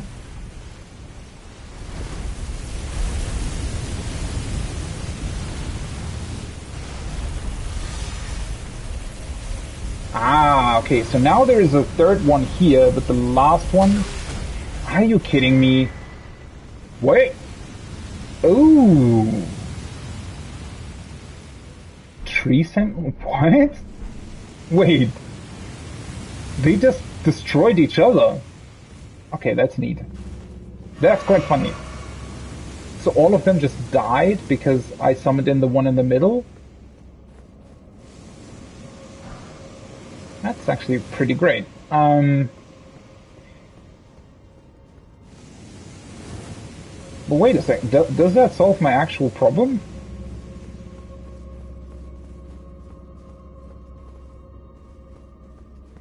Oh, so I guess the ones that were spawning in, where they weren't actually spawning in, they were just changing position then, huh? Okay, that makes sense. Do I actually want to stay? Okay, so I guess this door just opens? Okay, I was confused there for a second, because if I had to now also look for a lever that I hadn't found yet, I would have been a lot more confused. Okay, holy shit, this is actually... So the one thing that makes this very, very clever... Holy shit, these are actually my favorite two, I think my favorite two catacombs back to back. The thing that makes this really, really clever is discovering that you're actually hitting the exact same pillar. I mean, maybe it's more obvious than I think it is, but to me, at least in that particular instance, it wasn't. Maybe it's pretty obvious because the floor, like you can technically look through the floor, but for some reason, I just didn't expect it to be the exact same pillar. So I was confused why I reset everything. But yeah, I actually did that. I did reset everything on accident because I thought it was another pillar. That is quite clever.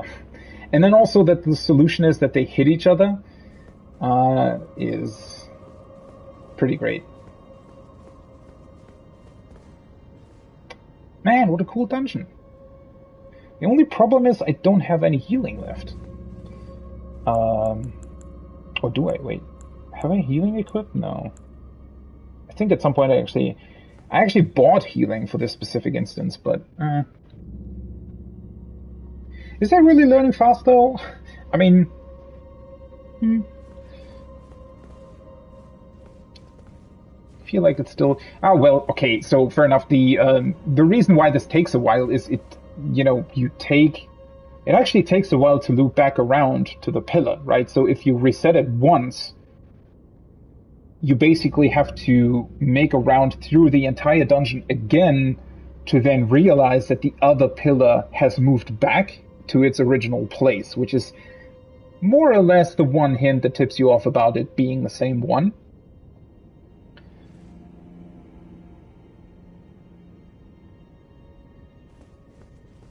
Oh no, I don't think so. It's... Yeah, I think this is more one of the things that I was talking earlier about is... I think that's a hint that can... Either you see it or you don't, right? It's... that's probably more of a, I don't know, sort of randomly going there and saying, oh, now I see it, or maybe I don't. Why are there so many of these skeletons here?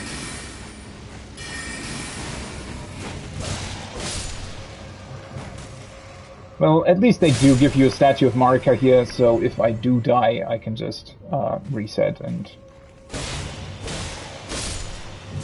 get all my healing back. Which is a little bit of another curiosity.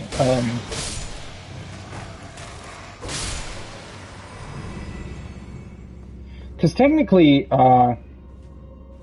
if I would do this without my Mimic, you know, just attempting the solo, it might actually be cleverer to just die your first time around and then come back with full healing and everything. Yeah, Statues of Marika are somewhat of an interesting addition to the game. That you have this additional respawn spot besides the Sites of Grace, but you can't rest at it. No, your hint was perfect, actually. Because the like the actual puzzle that I had to solve, I still had to do myself, right? I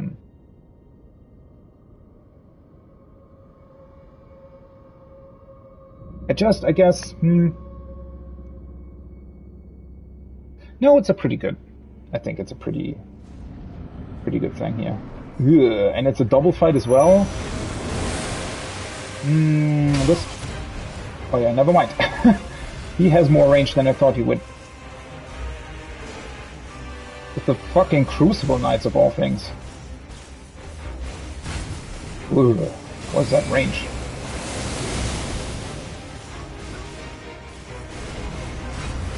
They also have more health.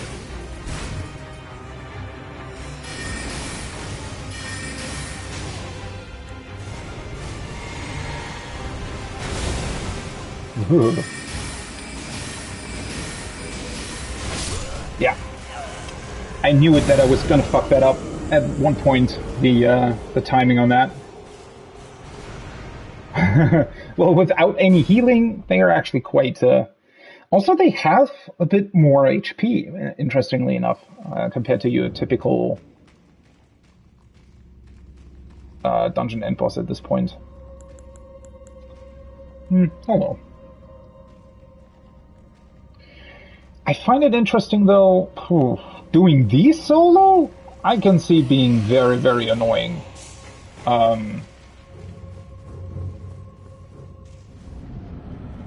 Having to avoid one while fighting the other. Why is that? For some reason, I'm really struggling with the timing on that.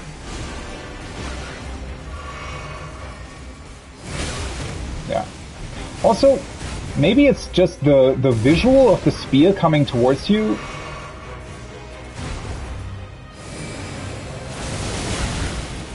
It's quite... Oh, he has a lot of poise.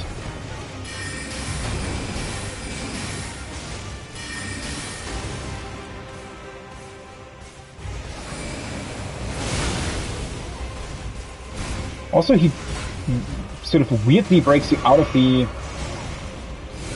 Oh, my Mimic actually has a lot of problems against the other one, I feel like. Seriously? Why in that particular moment? Oh! Didn't remember that particular attack.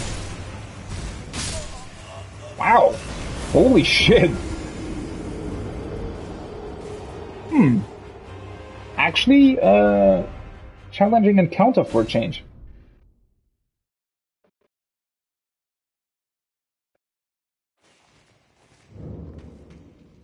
Okay, so maybe I should actually... I think I should try fighting against the other one.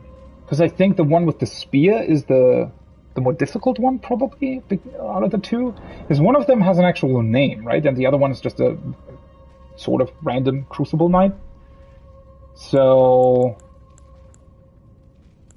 Also, now that I think about it, let's just use this first, and... The 3 skeletons here are a bit annoying. Not much of a problem at all, but just strange choice. Okay, let's try and deal with that one first. Ooh, that actually doesn't even hit him?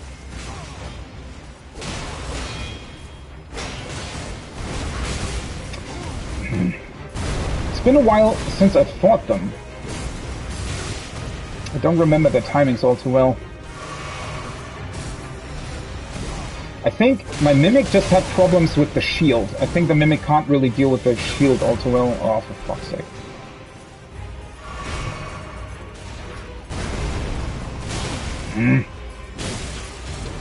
Definitely misremember their timings.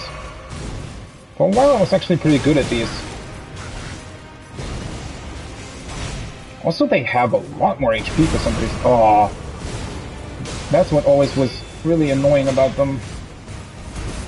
Maybe I should actually, now that I think about it... Ah, that, I picked it. Definitely a bad spot. I hated that when he, Okay. Should make it easier, hopefully.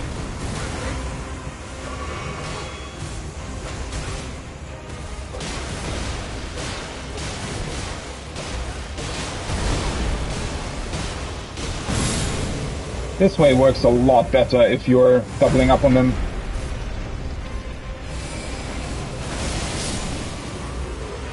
Thank you for letting your shield down for a second.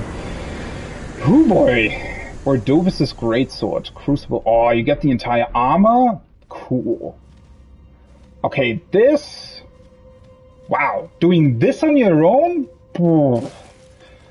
With their timings... I mean, the thing is, they're actually really, really fun to fight solo. Like, only against one of them. Because they have some really, really cool timings with their attacks. And I feel like they're also probably actually one of the fairest enemies that I've encountered, where they have a lot of attacks, a lot of combos as well, but they also leave themselves open to counterattack from time to time. Which a lot of other enemies only do for a very short period of time, whereas these ones typically, you know, you can deal with them. But 2 at the same time? Wow. If they double up their attacks on you, and especially since they have these ranged attacks as well, right? Yeah, I definitely need to check them out. Thanks. Need to remember that, because I also got the other one, right? The one from the chariot. But yeah, they have a lot of range. The guy with the spear has a lot of range to begin with, but then he also has the magic attack that gives him even more range. And then the other one, or maybe both of them, also have, like later on when they drop to 50% HP, the one with the shield typically also gets the attack with where he has this big swinging tail that basically goes through well, not through the entire room, but it has an insane range. So, well, I guess one thing that you definitely want to do when attempting this solo is definitely not hit both of them. Because then they're going into their magical attacks more often, I think, when they're lower HP or below 50% or something. I just didn't expect them to have quite as much HP as they did, although that might have just been because, well, one of them had a shield, right? So it was difficult to hit him to begin with. And then also for a change, my Mimic actually had quite a lot of trouble against them as well. So, yeah. Okay, let's see if I remember everything that I got. So first of all, there was a weapon that these guys dropped, right? This one, Ordovis's Greatsword. One of the 2 honored as foremost among the Crucible Knights. This sword is imbued with an ancient holy essence. Its red tint exemplifies the nature of primordial gold, said to be close in nature to life itself.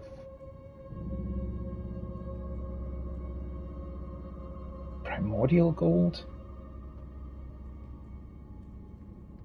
I'm still not...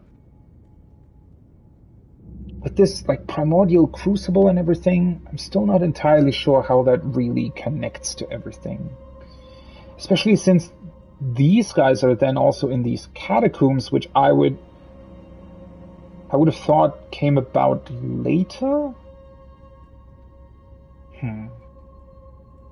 Red tint exemplifies the nature of primordial gold. So the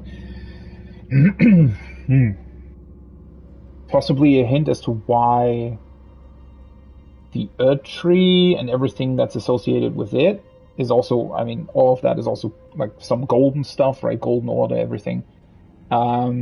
So maybe a hint how some sort of life essence got turned into the Earth Tree or something? Ordovis's Vortex. Channel the power of the Crucible to spin the entire sword in mid-air, building momentum before slamming the blade down onto the ground. We'll definitely need to test that at some point. And then, was it only... Did I get something else from the chariot as well, or was it only armor? Definitely 2 entire armor sets as well. It should be...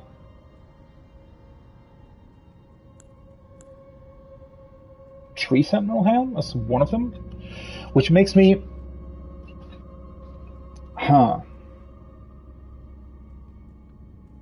Spear's range is pretty... that's a weapon that he was using against me, right? Because I definitely felt that. It also... I don't know, maybe it's something to do with the spear's tip or something. I don't know, but it feels like it's slightly extending its range. Like it as if it had a little bit more range than it appears to have. I don't know, but maybe that's also because of its like special attack or whatever. Golden Helm of the Heavy Cavalry Tree Sentinels who serve the Earth Tree. Very few are permitted to wear a golden wood crest of such size as seen on this helm. So these weird chariot enemies in here are potentially a recreation of the original Tree Sentinels, maybe? Because the Tree Sentinels that you encounter throughout the game are basically once, like, just on one horse, right? But, I mean, doesn't seem too difficult to extrapolate that to, at one point in the past, they also might have had these big chariots to ride around upon. And then they maybe use that as sort of a blueprint for these particular traps in their catacombs.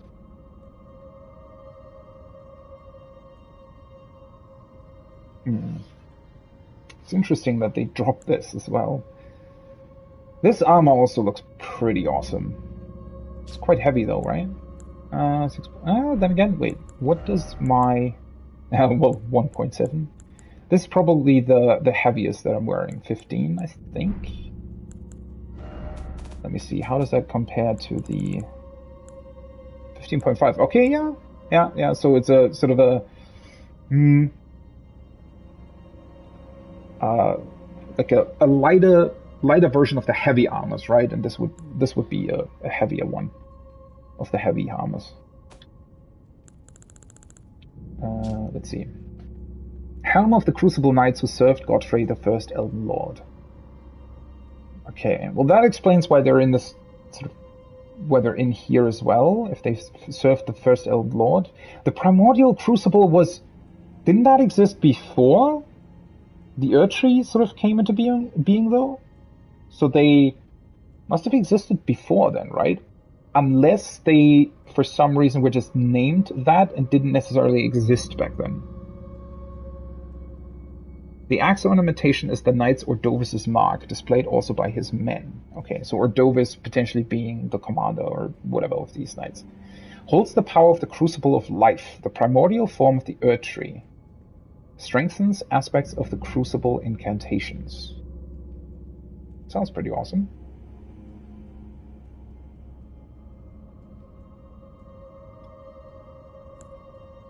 I mean, it does look pretty spectacular, I have to say. some of the armor design is just wow. I mean, I'm saying most of it is pretty cool. Some of them are just, I don't know.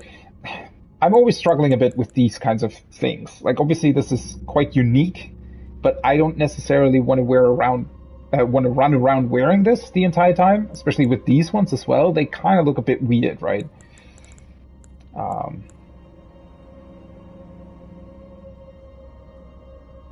Okay, so, the thing that confuses me about this a little bit is, I always thought that these Crucible Knights are also attached maybe a bit more to the Eternal Cities as well. I always place them, I don't know, if there is some sort of a timeline in this game at all, because it's quite confusing to a degree. I always place them sort of a bit before everything else, but maybe it's just that they're named that because somehow they are able to draw out this primordial strength from the Earth Tree, so they might be named after the power they're using, not necessarily named after the time they started existing in, basically.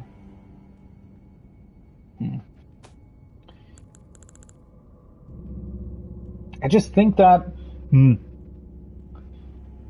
you think about all the different sort of types of factions and different knights and whatever have you in this game, then the amount of different knights and involved parties and armies or whatever that were at the disposal of the Elden Lord is kind of crazy. It seems like a lot of different factions were part of that, which makes sense because technically, the whole world was sort of brought together by the Golden Order and ruled over at that point. But it seems interesting that there are these very distinctive types of knights, right? Because you would think that at least over a certain time period they would maybe be sort of brought together under the same crest or something. But they're very distinct. Golden armor of the heavy cavalry. Does this have anything else? Adorned with a cape featuring the mark of the sacred tree. Makes sense. Imposingly sturdy and nigh unbreakable. The grace of old yet lingers. Won by the knights Ordovis and his men. Holds the power of the crucible of life. That's the same description, right? Okay, so every one of these armor pieces has the same effect on it, though? Do they stack? Because that seems pretty good if you're using the crucible incantations. Wait, let me see. How many of them are there? I think there's like 3 of them. Or are these all considered crucible incantations, or is it only these ones? It might be only these ones, right? Because they are specifically named aspects of the crucible. I mean, they're interesting. Would probably be a bit too OP if there were a lot more and the armor entirely strengthens every one of them. That would probably be a bit much, to be honest. Wow. I'm still sort of blown away by how good these last 2 dungeons were, though, compared to a lot of the other stuff. Let me actually mark them as complete. Not that the other dungeons throughout the game were bad at all, but especially by the time that I arrived here at the Altus Plateau, all of the sort of mines and what have you, all the dungeons here, do tend to feel very, very similar to everything that I've encountered beforehand, right? So I was definitely, I wouldn't say bored by them. They were still interesting, but they definitely, they just didn't have that much more unique stuff to them anymore. So it's very interesting that suddenly here you get two that are basically right next to each other, that both have like a really unique concept, really unique idea, really cool puzzle to solve, and then on top of that also give you pretty cool loot and pretty unique armor and stuff.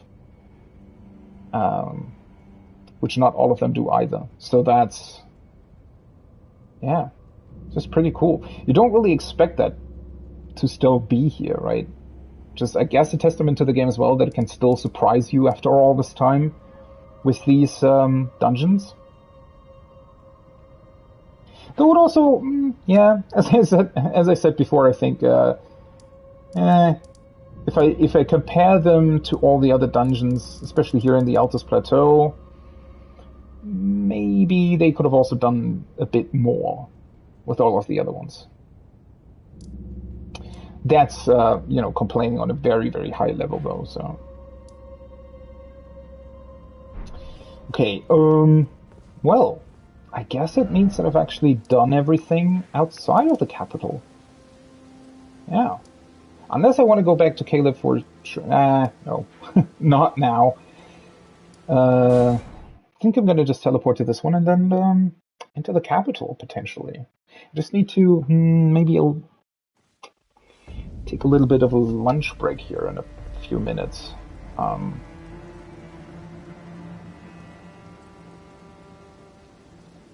might be a good idea. I do want to get a sneak peek of this, though. 66,000. Definitely not enough to level. Yeah, I do think food is seems like a very good plan. But I definitely want to take like a small peek at what awaits me here. Oh, this is interesting. So they are actually letting us enter the sort of outer wall of this entire place.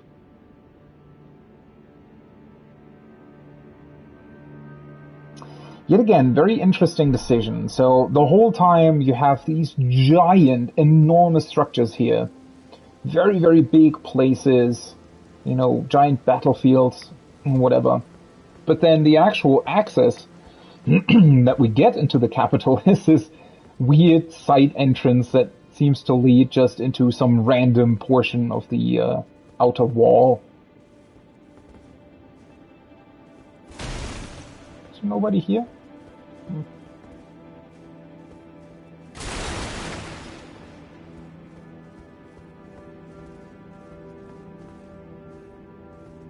Well then.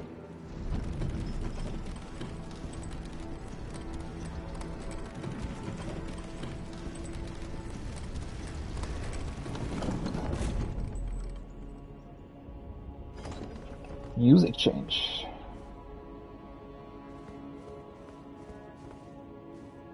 Wonder why they decided to place the Side of Grace downstairs, though.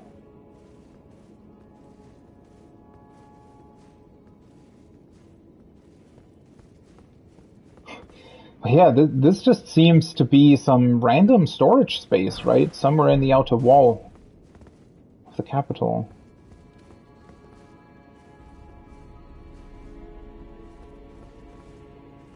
Not even enemies here?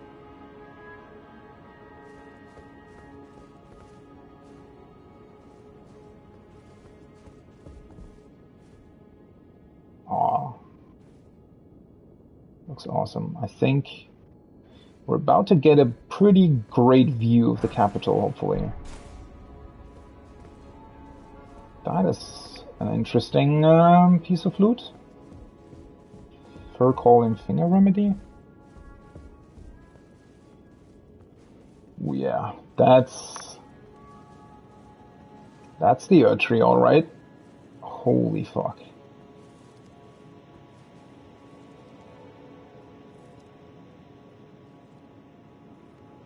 What a cool way to do this.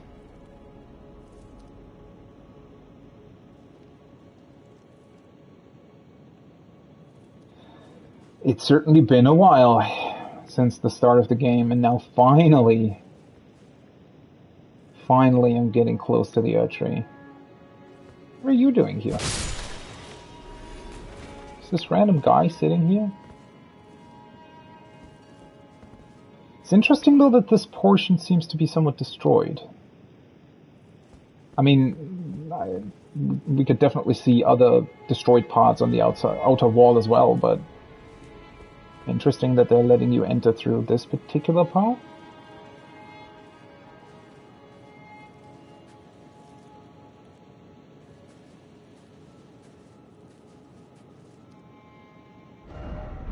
Oh, for jumping, okay.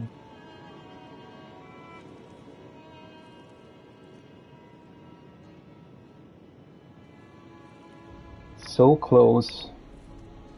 And probably yet still so far. I mean, we have at least what seems to be an entire city to get through before I can actually approach the Erdtree. Never mind, you know, technically I shouldn't even be able to do anything with it yet. I mean, I am still missing one of the Great Runes. What I find rather interesting is this, I don't know, it looked like a shadow at first, but it's actually not, right? It looks as if the bark of the Erdtree has sort of been broken open at this front section. But it also seems that that's where they placed the door, so it sort of seems to be on purpose. I mean, maybe the Erdtree itself did that to let everybody in? It's a rather interesting detail, right? Because typically, I don't know. Well, then again, the sort of it almost seems to be just a darker bark of the tree. It's not that they completely stripped it of its bark.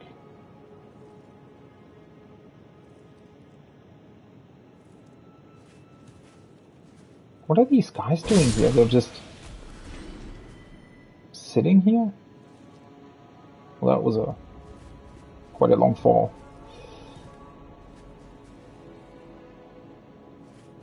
Remnants of, I don't know, beautiful plants and everything.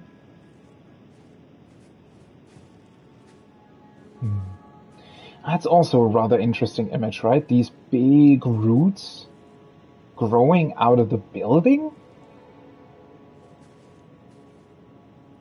I don't know what that is suggesting. They don't necessarily seem to be coming from the Erdtree. Also, what the hell is that? That looks interesting, to say the least.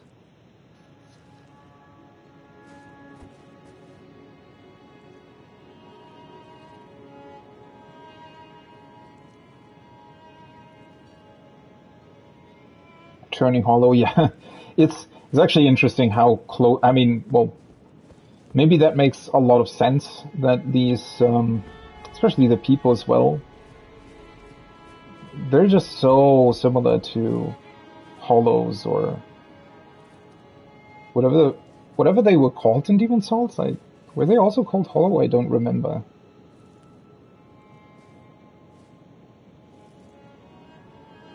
Just really wonder why, because it hasn't even really been mentioned at all so far in Elden Ring, why everybody is sort of this absent-minded and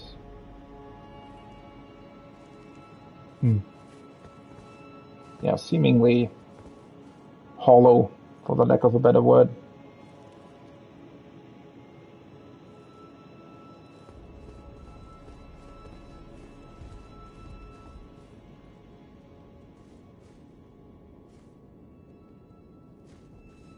A lot of decorations, wow. I mean, you can definitely see that at some point in the past they must have really lived in absolute, I don't know,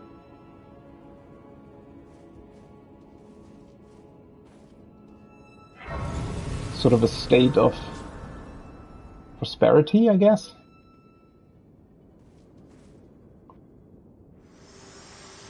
Oh, hello.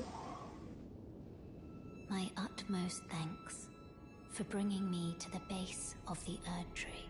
Here, I can govern my own movement, and thus the accord is fulfilled. Oh. I shall depart to ascertain the purpose I was given. Farewell.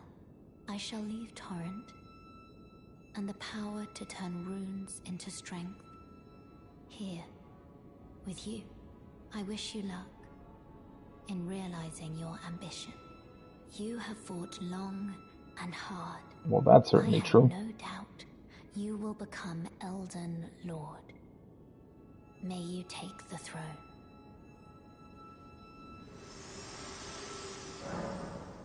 And now she's just gone?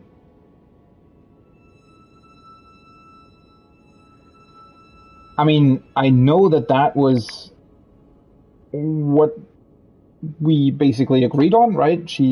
I mean, as she just said, that's what this whole thing was about, that we would bring her here, but I mean, we probably haven't seen the last of her, but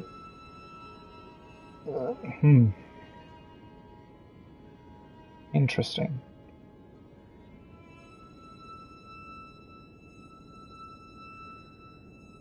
Oh, the message on top of one of the doors, is that the one you mentioned earlier where you can't get to anymore?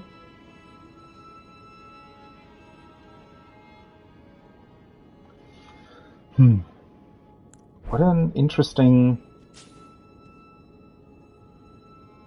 I don't know. I honestly don't quite know what to make of that now.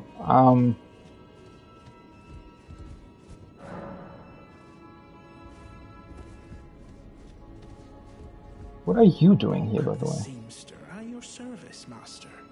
Ready to make adjustments to your garments. Did you see it? Master, did you see it? The Erd Tree. I did.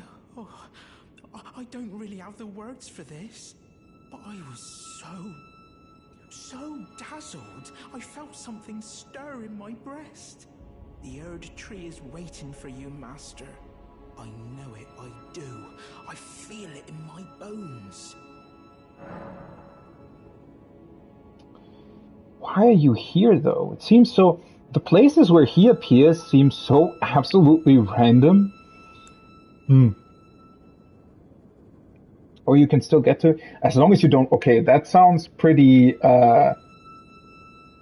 like... Quite the task, though, right? Because... I don't know, it feels like you can on accident just break everything by just slightly brushing up against it. Master, my apologies. Your wardrobe includes the garb of the old demigods, and I'm afraid I can't make adjustments to them. My mum told me once that a royal seamster would do them up in a jiffy. Just wait, master. Before long, I'll be that good too. Yeah, I was gonna say, I have the needle to do it. So... Is that a gift from my undeserving self? Thank you kindly. But what on earth could it... Oh, amazing! I've never seen a golden needle. Not in all my life. With a spectacular royal crest to boot. Are you certain that this is for me? Well, why not? I can hardly believe it. Have faith in me, master. I'll polish my craft enough that I deserve this golden gift. I'll be the golden seamster, Bok. Now I'll be able to sew anything. Even the threads of the demigods.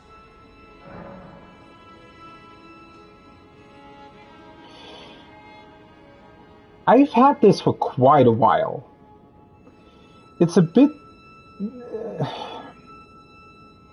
It's a bit strange that it's dependent on him changing location. I don't know. Because theoretically, I could have just already given this to him like a long, long time ago. I don't even particularly remember where I found the golden needle, but it's definitely a while ago. So it's kind of strange that they make you wait until you can give it to him until you're here.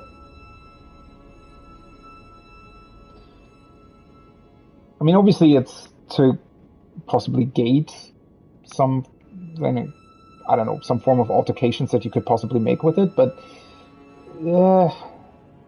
that just seems so random, right? I mean, surely his change in location doesn't affect his skills, so it doesn't really make sense that you wouldn't be able to give it to him earlier. Ah, well. Yeah, they're really random, aren't they? I mean, well, technically, I guess you could argue that he's just following you on your path to the Earth Tree, but I don't know. He also never mentions that, right? He just changes location. I think the first time he does it, he sort of says, "Oh yeah, we'll see each other again," or something along those lines, like, "Oh yeah, I'm going to go somewhere else," but he doesn't mention where, and then you just. I think the first location is behind Stormvale Castle, right? And he's just there. And then the second one is after Radi Lucaria somewhere on the high road thing, whatever it's called, towards the Grand Lift of Dectus.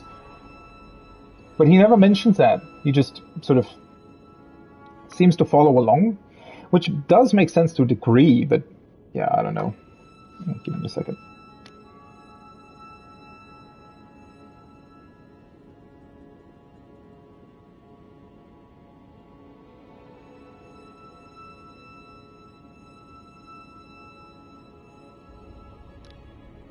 Okay. Should have just sent him to the round table. Yeah, I agree, honestly. Or if not the round table, maybe make some sort of shack for him, or some location where it makes sense for him to be. Yeah, I don't know. It's not a big deal overall, obviously, but it is a bit weird, especially when suddenly his location also corresponds to what you can interact, or what kind of key items you can give him. That's just strange. I don't know. Okay, what are all these options, though? Master, may I ask you something? Would you mind if I called you Lord? I heard that you and the other Tarnished seek the throne of the Elden Lord. Well, I'm not Elden Lord yet, though. I know that you will be the one, and you'd make just the manner of kind-hearted Lord that I'd wish for. So please, if you would, allow me to call you Lord.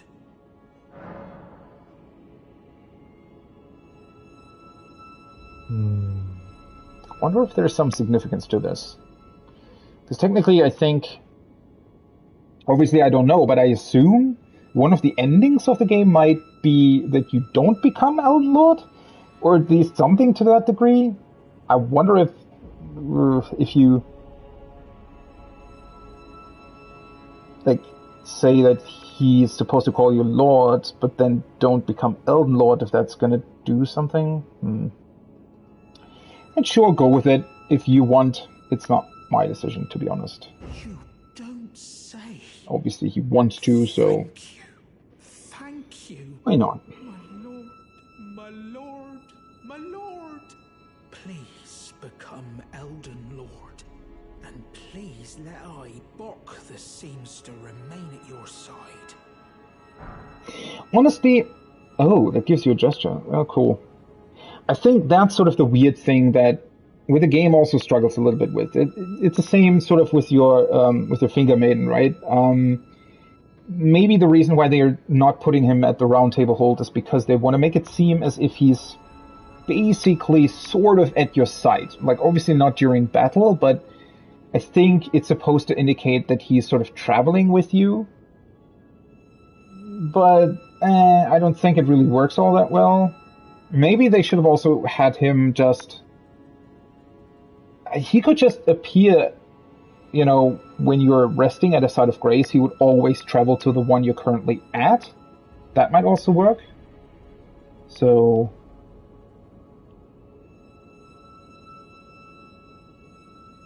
Gollum? You think he's similar to that? I mean, I wish they had made him a bit more, I don't know, a bit less like looking like an enemy, right? Do you think that Mum would be pleased if she knew that I'm as good as any royal seamster now? Oh, it's still not enough. I need to learn how to sew from scratch like her.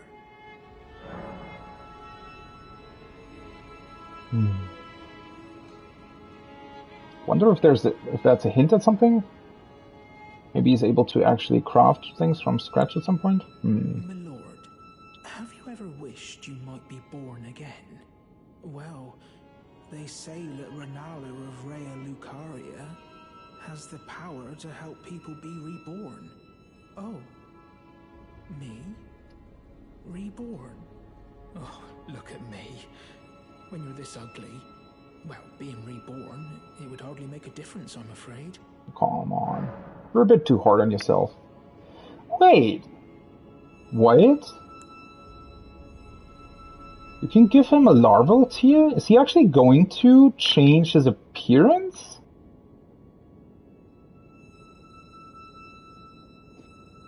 I wonder if that's a good idea. I mean, I want to.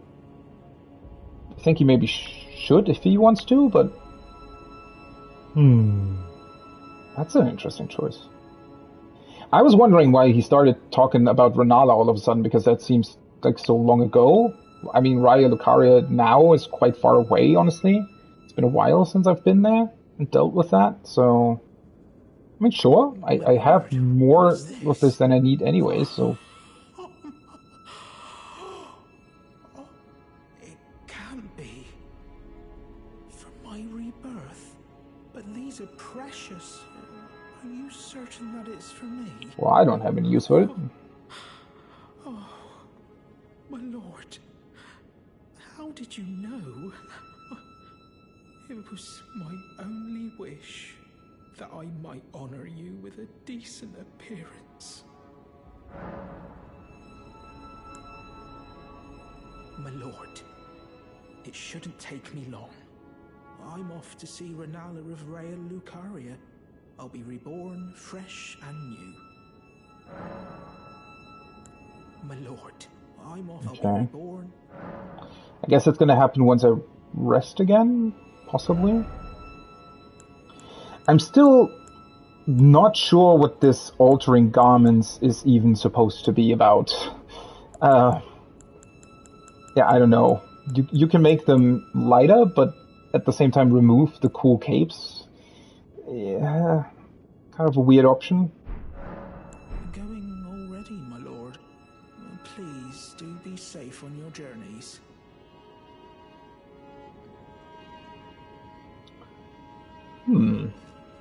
So, I guess if I'm gonna rest now, he's gonna disappear.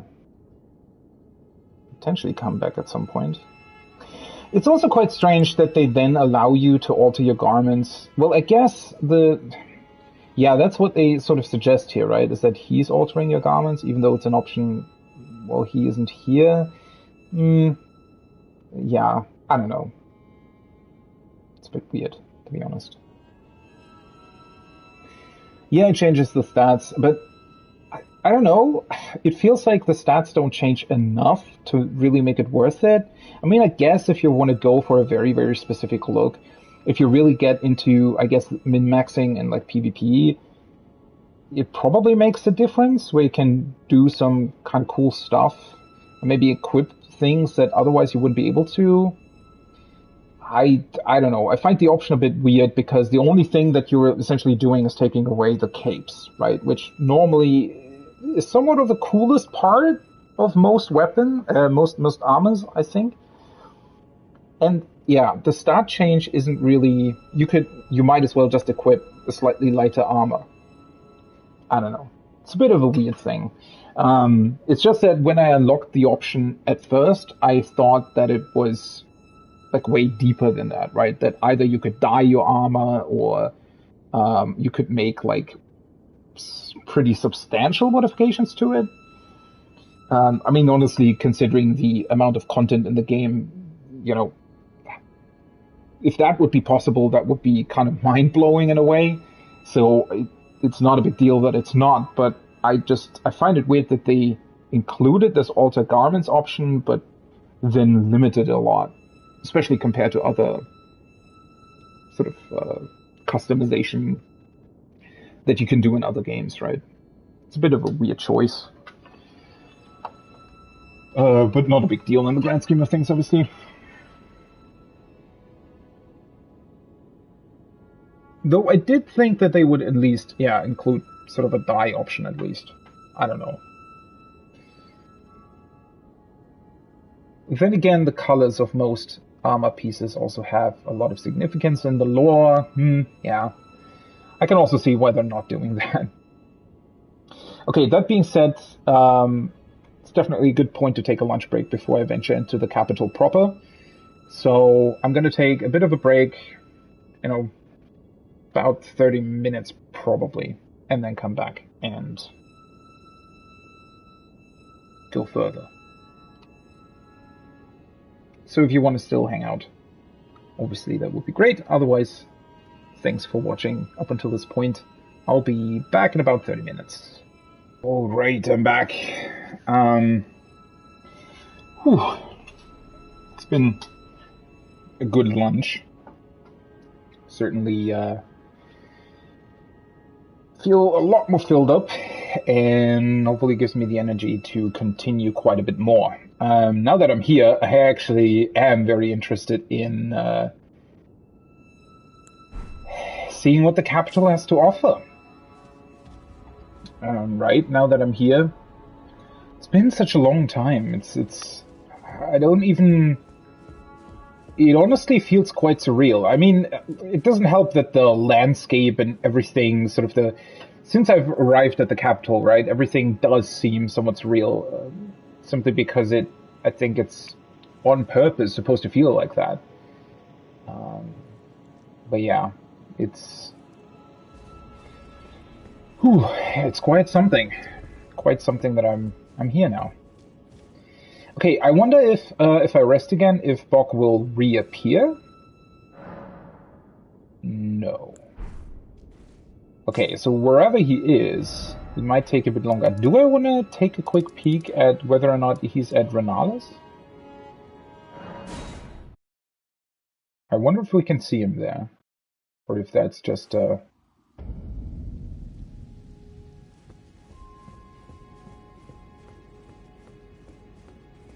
Have you seen, like, a... Art thou now assured? No. Be not, I would... I wish Renala, I don't know, she seems like such an important character as well, especially considering the entire questline that Rani has for you as well. And I mean, other ones as well. She has, it's not just Rani that is her daughter, right? She has other children as well.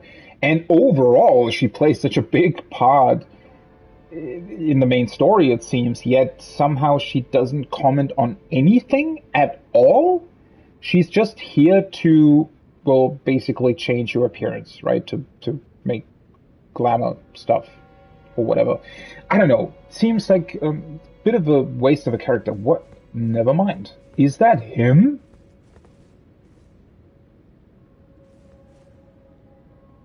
Hello? Did you have to make your eyes look so weird?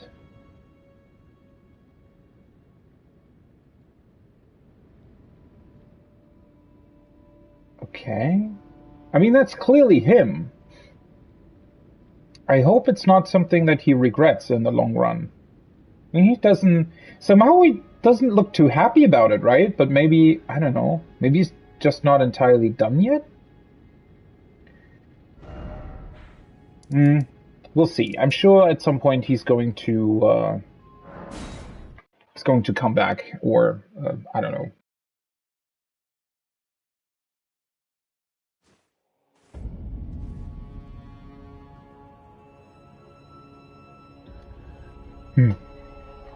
Guess we'll see. As always, with his other random appearances, maybe he'll do another random appearance. Wow. Holy shit. Okay, that does seem to be a dragon there. What the fuck happened here?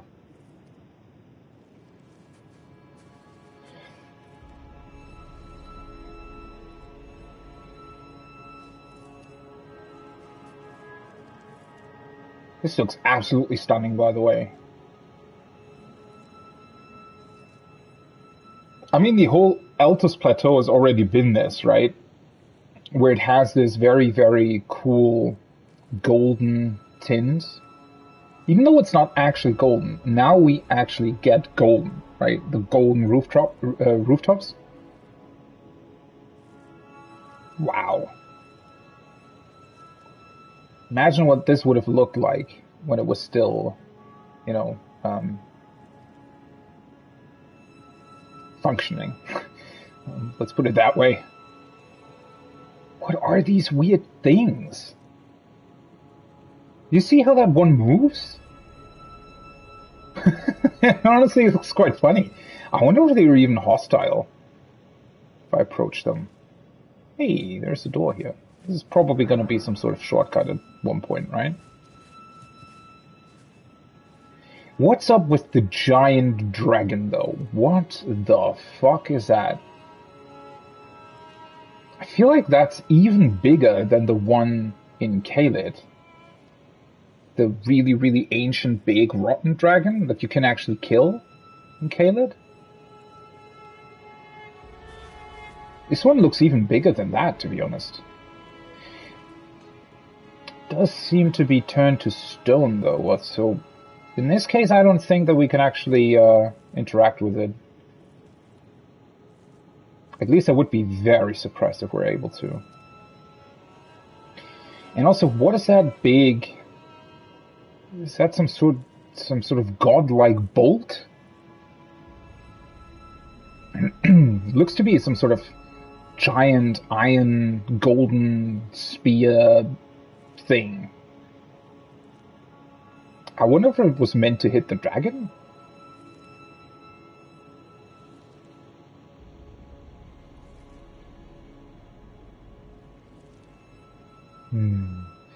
So honestly, the reason why it's very, very hard to tell what the hell happened is because the destruction seems to be very sort of locally almost, right? Like, a lot of the city proper still seems to be in pretty good shape overall, right? But then we have that one dome that's completely, or well, partially destroyed, and seemingly parts of the wall seem to be destroyed. But other than that, you know,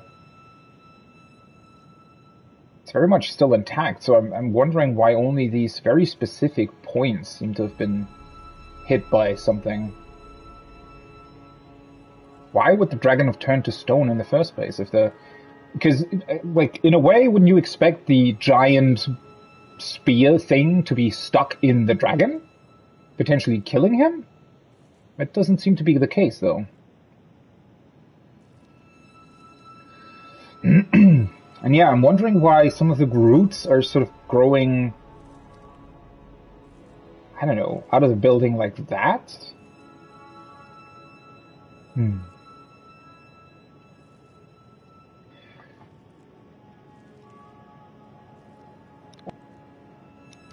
Alright, just had to make sure the sound was okay.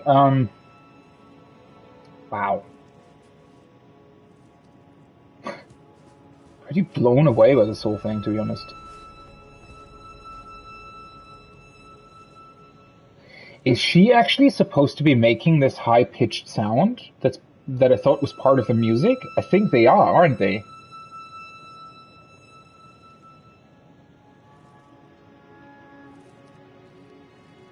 What are they even supposed to be? How do they look like that?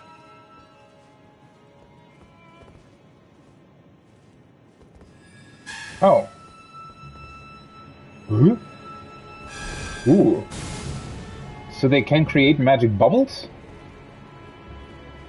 Why are you attacking me though and the other one not?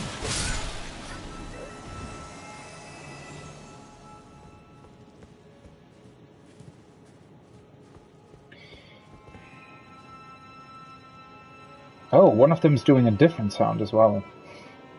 With the bigger horn.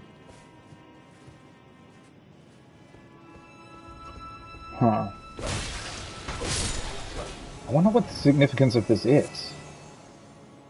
Strip of white flesh. Also, I find it curious that they're also using bubbles.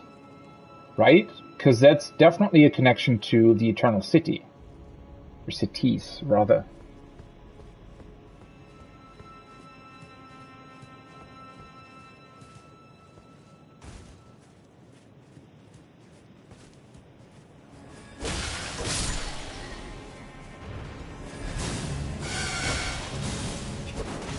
Ooh. Or he doesn't care. Or she. Or it.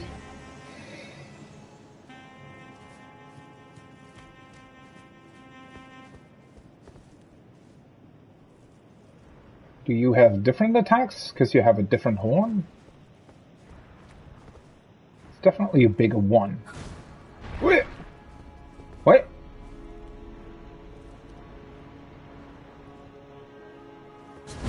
Ooh, okay.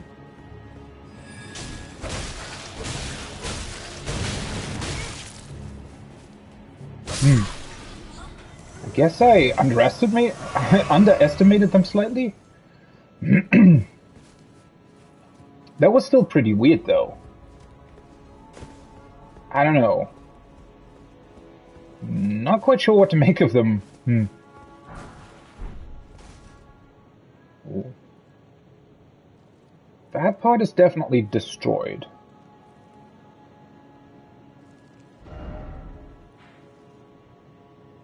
So I guess, looking at this, I guess this is a destroyed part of the city then? Or something to that degree? I don't know, it looks weird, right? Like sand that has come from somewhere.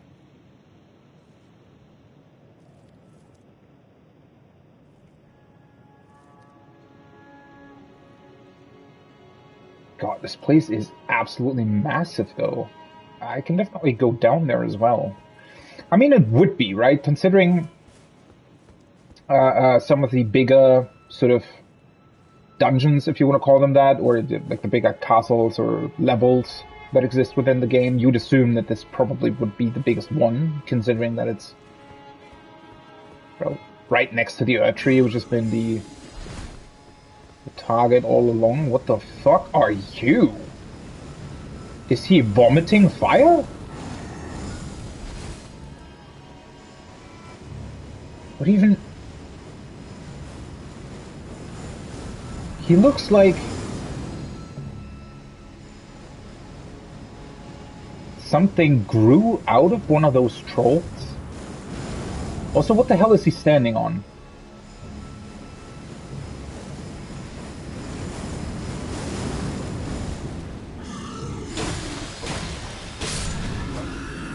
Are he sitting? What the fuck? What was that?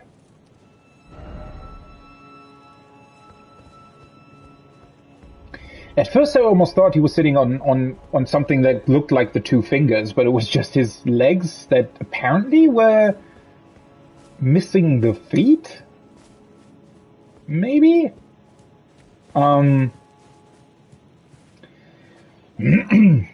Yeah, that was certainly, and then the thing itself, it looked similar to the trolls that you find throughout the game. But with, like, a big, sort of, awkward thing growing out of the back.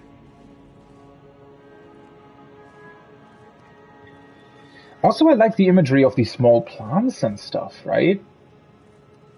Makes you think of a much more, sort of, beautiful world compared to your usual gravestones and whatnot that you find strewn across places in FromSoft games usually.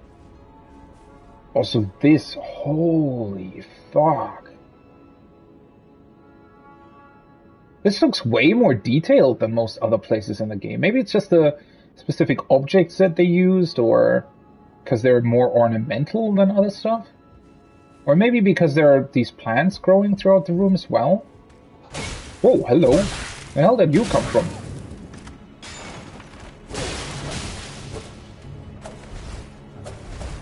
You're a normal soldier, though. Ah, why does it always take so long to heal? Didn't even see him. I was standing here for quite a while, right? Where the hell did he hide?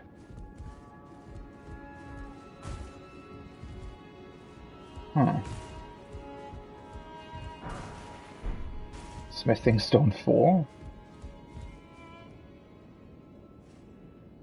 Yeah, this room looks absolutely awesome.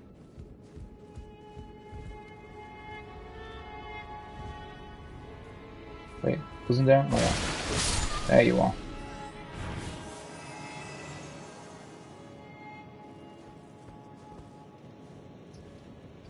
There's definitely a lot of enemies on the rooftops and stuff. This will take a while to get through. Not that I'm complaining, but as always, entering a completely new area like this almost does feel pretty overwhelming. Especially when you can also see so many, like, outer parts with enemies on them, right? Where you see, oh, okay, I'm gonna go there at some point.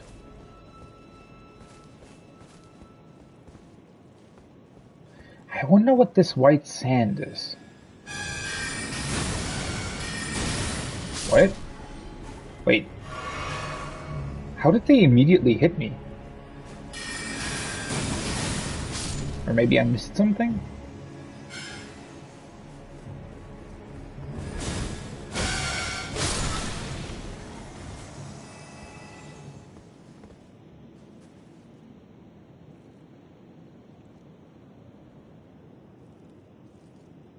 It also just looks stunning from every perspective, doesn't it? And now being even closer to the golden rooftops? Holy shit. I just wish, you know, even if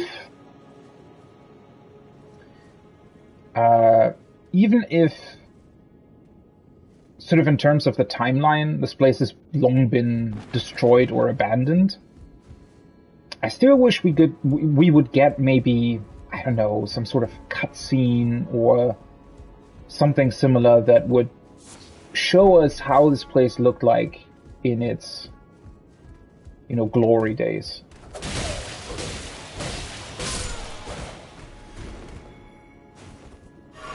Just to get an idea, even if it would just be like either a short cutscene or, you know, something to that extent, just to get an idea of what this place was once like. And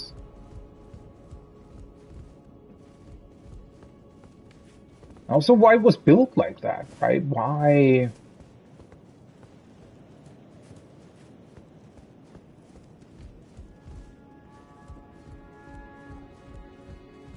they were able to have such riches as well.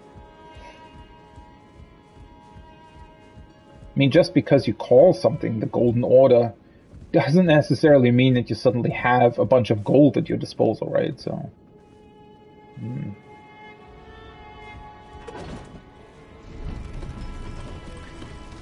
okay, I somehow need to get back into that tower.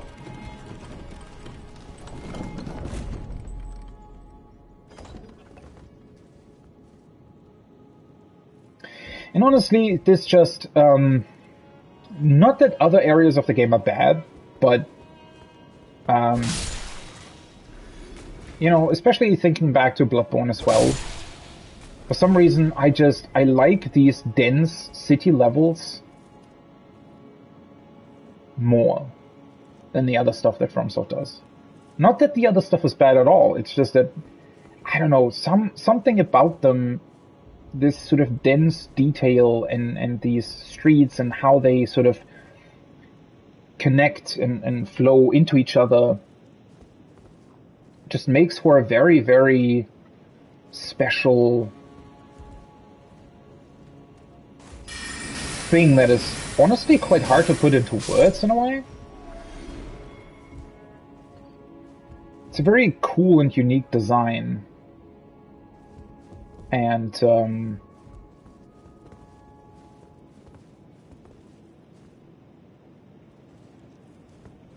yeah, I like that a lot. I could spend honestly days in this just looking at the environment, right? Also, I hear music. I wonder what happened to these guys. There are a couple that are still technically alive, though they don't seem to be doing anything, while everybody else is just dead.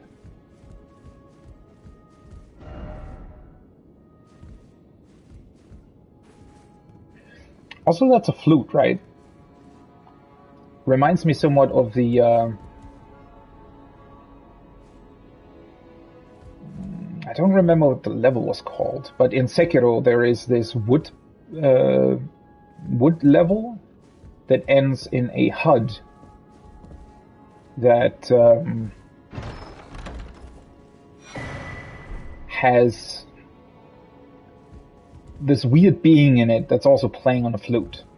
And once you kill it, it removes the enchantment on the entire wooden area, like I'm calling on the wood, right? The woods. It's an actual wood, right? And yeah, once you kill it, it removes all the enchantments and you can progress through the level. This as well, right? I wonder why the roof is so destroyed. It doesn't even... Like, where the hell did all the stone go? Because it's certainly not lying in this room. Must have been blasted off into another direction then.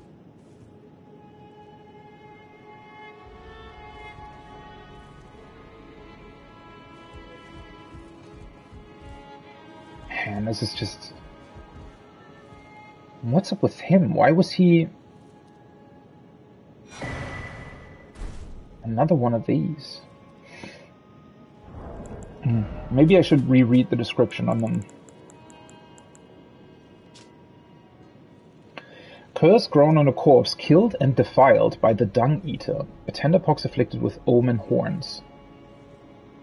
The Dung Eater cultivates the seedbed curse on corpses. By doing so, he prevents dead souls returning to the Earth Tree, leaving them forever cursed. One of the most loathsome things found in all the lands between. So, whoever came in here and attacked them used this so that their souls wouldn't be able to return to the Earth Tree. That's pretty messed up, to be honest. Though then again, I guess if you are trying to bring down the Golden Order, like in a way you'd have to do something like this, I assume, simply for the fact that otherwise, I guess the Earth Tree would just sort of be able to bring everybody back, if you will, right? Who's playing on the flute, though? I don't know who's doing that.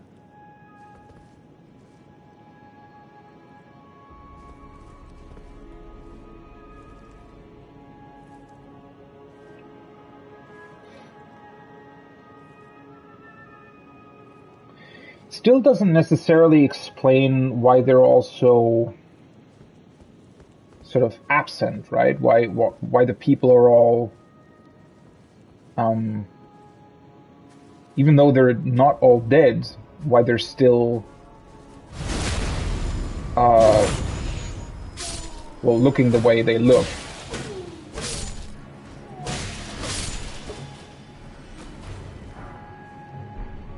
A few more gloves.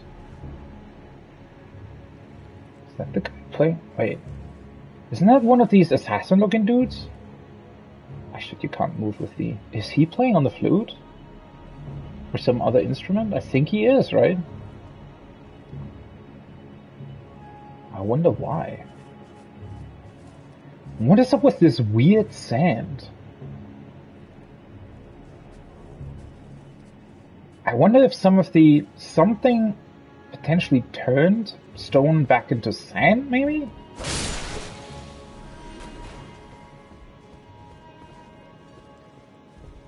And a couple of these guys even look like they just sort of died instantly, right? In like a specific pose that they maybe had for some reason.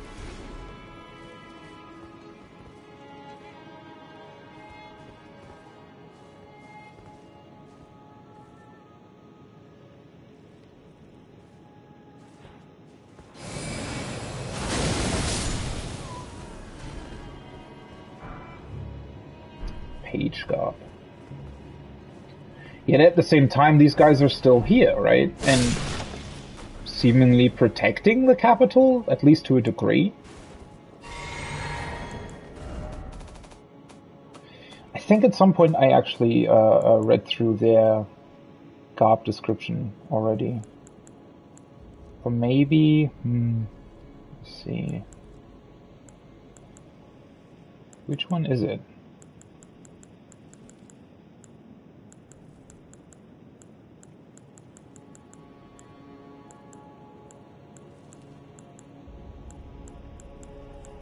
This one, page guard.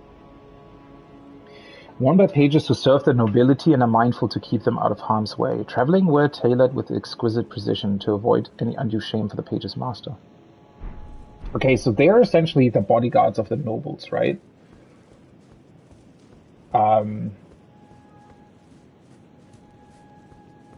Makes me still wonder why they're here.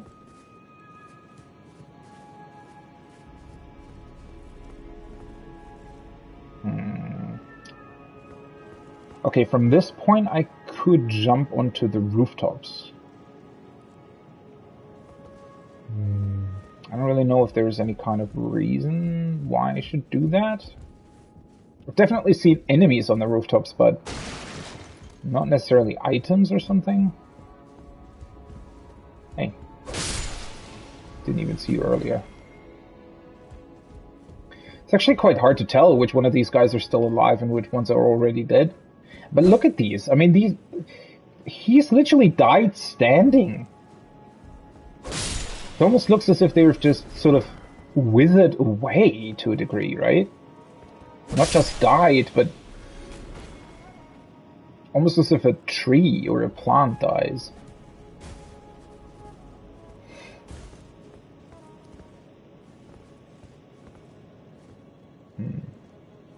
Yeah, the sand is also weird. So I could have gone onto those rooftops, but from that point you can also get onto a bunch of the other ones.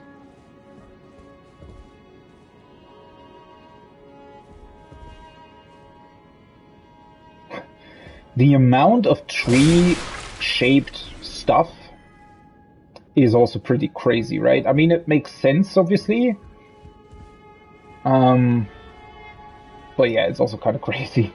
Just the amount of things that are tree-related or, you know, related to the tree or something. The floors also look absolutely stunning. And you have these beautiful carpets. It's just, once again, the color choice in this game is absolutely spectacular. Somehow I feel like it's maybe some sort of a connection between the color grading or processing effects that they're doing in conjunction with the colors of the actual textures and everything. Just looks incredibly stunning. Hey. Oh, seriously.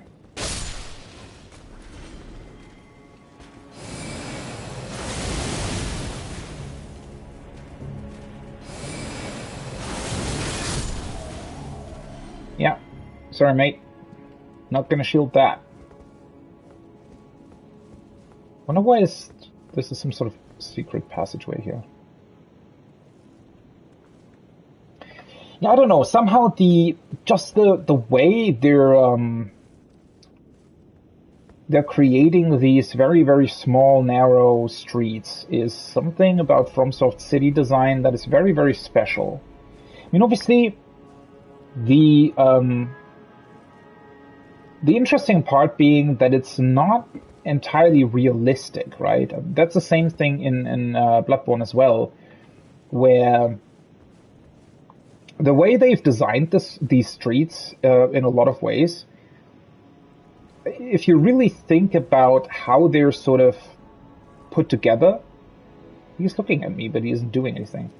If you think about how they're put together,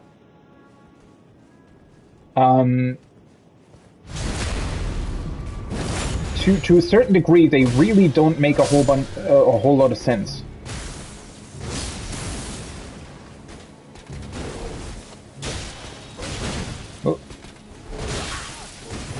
Why was that roll still cute? That was weird. Also, the sand actually looks a bit weird. Maybe it's not actually sand at all. It seems to be more, almost like concrete, right? But also kind of sand at the same time. Or maybe it's just the way, maybe these textures are just placed a bit weirdly, but...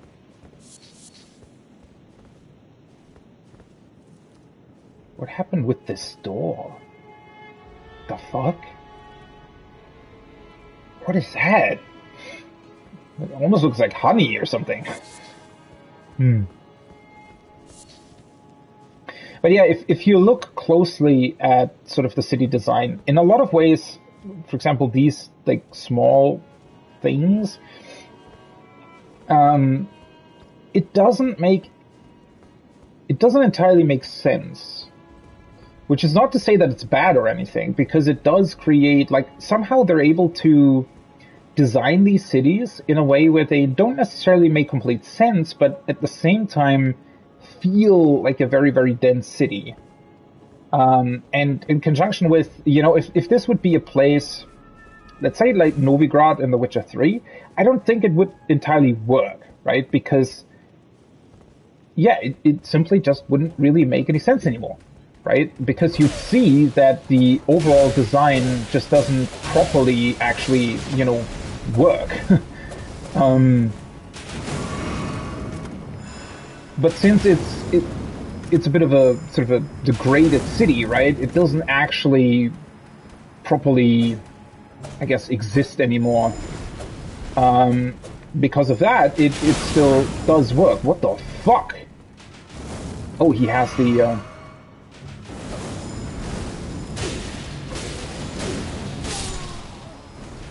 Did he actually deal so much damage because he had the perfumer's buff on him?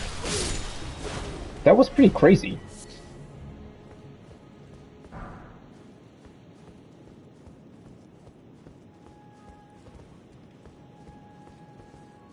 So yeah, in a way it just works out beautifully, right? Precisely because of this sort of dystopian setting, I guess. Man, these rooms look beautiful. Especially with this, right? This almost looks like maybe like a waiting area or something. Maybe this would have been some sort of salon for getting new perfumes. I don't really know. It's quite hard to tell, honestly, what it could have been, but definitely looks very, very stunning. Also, there are like 3 different paths that I can take here, which is a bit crazy. It actually fans out quite a bit.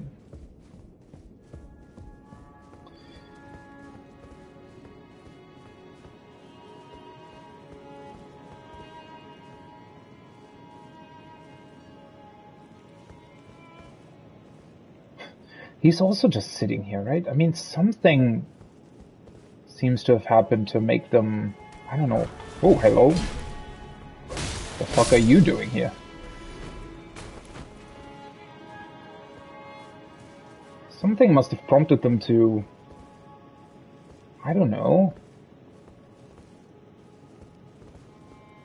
To be in a state like this. Also, I can't see the other side of the building, no.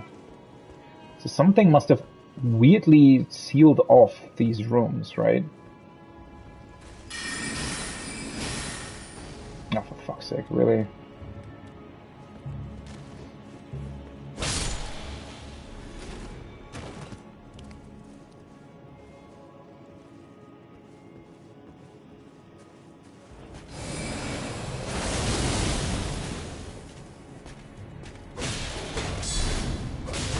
Ooh! Did not expect him to. I thought he was dead.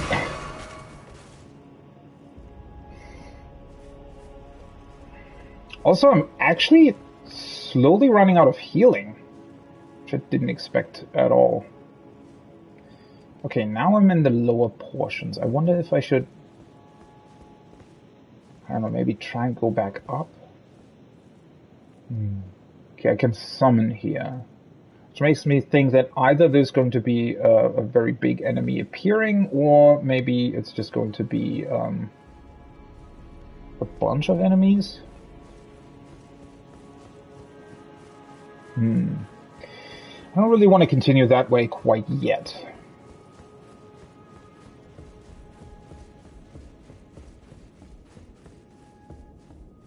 Let's see where this leads. Man, it just looks so absolutely stunningly beautiful, doesn't it? What was that? Oh, I guess it went dark. Yeah, sometimes the game does have a bit of trouble. I don't know, I think it's sort of updating the dynamic shadows. Oh, sorry. Dynamic shadows or light sources when you enter or exit a building. So, still no friendship, but why is it always opportunity? Yeah, that's a bit of a shame, right? That this is an enemy, even though he's doing good. Playing such beautiful music.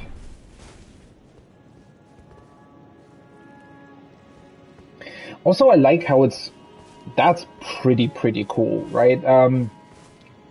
I'm still not the biggest fan of the game's score. I don't know, I feel like in a lot of places it's a bit too generic. Which is quite a shame, because especially with this sort of dynamic ambience, they're actually able to, you know, do quite a lot. I mean, it's not the first time ever that a game has done this, but the way they're doing it, especially with enemies, is really interesting, right? The fact that they have the background music, and the background music has certain instruments and elements to it, right? And if you get close to an enemy that is also producing the same melody, essentially, with their instrument, they fade out that particular part of the background music and instead give you the music that that particular enemy is creating. It's really quite beautiful and works very well. And actually here the music is pretty good. I definitely like the ambient music here. But unfortunately for, you know, long parts of the game, especially in the more sort of open zones, and I talked about that a couple of days ago, I think, as well. It's just that it feels like they have really good melodies, but at the same time, for some reason, they also decided to not really use them all that much, but instead have, you know, quite a lot of more generic music or instruments and arrangements, which, yeah, is a bit of a shame. I think the game could actually do more in that regard.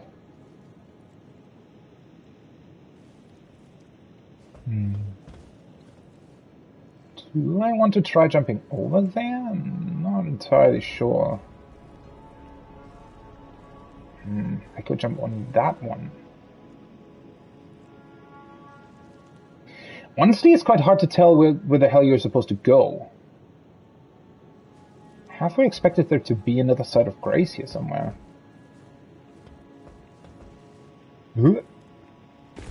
That was an unfortunate jump. Well, hello.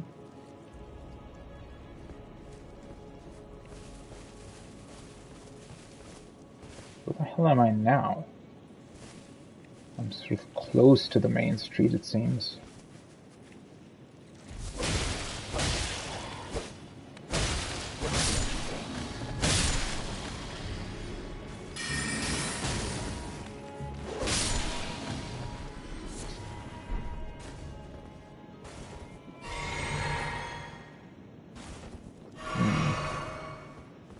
Yeah, I'm really running low on healing. It's quite concerning, to be completely honest. I mean, there should be that shortcut back to the side of grace where it came from, but I don't know. feels quite far away, to be completely honest.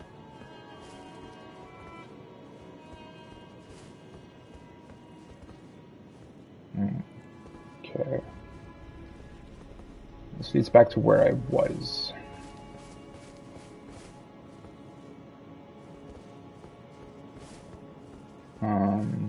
This just leads back to where the dogs were. I think these are just... It's actually getting quite dark in here during the night.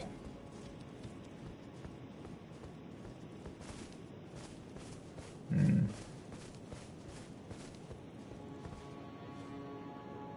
interesting that I can't... Okay. Oh, hello! That's the reason why I can summon. Are you fucking serious? Why does he just immediately see me?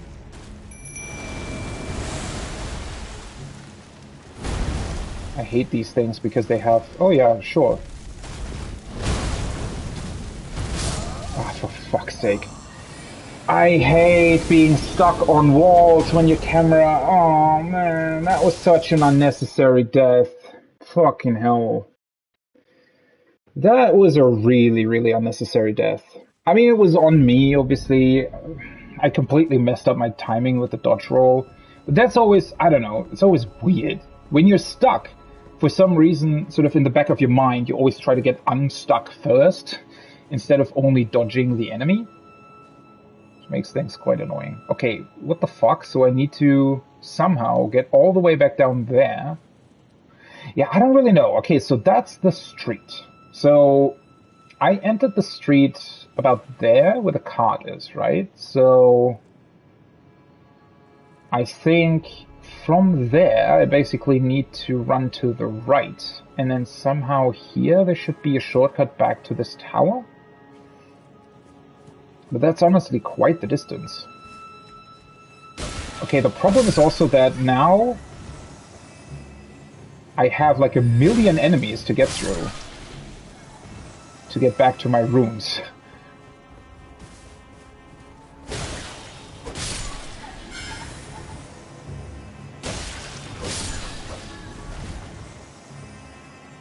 I mean, at least I know where they are.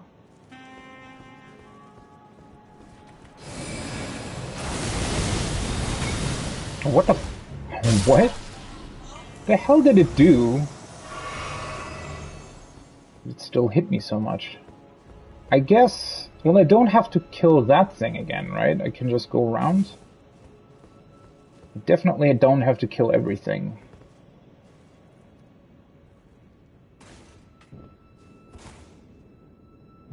Which gives me another chance to see where the fuck this guy was hiding. I still can't see him. What the hell? Oh, there you are. Holy shit.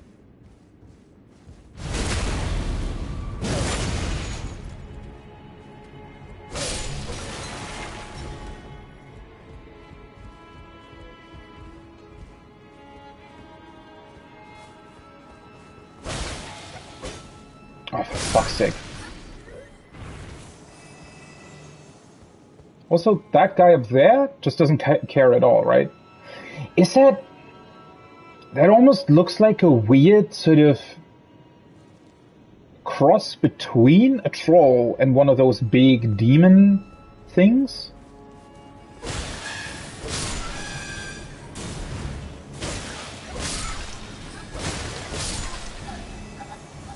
At least these guys die in 2 hits.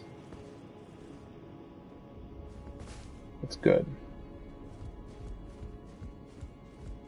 What is this? Did I use this earlier? Oh, right. It's... No, right. It's just for that.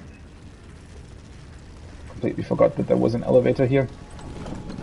Okay, my goal should just be to get back to the street, right? Get back to the street and collect my runes first and foremost. I could probably... Oh.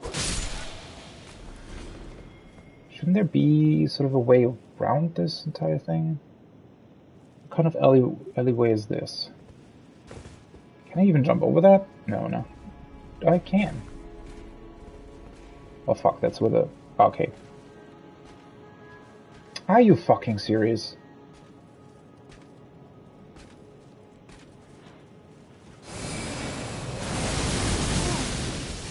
Why does his lightning still hit me? Oh. That's not how I planned this to go.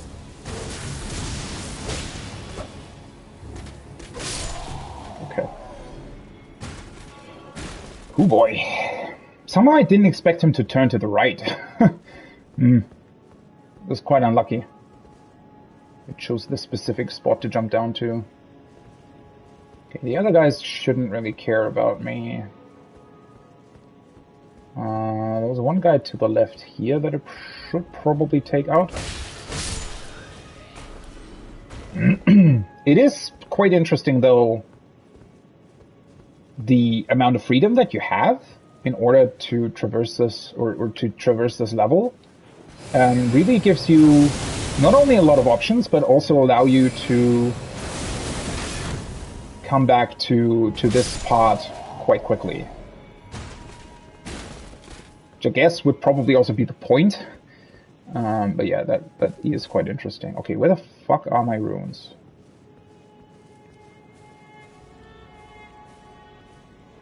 They're right here. Okay, at least now I know what's going to appear here and when it is going to appear.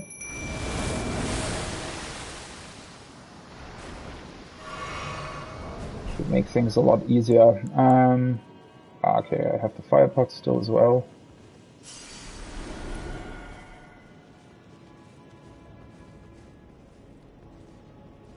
The good thing is once I kill it, it's probably not going to appear again, right? So... where the fuck is it even coming from in the first place?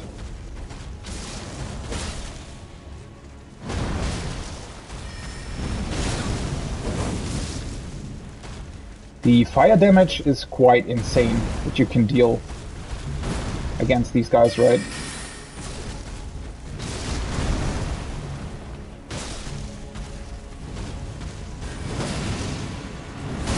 Ah, for fuck's sake, I thought I could still dodge roll that.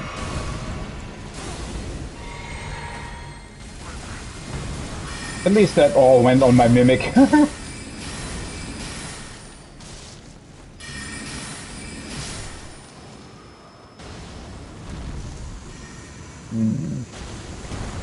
I wonder though, oh Lord's Rune, what the hell?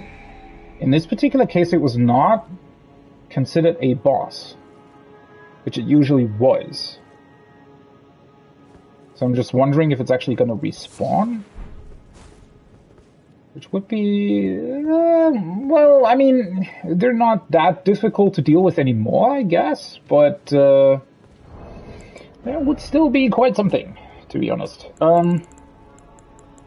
Let's see. A Lord's Rune.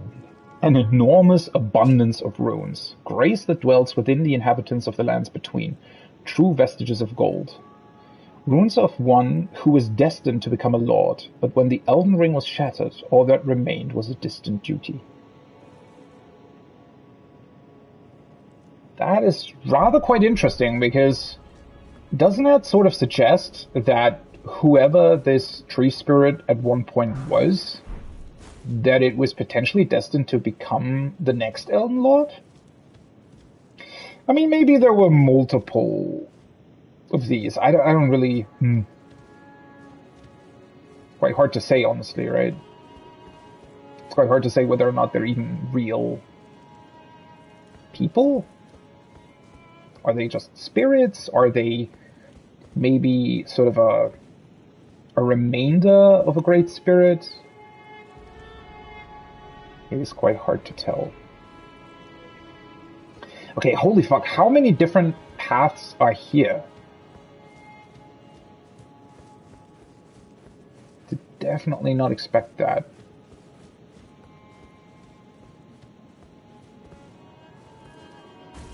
It's just weird looking, isn't it? Sort of sand stuff? know what the hell that is. This is actually the front entrance? No. Oh, this is... okay. This leads to that back area that I was able to see from above. Man, God, there are so many... This seems... Okay, this probably leads to this mountainside then, right? So I probably don't necessarily want to go that way first. Though, then again... Do you think there might be a sort of grace here somewhere? I don't think so. That would be quite unexpected, though, to be completely honest, if I would just be able to go there. Though then again, why would it, right? Technically, the game has allowed me to just go anywhere so far, so why would that suddenly change? I guess it's just because it's this specific route, seemingly, through the capital in this case. Oh, for fuck's sake.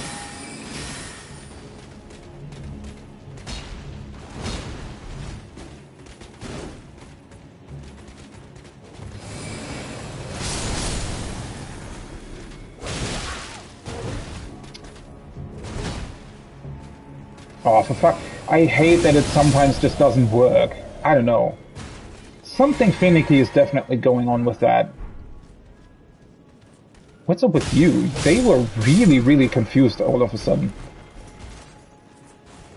I mean, there has to be a site of grace here somewhere, right? I don't know. I feel like that would be really weird not to have one here. I mean, this is obviously a side area, but I don't know. I feel like I should be pretty close to another one. Especially because there are so many different paths that you can take here. And what's up with these doors? I wonder if they've been sort of purposefully locked, right? Impet. Corpse. Oh. I thought I was able to walk around him. Yeah, I don't know, for some reason they feel like they've been purposefully locked, right? As if... I don't know, either they wanted to seal something within, or maybe they didn't want anybody to get in?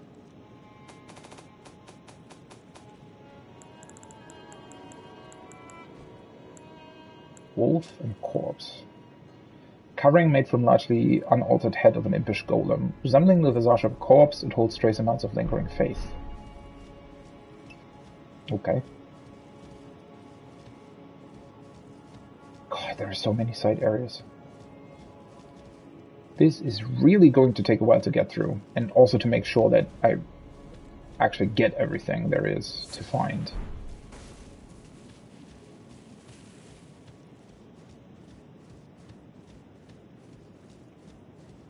Though it is quite cool the way they've sort of integrated this big street, because that always gives you like a spot of...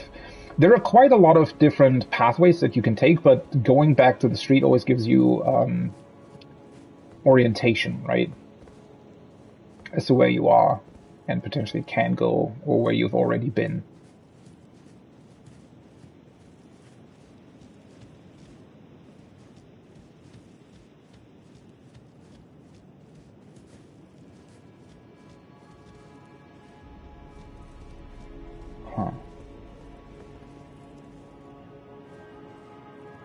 This is quite a weird sight, isn't it?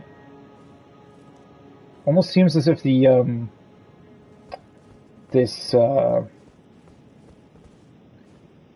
what would you call that? The metal surrounding this well, doesn't really fit its aesthetics, I feel like. Oh, holy shit, who the hell are you?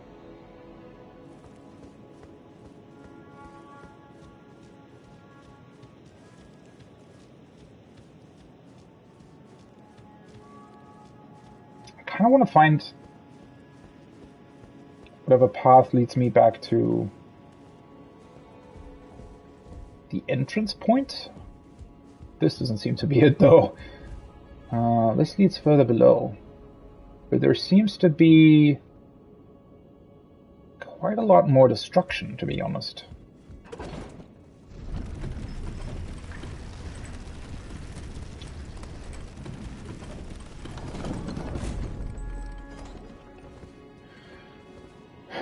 Because there is a lot of blood here. Okay.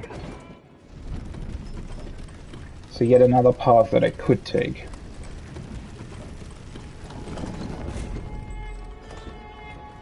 I don't know, do I want to try dealing with that? I think that's one of the Crucible Knights or something similar.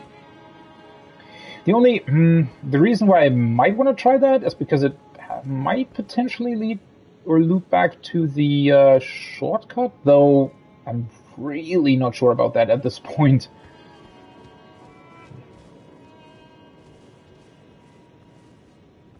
Huh. He's weirdly chilling here, right?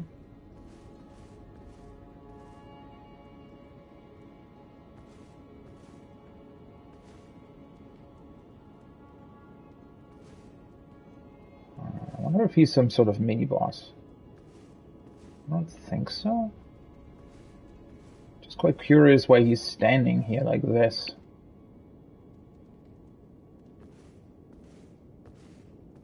This hallway in general just looks kind of crazy to me. Are you fucking kidding me? Why the hell wouldn't he... Oh, for fuck's sake. It ate my input again.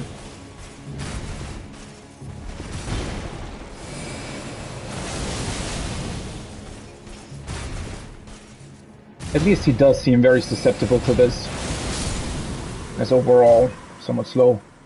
It's the same guy that I fought in those catacombs, right? As a boss? The Dragon Crucible Knight or whatever? Man, this looks crazy good, doesn't it? A Hero's Rune 5. This golden earth tree thing here.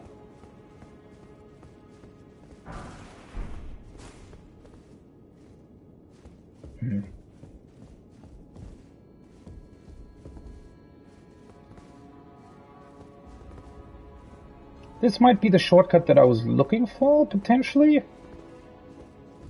It should lead back up, right? Yeah.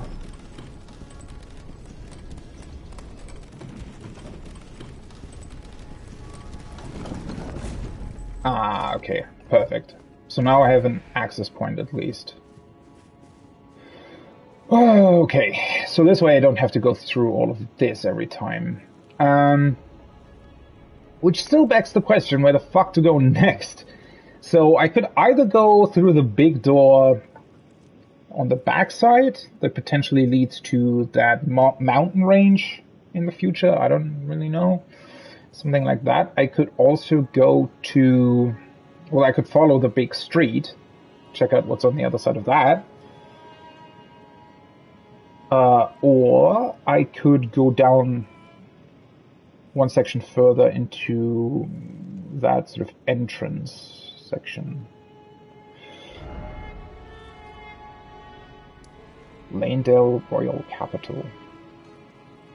Maybe I should actually look onto the map for this. So I pretty much walked all this way up until this point, more or less. So I've checked out, I think, most of this area already. I could go into this area down below. I don't necessarily know why, but I could. This is ultimately where I probably want to get to, right? This should be the place where you can access the Earth Tree from. Looks like.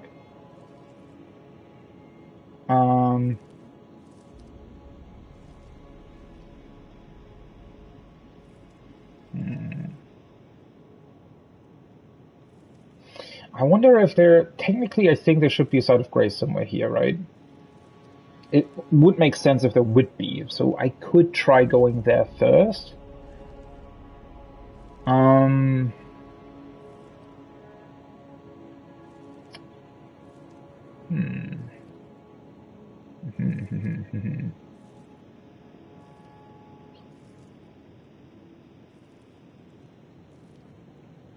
Then again, I'm quite curious what happened down there, right? Where everything was bloody. That also has to have some sort of meaning. There are definitely items on the rooftops as well, though how would you get there? Didn't really look like you could actually jump on top of all the rooftops, but then again, maybe I misjudged something. So that's the elevator you go down, right? Which leads you to that destroyed building. And you can jump onto those roofs. The problem is you wouldn't really be able to go back up again.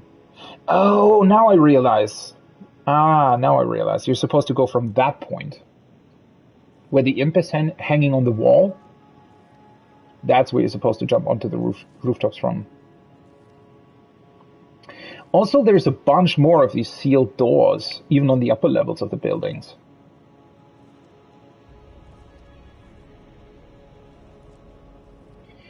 Well, yeah, honestly, I'm a bit overwhelmed by all of this. What would be the best point to go next?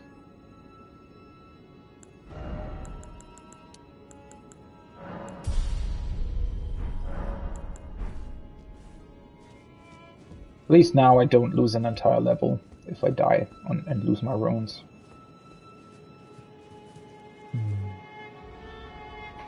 Yeah, maybe, I mean, going onto the rooftops might give you the opportunity to take a look at whether or not you've possibly missed items, right? So...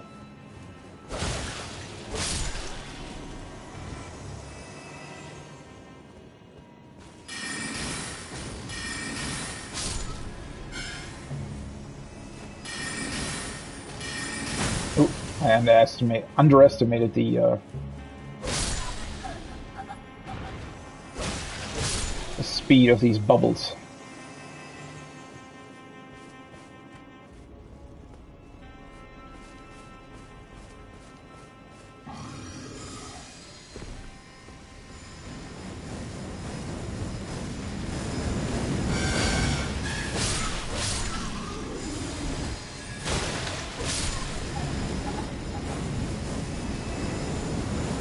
He's kind of going crazy, isn't he? So is this really... I guess it has to be, right?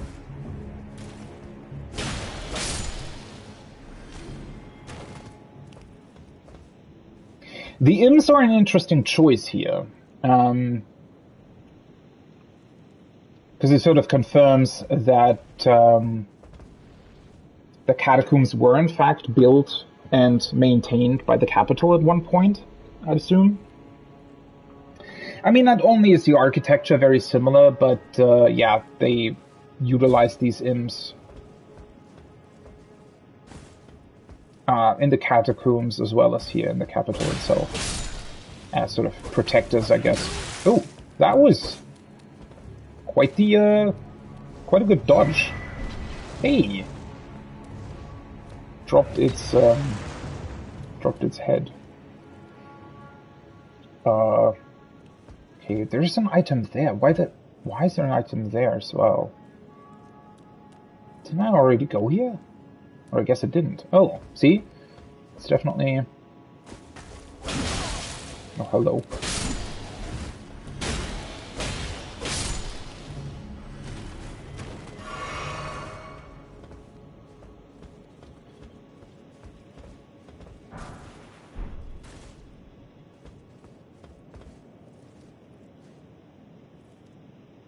I mean, in a way, it's also pretty cool that they kept like this more sort of confusing design. It's not necessarily confusing, right? But it's definitely very, very open. It gives you a lot of options of where to go next. It gives you a lot of things to look at and you know, see. It's pretty cool that they kept this for the more or less last stage of the game. God, these jumps are still kind of scary. I mean, I don't think that I would die falling if I fell down, but it would probably be pretty annoying to come back up. Also, even here, what the fuck did they do? Even these, it seems to be just small windows have been closed with this whatever weird stuff they put in there.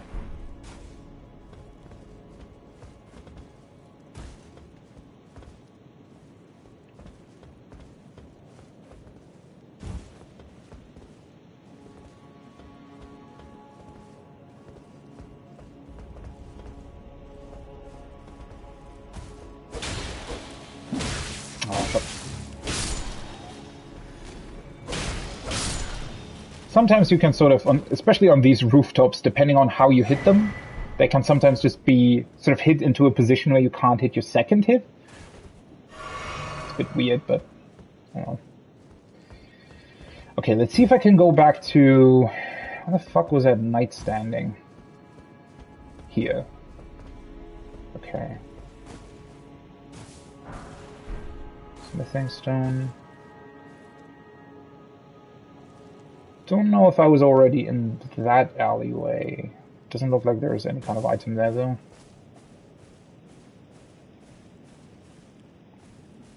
There was another item to the left there.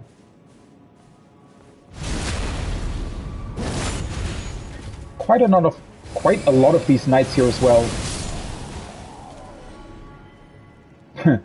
In that regard, this magical beam is pretty OP, because if they're getting up, for a short second they're invulnerable anyways, right? But the way the beam works pretty much works out perfectly to when they're hit, when they come back up. And they can't really do anything against it. Okay, that item I already grabbed. So now the only question is, how the fuck do I get back out of this place? I guess I would have to jump down over here.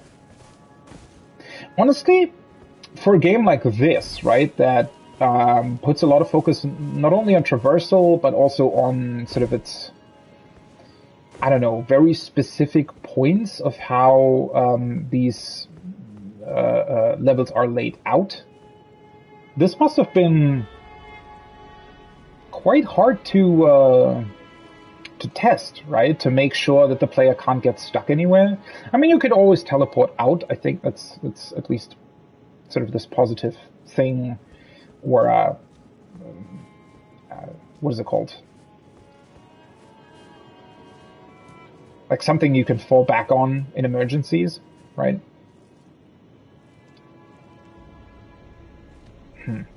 Do I actually? I'm really intrigued where this leads. Really intrigued whether or not we can get to another set of grace here somewhere.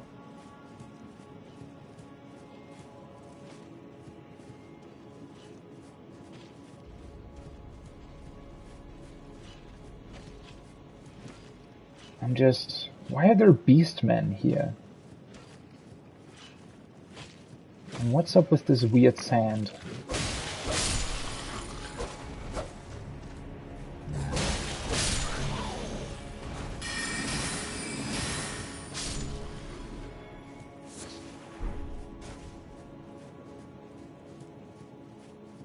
So I suspect the staircase will probably lead back outside, right? This even looks kind of strange, doesn't it? As if, not only did this weird sand fall, but it also completely sort of, I guess, uprooted. Would not be entirely the correct term, but it definitely, are you not dead? I don't know, these buildings look like something akin to an earthquake took place, right? But the ground, I don't know, it looks as if the ground sort of turned into sand, and then at the same time also shifted and buried the buildings beneath it.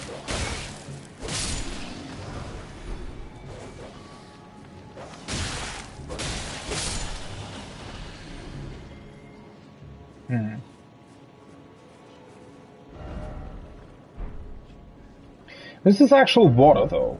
So this is just water. Suggesting that this would just be water as well. I wonder if there once was sort of a giant bridge. Because it's just strange that the what appears to be the main entrance to the capital, why that appears to be just leading into the water without any sort of obvious connection to the buildings and the actual city part.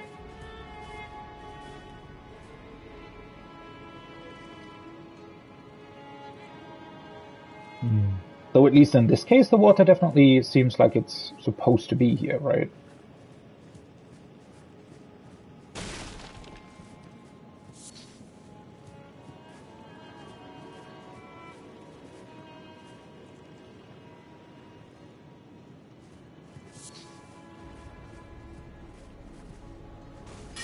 Ah, that's one of the bigger ones.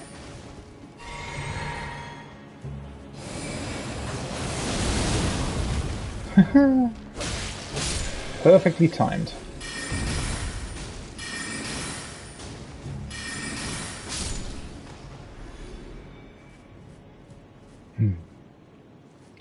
I guess these beastmen must have also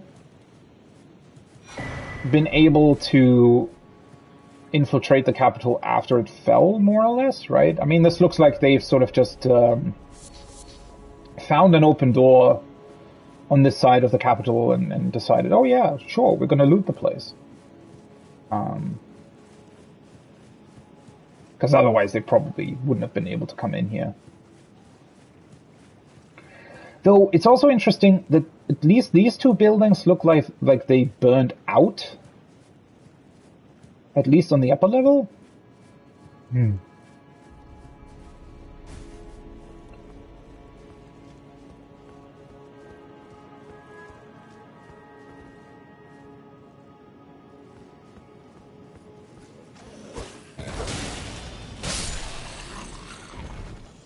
Quite sneaky.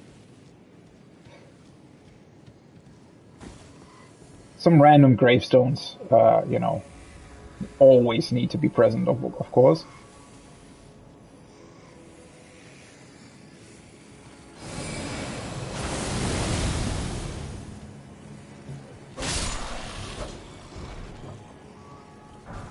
I'm still somewhat surprised at how much HP these bigger beastmen have.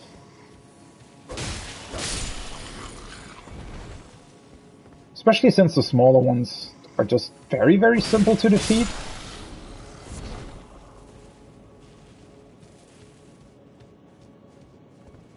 Oh, that's a statue. What are they doing here? But they're praying to it? The fuck? Why are they praying to the statues?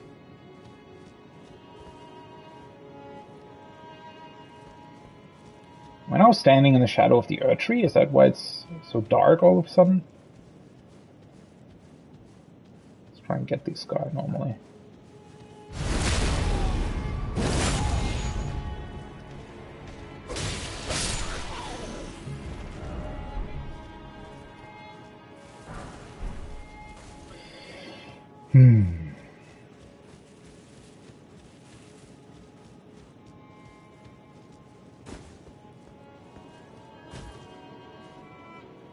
Okay, so this is...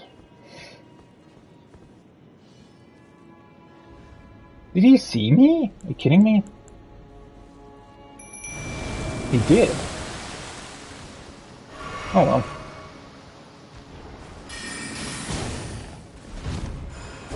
Oh, that was weird.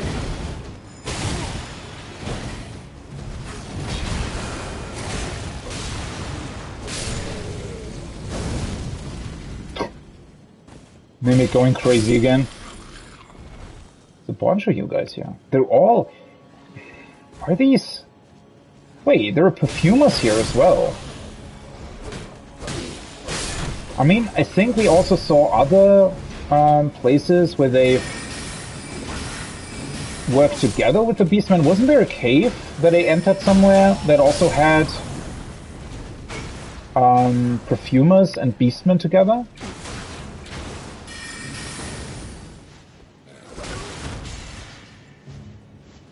Oh, oops.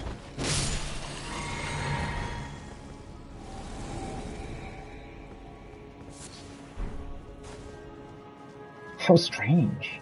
So there was a perfumer here, but then also all these beastmen apparently praying to these gravestones?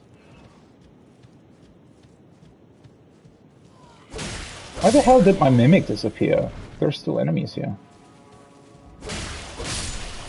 Although they don't really care, apparently.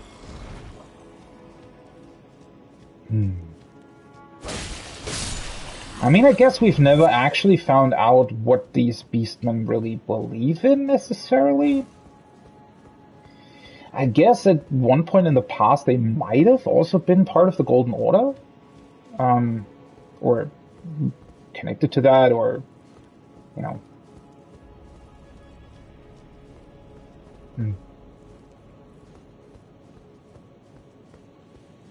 Although I think my previous assumption that they infiltrated the capital after it fell probably makes more sense. What the hell happened here? Why is there suddenly this dark mud-like stuff?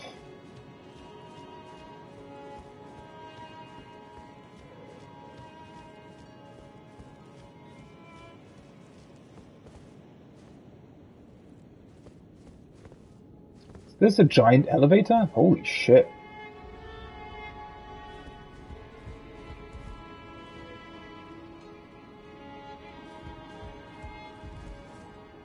It's even a very ornamental lever.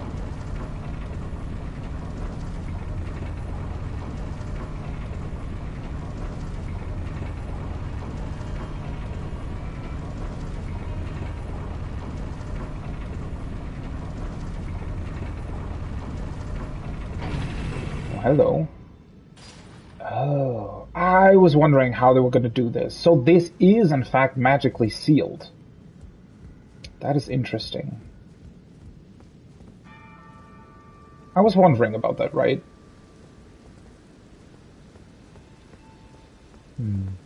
So, for some reason, the access to this mountain is magically sealed.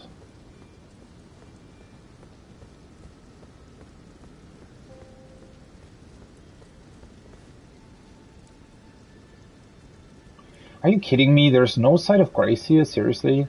Shit.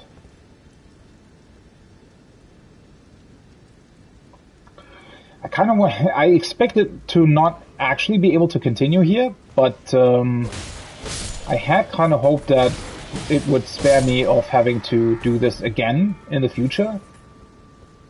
Not that it's particularly difficult. I mean, most of the beastmen you can probably just run by if you really wanted to.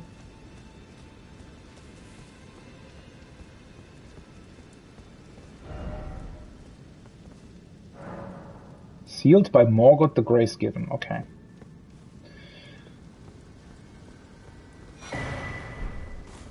Though it's quite interesting that it's specifically sealed by him, apparently. I don't know, somehow I would have thought that it might be connected to the Elden Lord or something, right? Especially since it's such a golden seal. I mean, I guess Morgoth is here in the capital, so he would also be connected to gold a lot. Still quite a weird connection, I feel like. Okay, do I just want to run back? I could also literally just port back. At least now I know that I've already cleared out this area, right?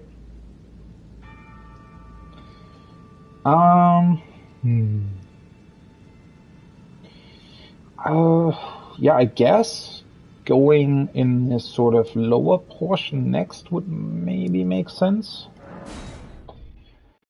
Let's go back to the South Brace first.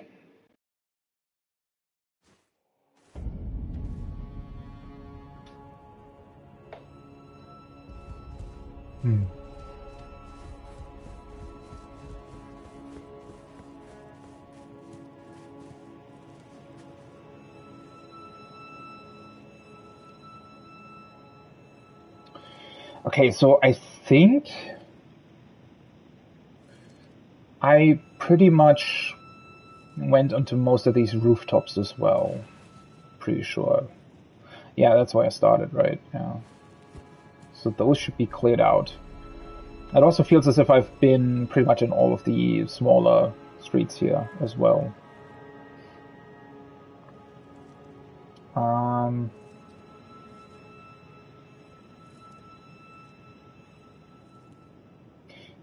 Yeah, I mean, theoretically, that sort of down portion there in the front, I don't think that's the way to continue. Though that in and of itself in this area seems to be somewhat of a fluid concept. I don't know, a lot of these places could potentially continue or connect to something. This guy gonna respawn? No. Huh. He does not respawn. That's interesting. I wonder what was he doing here in the first place? Standing in front of the corpse?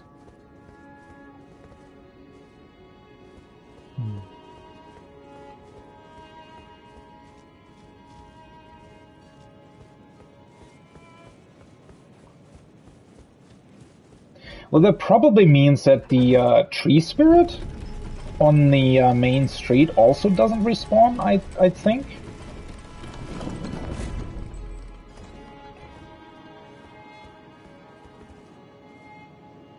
What the fuck happened here? Why is there so much blood? And why specifically in the sort of lower portion of the city? This could be, I don't know, this could be connected to Yharnam, right?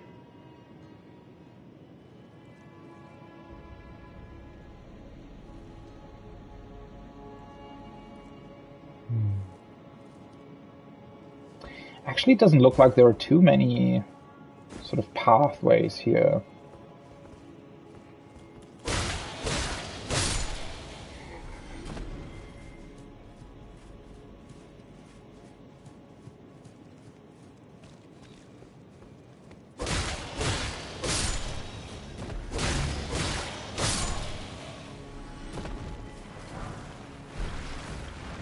Oh, hello.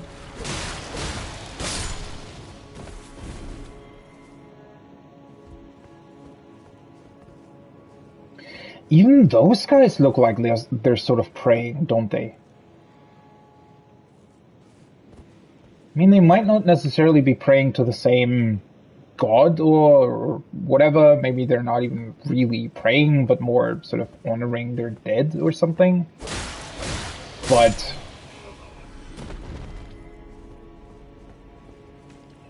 it's certainly quite the interesting imagery, isn't it? As if everybody in this entire city, no matter who or what they are... Oh, hello. Where the hell did you come from?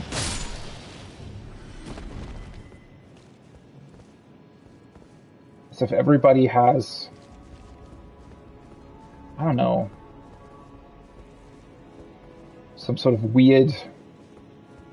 hope, maybe, that things will change again? I don't know. Really not sure what this is supposed to mean. I mean, this must have been, I don't know, sort of a more normal part of the city for quote-unquote normal folk, right?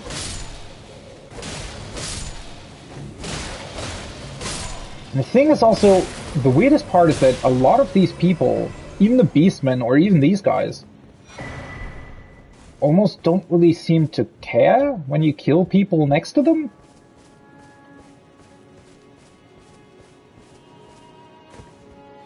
Almost as if they've been entranced, maybe even.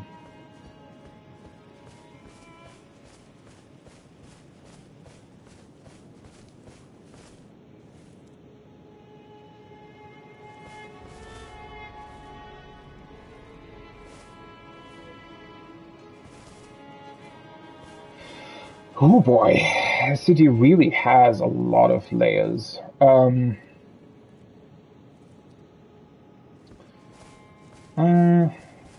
know. I can never quite decide where to go next. Let's maybe check out this wine cellar looking place. Oh, hi.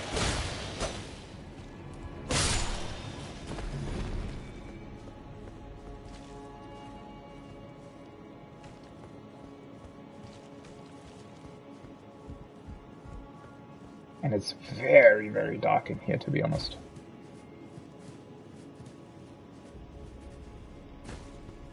I mean, it is night, but... because of the high walls, I guess. A lot of shadow here.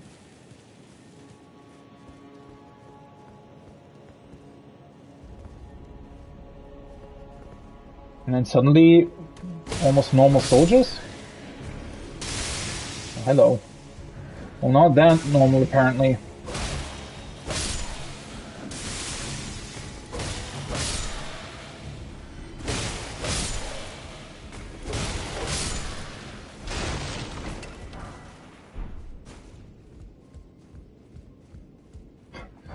Everybody using lightning in this place. I mean, it makes sense. But even these normal guys. Though they can only throw it, right? They can't actually cast it.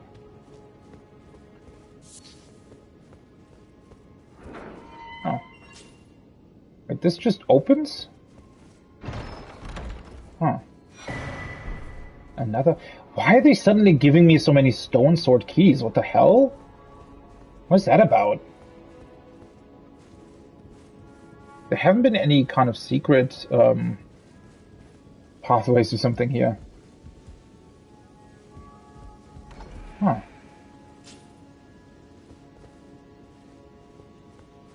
Is this a shortcut to somewhere else? Ooh, side of grace. Nice one. I guess I could have also gotten to this place via the main street. Is this leading off of the main street? I think it might be.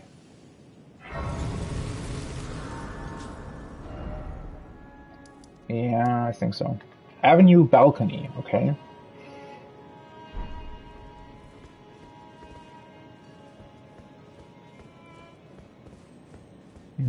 Okay. At least it gives me a couple more access points. Do I want to continue this way? I mean, that looks like it at one point in the past might have connected to the main entrance of the city, right? I don't know if that's correct, but might be the case. Okay. I want to check out this lower place first. Hey, I didn't see you before. What or who the hell are you praying to?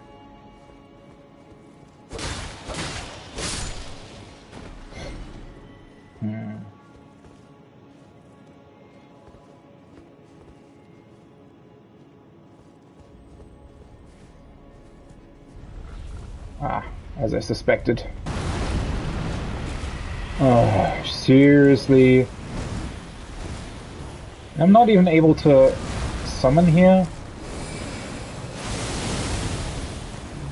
Oh, that was actually the wrong spell. Oh, it grabbed me. Oops.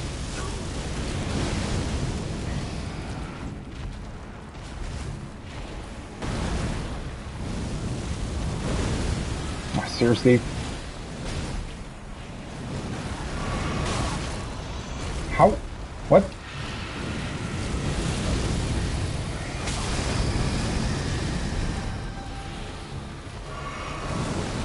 But I really, really hate these guys.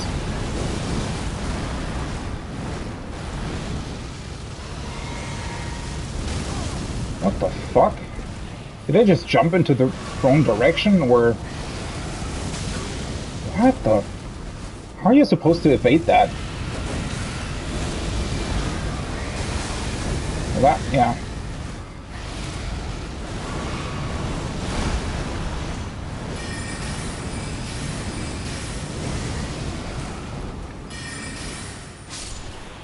At least they give you a lot more open space here, compared to the earlier times you have to fight these guys. And a golden seed is a pretty good reward for this.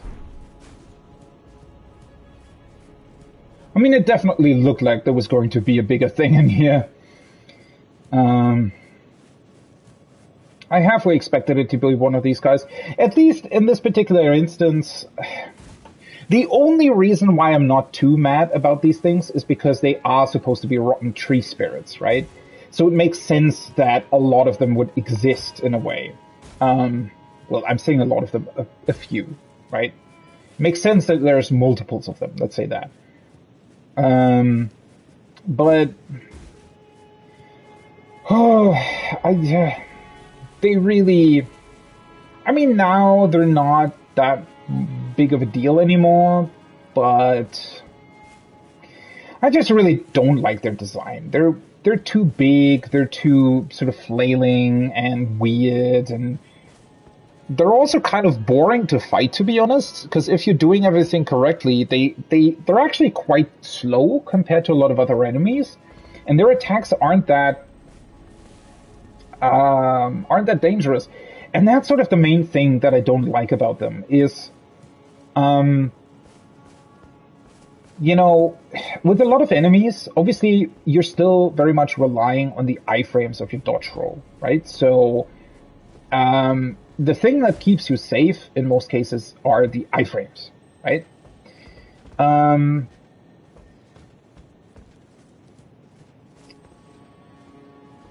But it still has to be somewhat believable, in my opinion.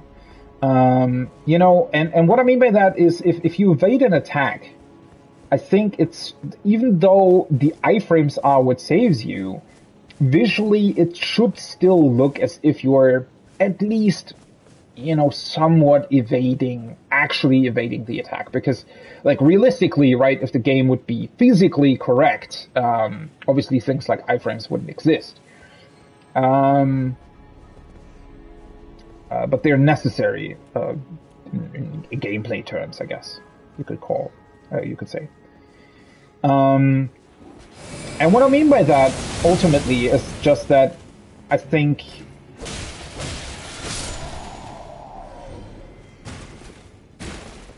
really, really big enemies, especially that have these very large flailing motions, don't work that well because it looks very, very unrealistic how you're able to dodge their attacks, right? Because the dodging that you're doing ultimately is just iframes, and nothing more, right? They are so big that just visually their attacks should basically always hit you, but obviously they can't because that would be boring, right? Or that wouldn't be very fun, is my point. And so they have to design them this way because, well, yeah, this is how you evade their attacks with iframes. It doesn't look very satisfying visually. I don't really like that about them, and I wish they wouldn't necessarily design enemies where, you know, it creates this somewhat of a disconnect between how it visually looks and what actually happens. It's actually my main gripe with them. Otherwise, they're not even that bad. It's just that their introduction is also handled very poorly. The fact that I think the first two fights that you would sort of mostly get against these guys are two fights that are in a very, very tight space where they constantly clip into the wall, which is another problem. I think they work much, much better in an open space like this, right? Or previously close to Volcano Manor, there's also a big open space where it just works a lot better. So yeah, I wish they wouldn't have introduced them in quite such a way. Or maybe they could have also just, I don't know, introduced a smaller version of them. They don't all need to be the same size, right? Maybe just do a smaller version of them that appears in certain, you know, in certain dungeons where there isn't that much space for them. I think that might have also been a better choice.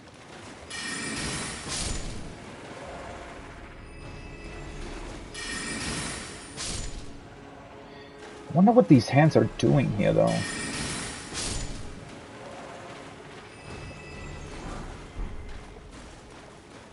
Well, we're in the capital, so it would make sense that there would, because they're typically associated with sorcerers, or have been so far at least.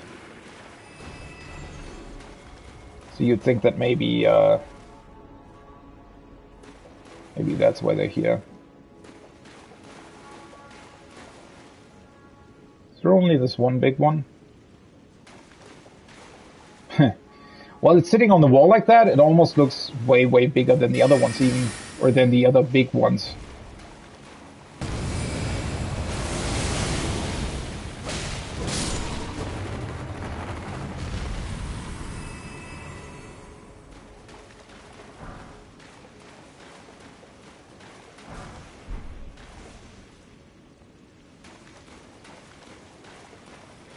I guess, is this actually the place that the hint that the merchant gave us talked about? Sort of a vast sewer network below the city? Probably is, right? Wouldn't necessarily call this a network yet. I mean, it's certainly a couple of tunnels, but it's also...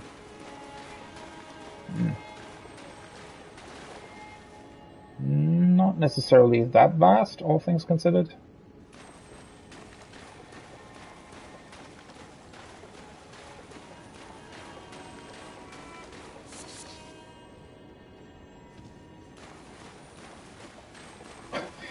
It's still... Oh, I was wondering, they were lying on the ground over there. I was wondering what prompted them to attack. So they wait until you exit back out of this particular tunnel. Interesting.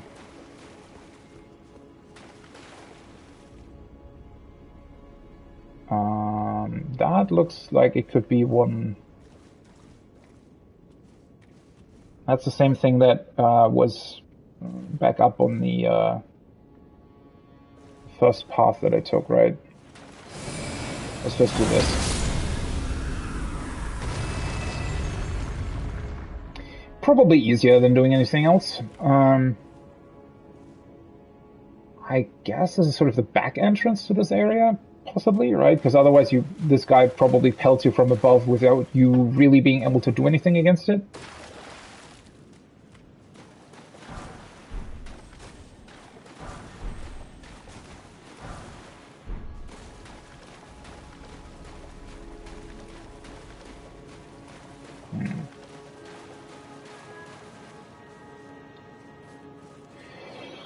Oh, this is honestly...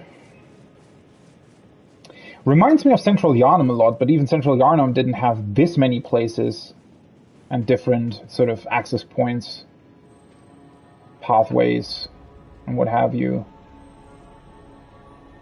I think I know where I am. Holy shit, this dragon is huge. Yeah, I'm pretty positive that this dragon must have been bigger than the one in Caelid. It's lying on the ground. Wasn't there a knight here somewhere? Oh, there he is.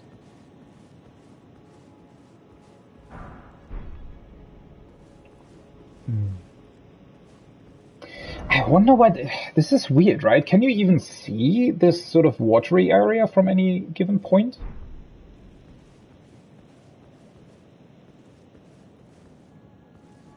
I just feel like it's so weird that there is this big disconnect between them. Also, are you actually able to go up on the dragon? I think you are, right? Holy shit. Man, I haven't even finished that area downstairs. Ooh. Another one coming. get rid of this guy first.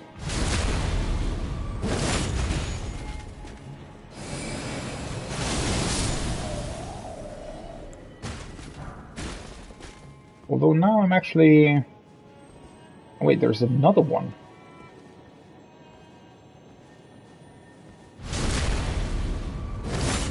That was a bit of a weird backstab.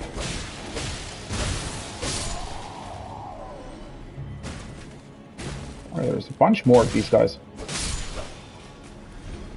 Oh. Hello.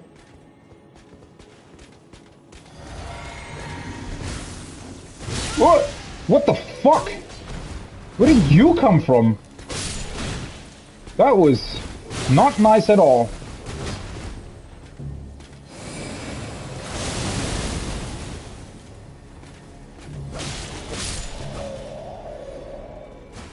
I mean, I saw that there were other ones back here, but I didn't realize how close they were, I guess?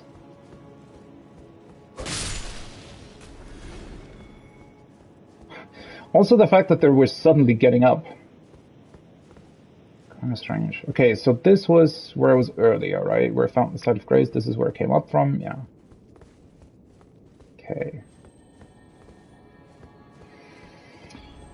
Okay. This is gonna be... Okay, that's a ladder that I could have gone to, but didn't.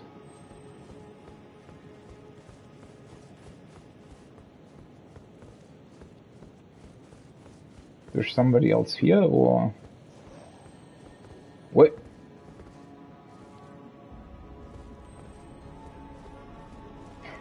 I heard something. No idea where it is, though. Okay, what's the point of being able to go up onto the dragon, though? I mean, it might just be a potential way of accessing a higher level of the city. I'm honestly struggling to keep everything in mind at this point. Because I also still have to go back to the main street. Let me actually go back this way.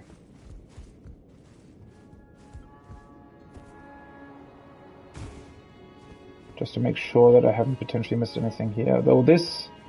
Right, this doesn't actually continue, but I thought there was...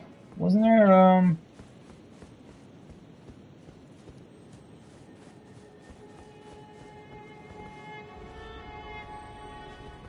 Right, I wasn't in here. Yet, I don't think.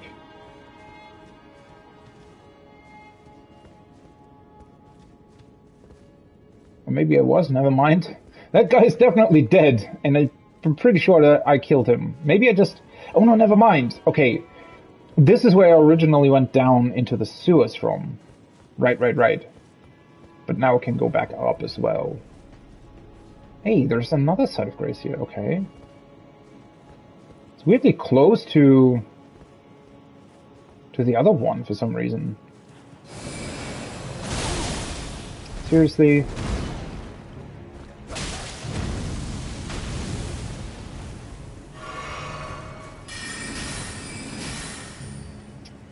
I always hate it when they do that.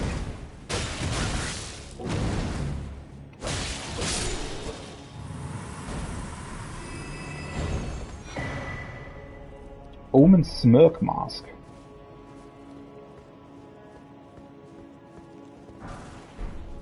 Okay, smithing stone.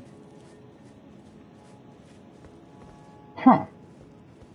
It seems to be another shortcut. That's definitely a ladder you can kick down. The hell? Honestly, I mean, I really like how open they've designed this, but for some reason I feel like I'm doing this almost backwards. Not entirely, but certainly in certain places, I'm sort of going through this the other way around. What happened here?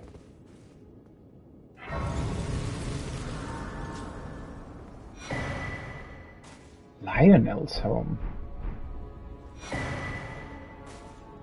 And a deathbed dress. I was gonna say, this somehow reminded me... Likely breed for spite, okay. This somehow reminded me of the scene in the Round Table Hold, right? With Fia? Leyndell. I mean, this doesn't necessarily seem to be an NPC that I could have interacted with or potentially saved from something or whatever. Seems very particular, though. Round iron helm with a distinctive large brim, worn by Leyndell the Lion-Hearted. When this chivalrous, dauntless knight met Fia, who had been driven from her home, he declared himself to be her father. Oh. What? The hell does that mean? That seems so random that you would suddenly find this here. Round iron armor with a banner extending from its back.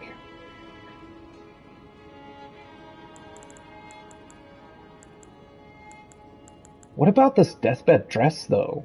Extremely thin and sheer white dress, worn by the deathbed companion as she embraces the dead. Slowly replenishes the HP of nearby allies, but not that of the wearer.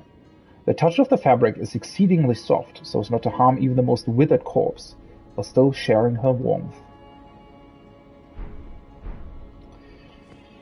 Okay, what the hell is that supposed to mean, though?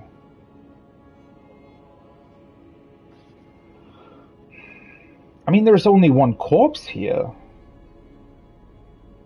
Maybe he found the dress and thought that Fia died, and that's why he died himself or something? The fuck are you supposed to make of this? I mean, I haven't met Fia in a while, right? I have absolutely no idea what happened to her. Okay, that's where I've already been. No idea what happened to her, no idea why she hasn't... I for sure would have thought that she would have come up again at some point. Lower Capital Church. Okay, so the point of this side of Grace is definitely purely, basically, for this shortcut. That should be connected to the main road here.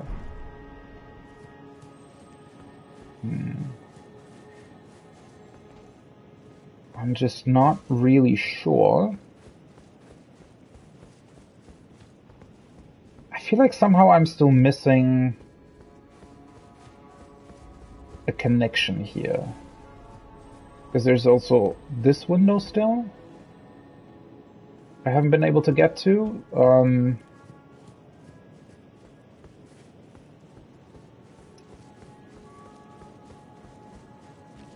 So...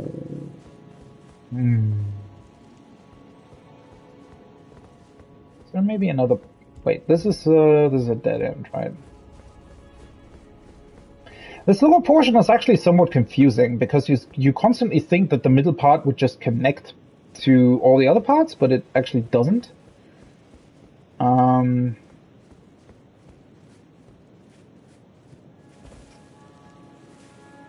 Okay, I'm pretty sure that it cleared out this part.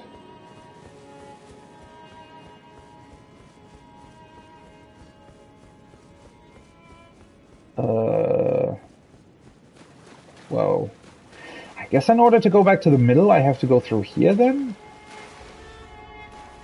It's honestly a bit weird.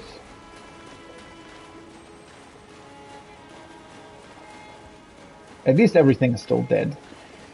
Yeah,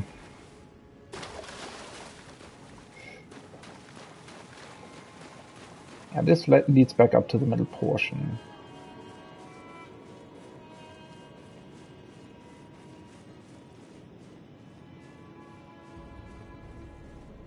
Right.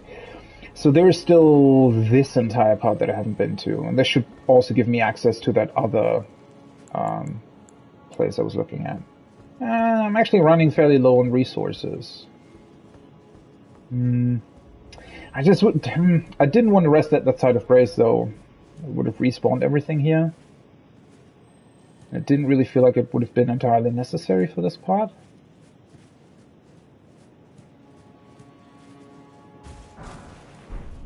I mean, I could always use one of the shards to replenish my FP. If I see something that looks obviously dangerous, I might actually do that.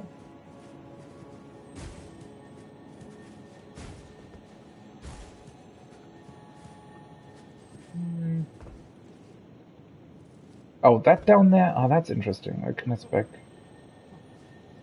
there.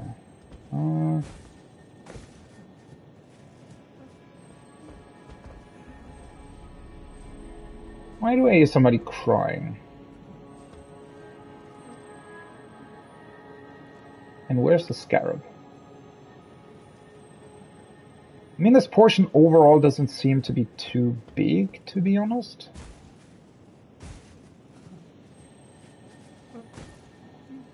Ah, it's one of these guys, okay.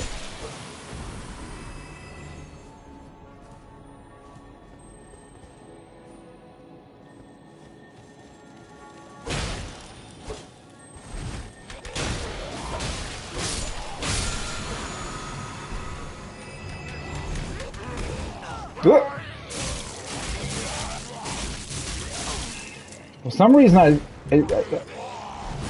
thought I sort of awkwardly rolled into him. Okay, come here. Why the fuck are they even trying to eat you? What the hell is up with that?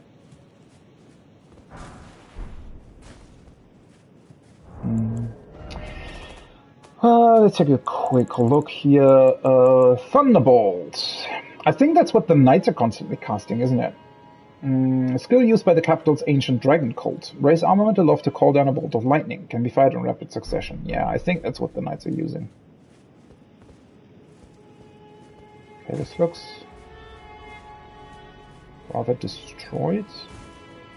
It's weird though, because you're able to go into the roofs and everything, right? The amount of traversal that you can actually do here is actually quite a bit more than you would be used to, maybe? Which makes this all a bit more confusing than it already is. Okay.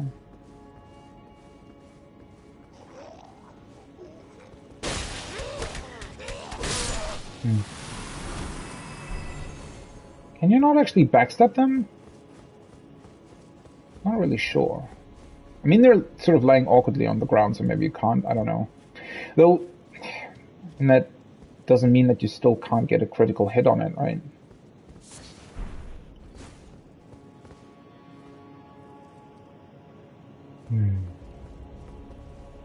Where does this connect to? I thought I'd already cleared out most of the sewers.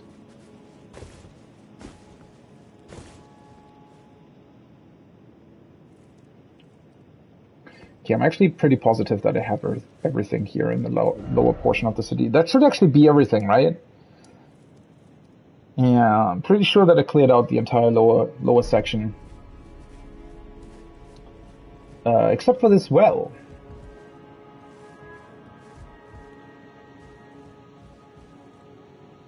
Oh, that's just... Oh, okay. Now I know where I am. It's just this one item that I saw behind the gate as well. Yeah, I was on the other side of this gate.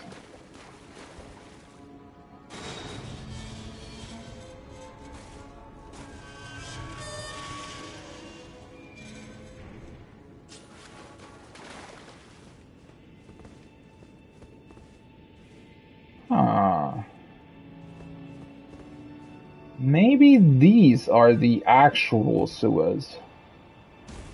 Or rather the big network that was talked about. I mean, the music changed as well, right?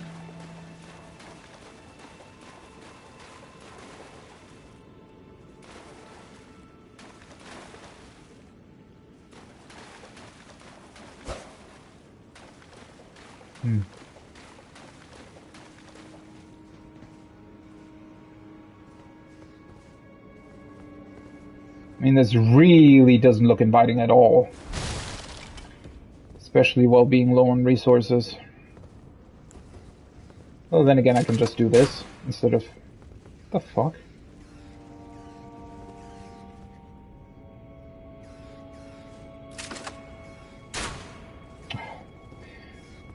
hate this targeting.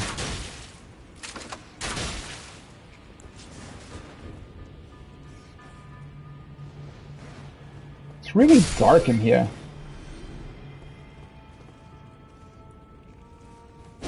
Oh, oops. Is that a rat? Come here, buddy.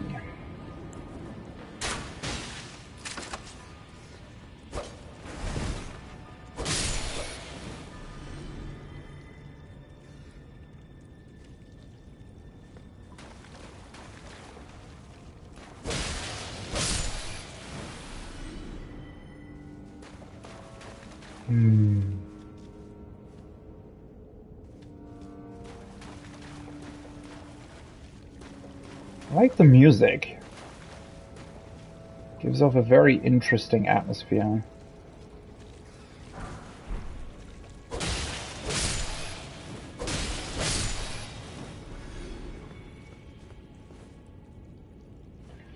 I would have thought that there would have been a Site of Grace here as well somewhere. Maybe there is, and I just haven't seen it yet. Because this does seem to be an entirely different level, right? Subterranean shunning grounds, yeah, they definitely are.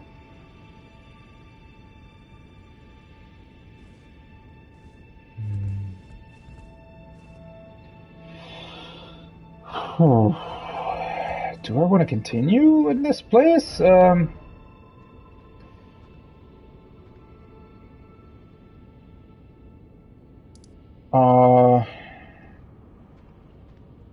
So the well was the access point, correct? Do you remember that right? Because, yeah,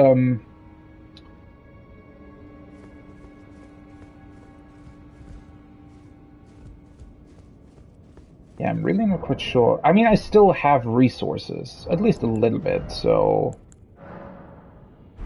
Also, honestly, I need to remember the next time that I rest of the Site of Grace, I definitely need to slot in the heal incantation that I have. The fuck are you?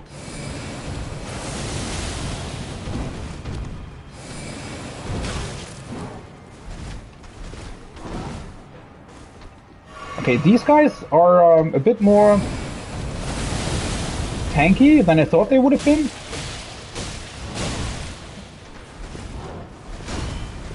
If they're all like this,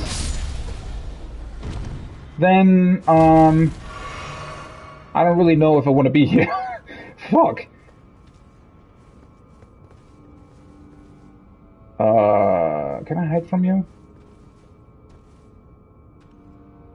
Probably saw me, right? And I could just teleport out, to be honest. Maybe I should do that.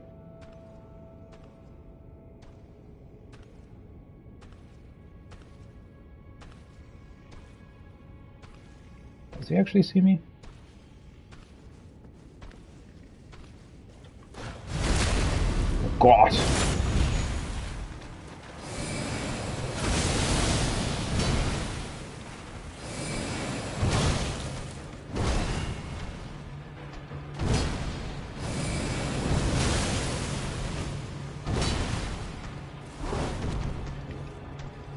Oh, for fuck's sake. Why does it always, like... It always just drops my entire inputs. Yeah, I expected that. That probably wasn't the smartest choice. Man, I hate that. That happens so often. I mean, it has to have something to do with this sword stance that you're doing when you're pressing L2, right? When you're pressing L2, you enter this specific sword stance. And, well, that ultimately, it's also annoying that this guy's in front of you. Like this one, right? And there is, like, some portion of this, like, I don't know if it's during the animation or if you let go of L2, some weird stuff where at a specific point during that animation, if you then press R1, it'll just not do the R1, the L2 plus R1 attack, which is not great, obviously.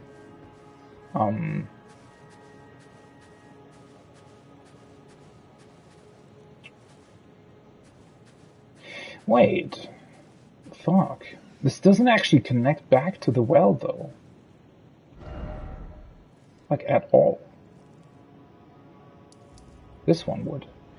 Oh, no shit. There has to be another access point to that, right? Or at least... Well, I'm not entirely sure. Because the well is over here. That's actually a lot further back. I think it's actually easier to go there from this point. Fuck.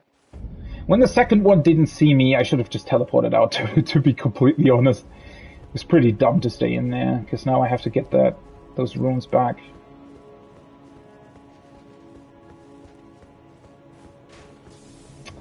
I might be able to... Oh, right, you can just jump onto the roofs here. Wait, isn't the well somewhere here? It is. Okay. Well, maybe technically it does connect back to this place then. Oops. Yeah.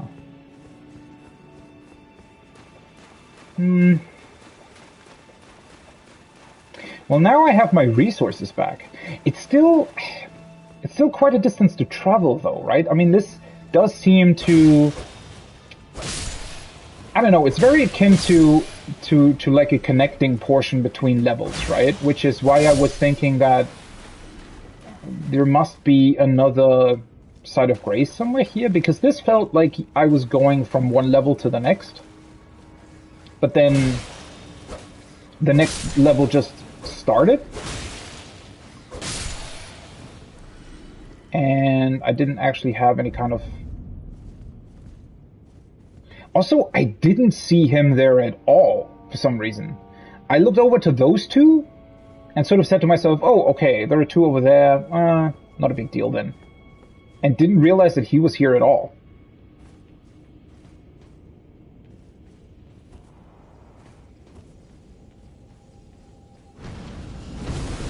Oh, for fuck's sake. That is... Honestly, grabbing attacks are pretty bad to begin with, and the fact that they then also introduce them together with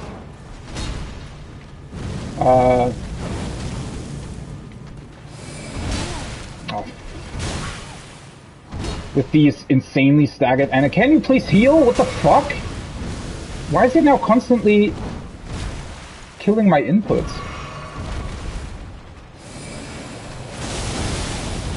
At least that can stun them, which is good. Fucking hell.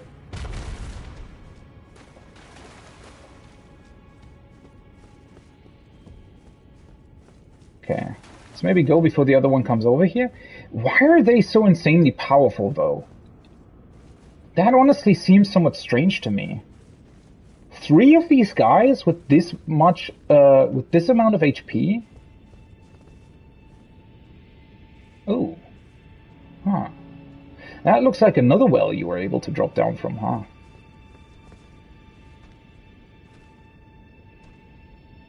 Yeah, I don't know. Attacking them from here... might actually work out. Because they are obviously don't really know what they're supposed to do with themselves. Where the hell are you going?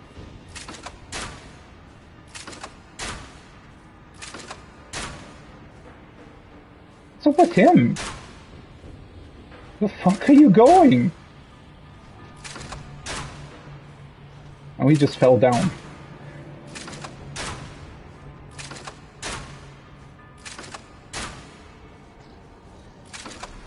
Oh, okay. That's him dealt with. Now the other one's confused. Oh, seriously. The ranges on certain things are sometimes really, really weird.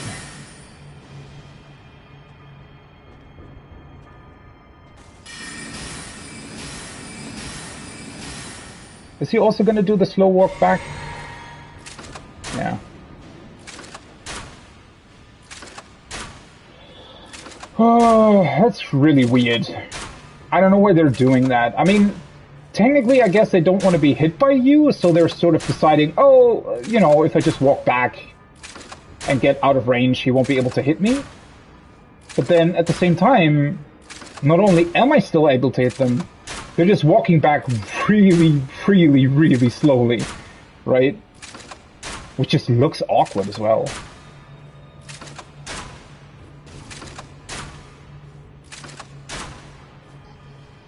Okay. Well, I guess it can't hurt to check on this place. I don't really want to engage with any more of these guys, though. I mean, they're not difficult to defeat, but in this particular case especially, when they're sort of... Ah, there it is. When they're sort of really, really close together,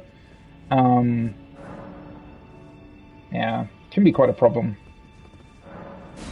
Okay, so this is a shortcut at some point. Well, at least it was worth it, right? Because now I have the better access point.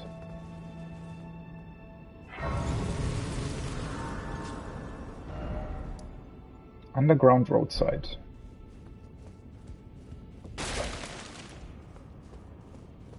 I have to remember that there is this one item up top there. No idea how you would get there, though.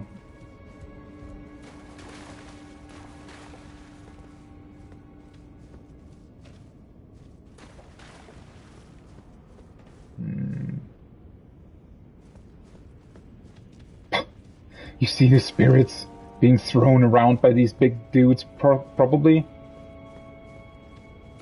It's a rather annoying side of grace, though, right? I guess you can just run by them. They wouldn't be able to follow you through that short gap here.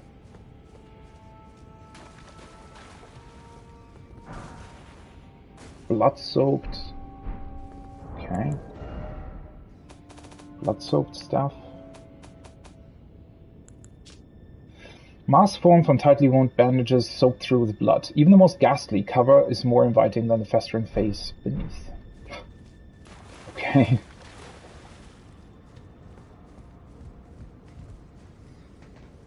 Something clearly must have happened here. I mean, something obviously is not right with this place. How many more of these big dudes are here? What the fuck? Suddenly I feel like I'm under-leveled again. Bow required ahead. Oh, maybe you would actually be able to cheese them from here? Yeah, that might actually be a thing.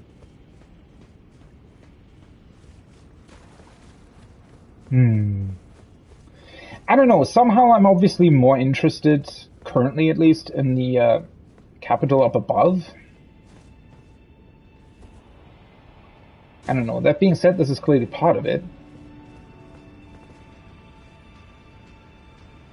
Ooh. Holy shit, this place is huge.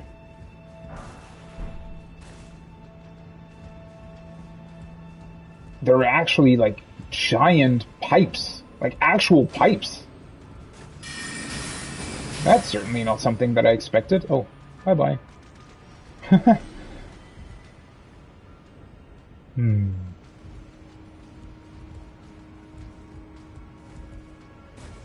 I mean, these pipes almost seem like they belong into another game, right?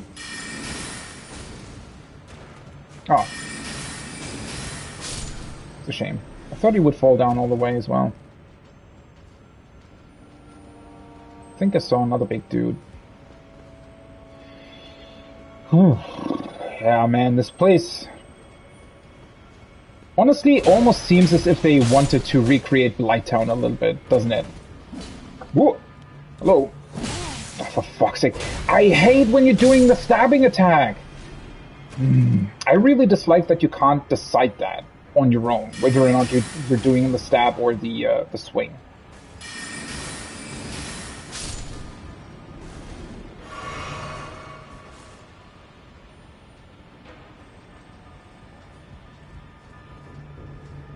Interestingly enough, these pipes seem to be made out of stone, which is,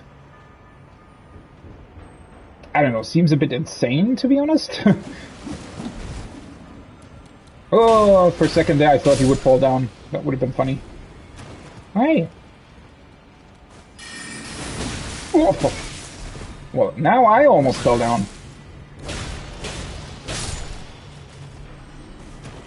Hey, where the hell are you guys coming from?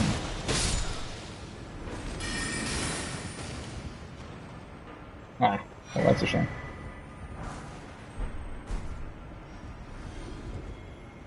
Okay. One did actually fall down.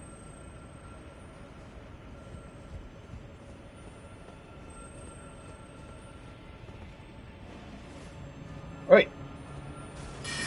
See, they're even doing the poison darts thing.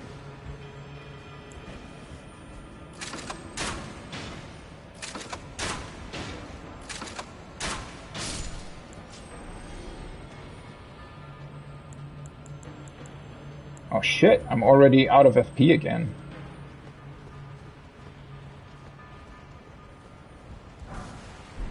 Well, I guess I did cast a bunch of stuff on the big dudes earlier.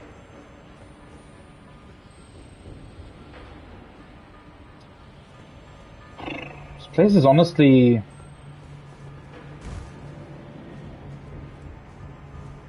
quite difficult to traverse as well, right? To keep in mind where everything is, where I already was or still need to get to.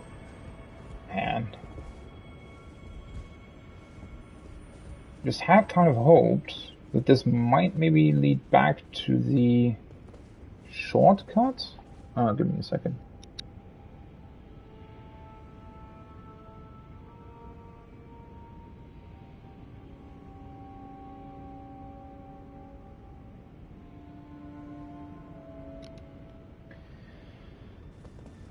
Okay, let's see. What the hell is this about? Oh, you can open up... Oh, there you are. I was really confused where the fuck the guy was hiding. Because I was definitely sure there was one here. I wonder if they have some sort of weakness.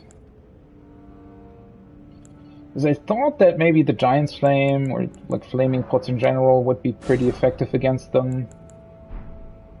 Didn't really seem to be the case. I mean, it wasn't bad, but it also wasn't great necessarily. Oh, fuck.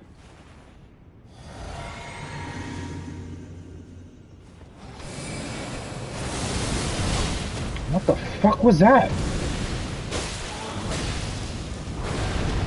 Whoa, they can explode as well. Oh, what the f...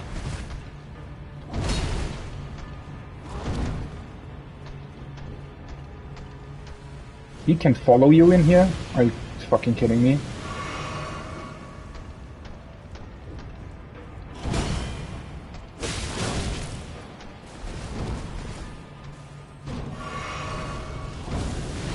Ooh, well, that's probably a bad idea.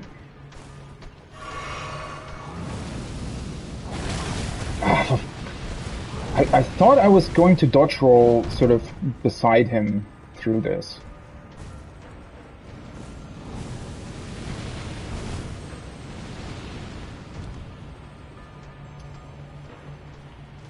Oops. Nope. Ah, I knew it. Fucking hell. I wanted to go... I had hoped that he would sort of suddenly just fall down. Maybe I should have just fought him head on. It's just the amount of HP that they have is sort of crazy to me. That's what I don't really get. These guys respawn as well.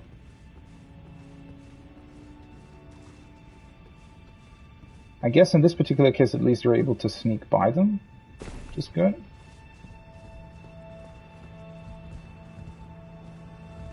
So should be able to grab my runes back then, at least.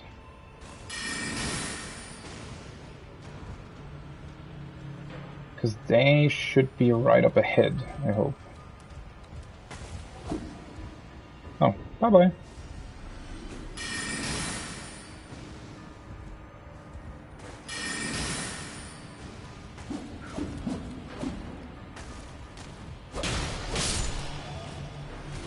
Just take this slow as well.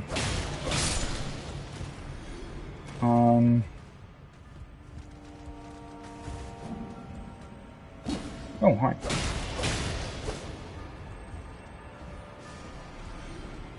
He fell down.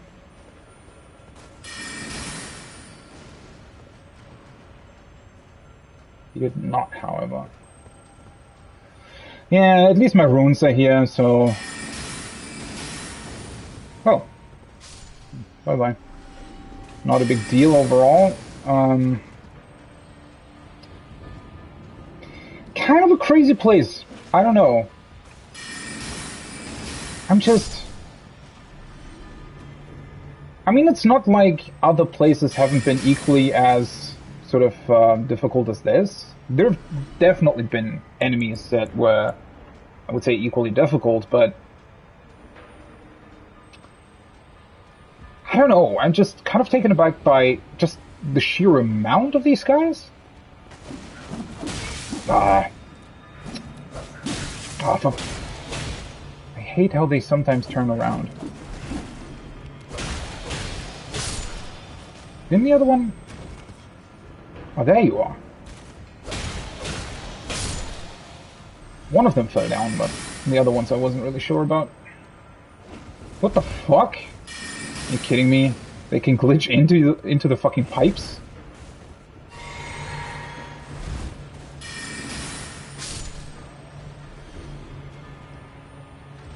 Also, it was just kind of crazy to me that they allowed the big dude to follow you in here, right?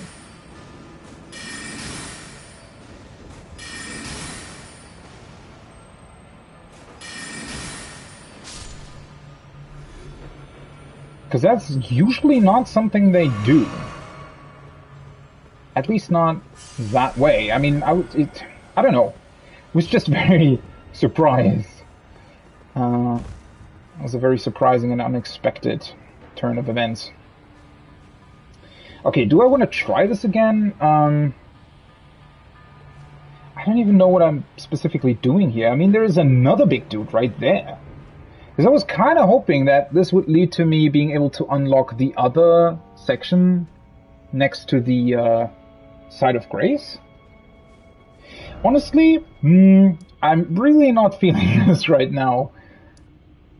Especially since I still have so many places to look at up top. So I have a feeling that you probably have to come down here anyways at some point. So I think I'm actually... yeah. Let's go back up top for the time being. Might also give me the opportunity to level up a bit more.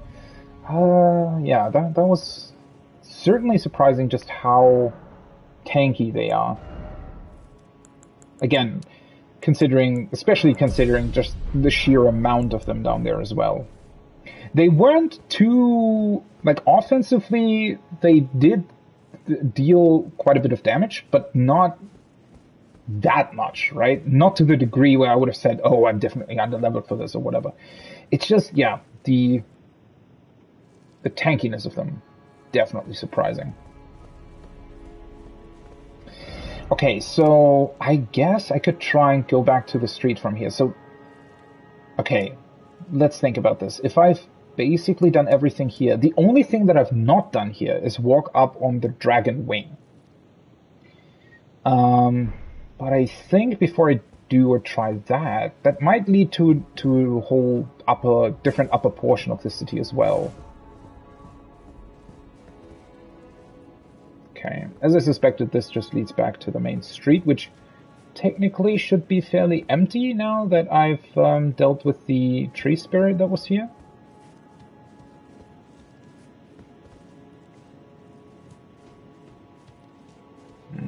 Okay.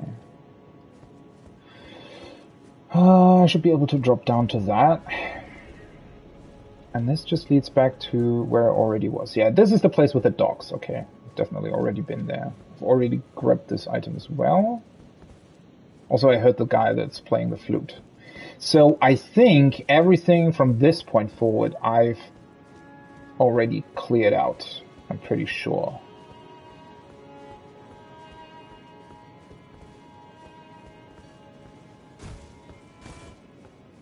I don't think that I've missed anything here. Huh. This is a different setup, right? Usually they have the coffin in the back.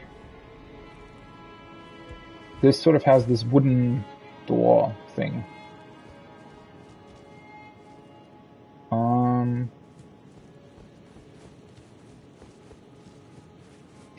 I wonder if...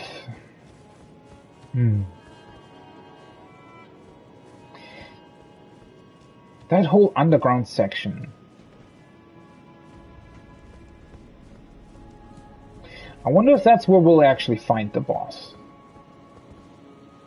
Because somehow, I don't know, logically speaking, it almost seems as if whatever's down there might be responsible for potentially corrupting the Earth Tree. I mean, that's what we've seen now a bunch of times, more or less, or... Oh.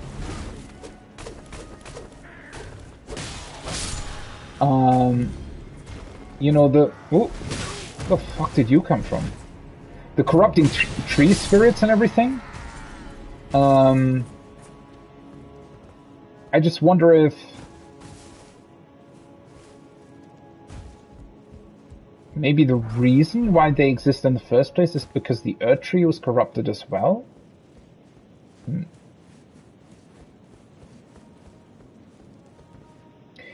Which is a possibility that, for some reason, I haven't even really thought that much about. Oh, I completely missed this. What if the Earth Tree itself, even though it still looks, you know, somewhat okay, what if that is actually corrupted? In a way that would also lead... I mean, depending on what the two fingers are... Which is also a question that still hasn't really been answered, obviously. But...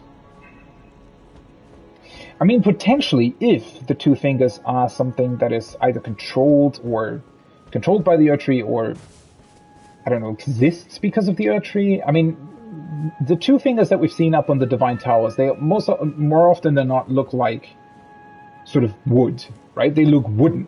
I mean, obviously they're also dead, but they definitely look wooden. Which makes me think that they might just be sort of a, I don't know, a weird version of living roots or something.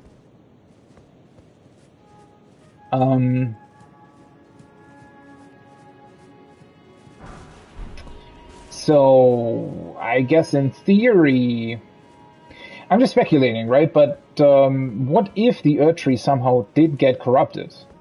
And it's just not very apparent? Wouldn't it potentially be, like, still...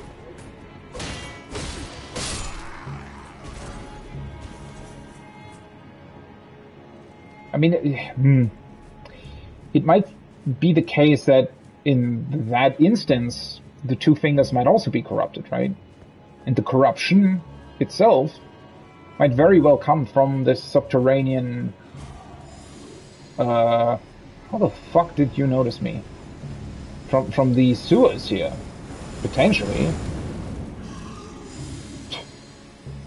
It's so weird that they're just sitting, right?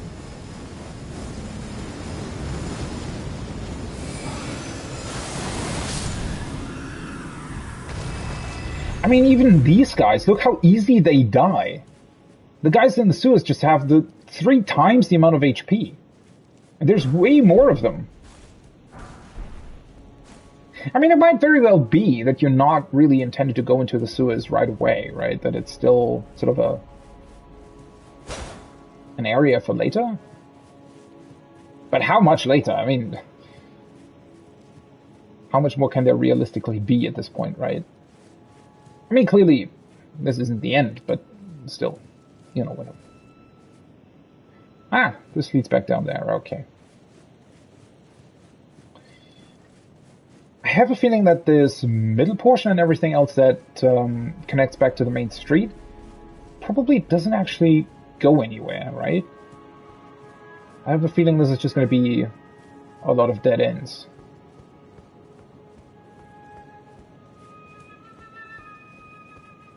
Which would actually be pretty good, because that would mean that I could then sort of check this off, right?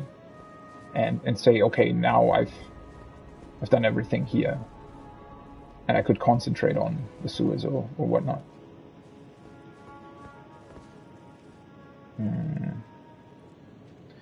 This back area I'm not so sure about. I see a soldier down there as well. Oh, there's two of you guys, seriously. Also, the dudes with the bow always see you, like, very, very early.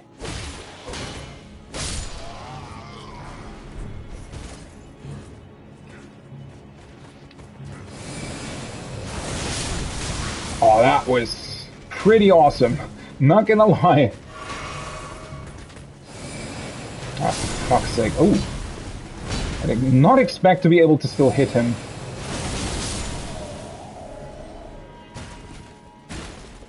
Multi-kill. Guy with a bow, slightly confused. Hello. It is somewhat crazy to me how quickly they can pull out their weapons, though.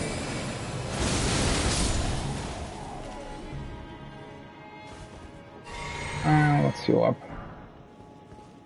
Knight's Greatsword. Cool. Don't actually know if I already have that. There's a bunch of these knights, though. Also, for whatever reason, this giant spear thing, I mean, it's stuck here, right? But the point where it potentially hit doesn't actually look that destroyed. Whereas you would think that if a giant thing like this ended up flying in here, that it potentially would destroy way, way more. Doesn't really look like it destroyed anything at all, to be honest.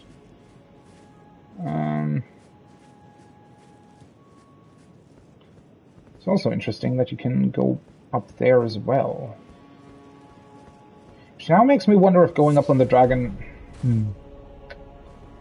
might just be sort of another elaborate path around the whole thing, and not necessarily anything too important in the grand scheme of things.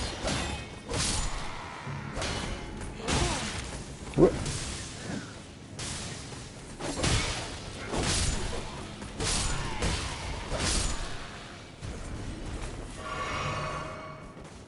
Okay. Don't exactly know where this leads, though.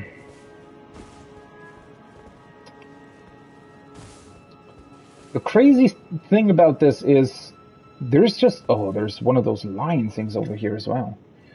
There are so many paths here that you can take that you kind of don't really want to rest, right? Because every time that you rest at the Site of Grace, it'll respawn everybody. So you kind of want to make sure to clear everything out and to really be done with any particular area before you rest again. Just for the potential that it might loop back around to some place you've already been. Oh, okay, so this loops back here.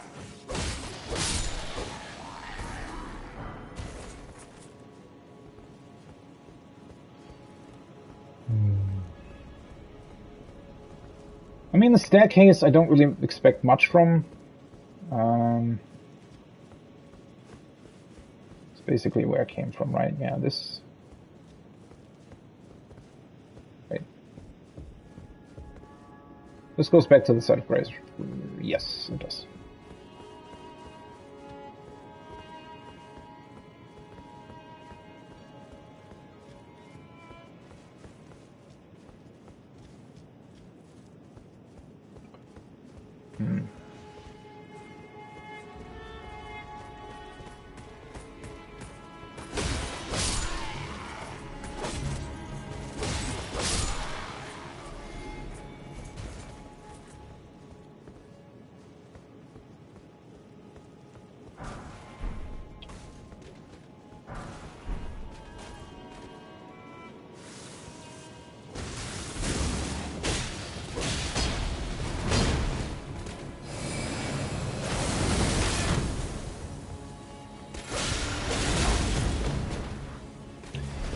Somehow I always forget what that actually does.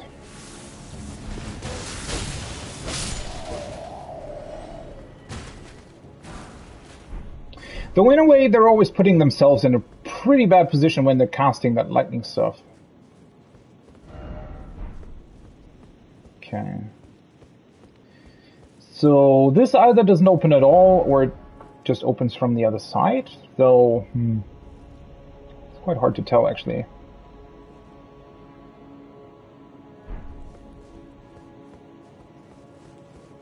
Okay, that does mean that I've pretty much cleared everything out up until this point, though. So now I can take another look here.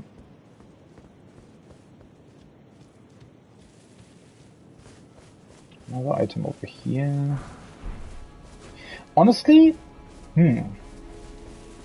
unless going up on the dragon's corpse leads somewhere important, maybe you actually have to go into the sewers next in order to access anything. Really not sure about that, though. You're pretty blind, you know that?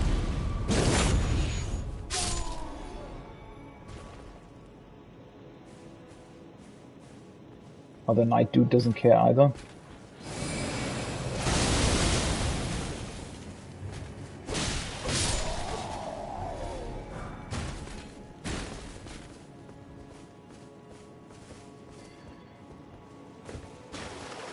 Ooh. Oh.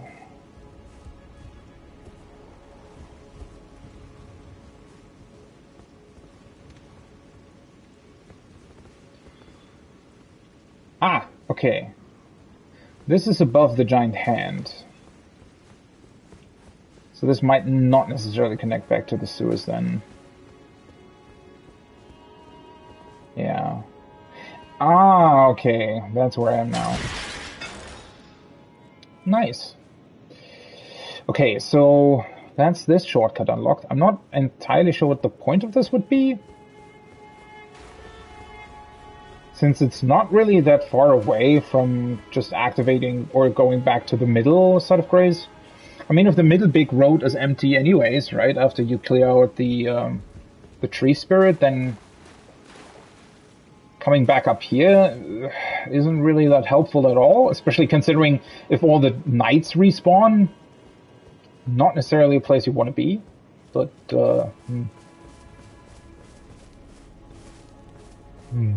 Also, it honestly feels as if I've pretty much cleared this out now, doesn't it? Been on that staircase, it doesn't go anywhere, and I think this didn't really go anywhere either, right? I guess I can still go back here. This will probably be a dead end again, though. Oh, I completely forgot about you.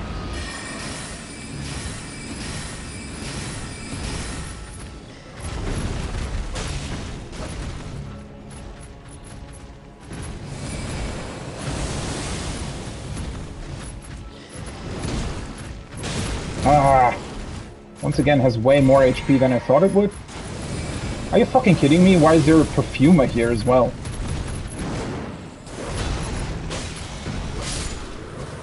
Bye-bye. It's almost Smithman Stone 6, really?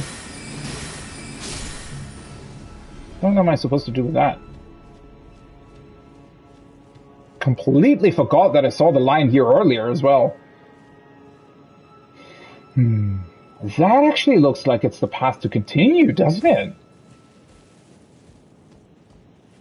That looks like it's sort of going up here on this hill. Okay, let's see. Before I go this way then... Can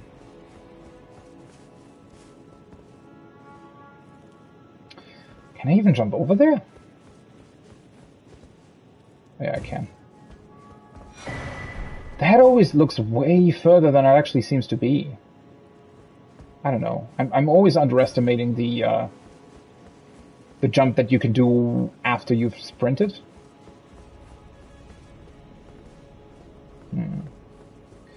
Okay, if the level actually continues that way,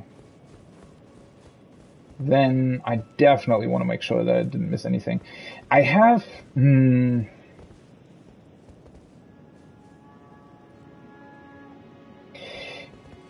Somehow this looks as if you're supposed to go onto the spear from this side.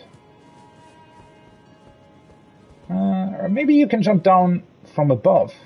Yeah, that makes sense. Ooh, that's an orange item. I didn't even realize. Somehow the orange was, I think, blended with the background, with the yellowish, golden zigzag stuff around the spear. Okay, so that's definitely something really rare. Or powerful, or whatever. Okay. This place I've already been to, right? So I'm fairly certain... Yeah, I've cleared out the entire lower level here. This is the... Yeah, this source. This is where the thing is inserted into the wall, and this is the upper portion that I still need to get to. Okay, all in all, I think... pretty positive that I cleared out everything here. And I'm also pretty positive that the way to get onto that thing is from further above. I don't think you can get to it from here. Question being, do I want to take a look at the Dragon Wing, or do I want to go this way first? Technically, I'm already here, right? Going back to the Dragon Wing potentially would force me into another encounter with the Knights there. I don't know if they're still dead. So last time it came through there. Not entirely sure about that.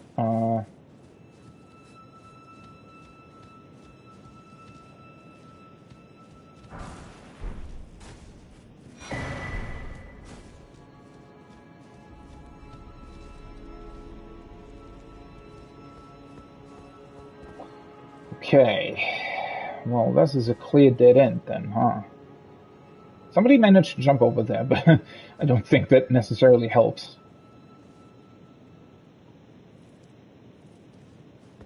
Also, there's somebody standing on those tree routes, apparently.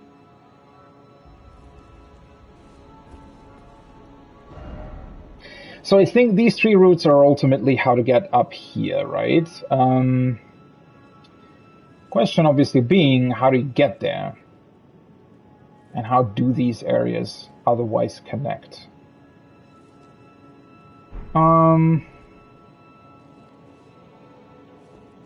Okay.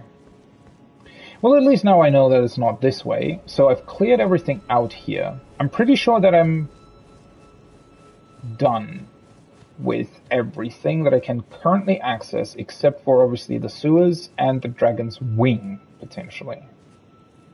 That upper portion should be accessible through some other means. Unless those other routes connect to somewhere, but I don't think they do. I don't think those other routes should be, are accessible. Nah, they're sort of floating in the air, more or less. Well, not floating, obviously, but they're inaccessible.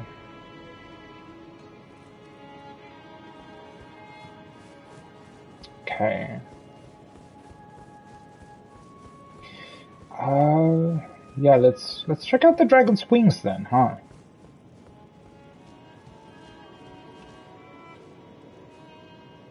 Already been down there, that just loops back up. Done the entire down section.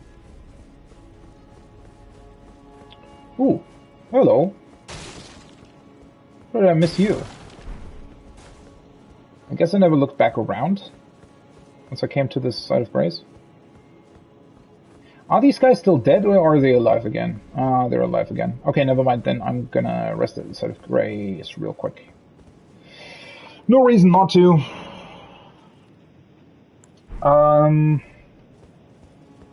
Did I have that? Well, I think I completely ran by this as well. Not that I'm using it anyway, but oh well. Okay, is there a quick way for me to get back to the Dragon Wing without constantly being shot at? It's really quite annoying that these big guys are all over the place here. But they might actually try and run after me. So... or still shoot at me? Ah, no, never mind. Ooh. Acquire materials? What? Oh, it's a gravel stone. This is honestly pretty crazy, isn't it?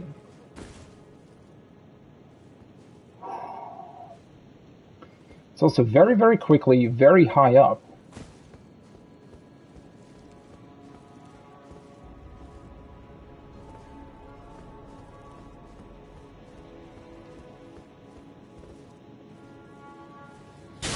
What the Are you kidding me? Is that actually the dumb knight down there? Of course it is.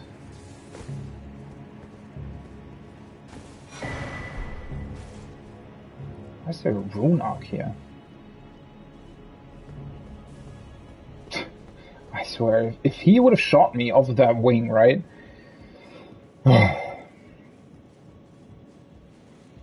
Sometimes they can be really, really perceptive, and sometimes they don't see anything at all.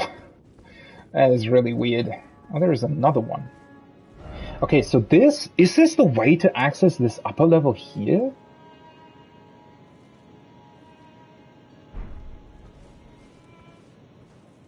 It's quite crazy if that's the case.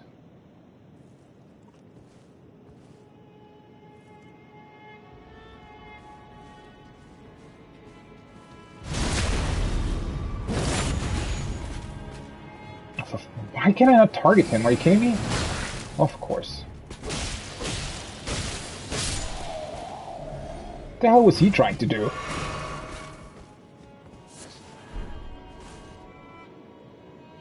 Okay.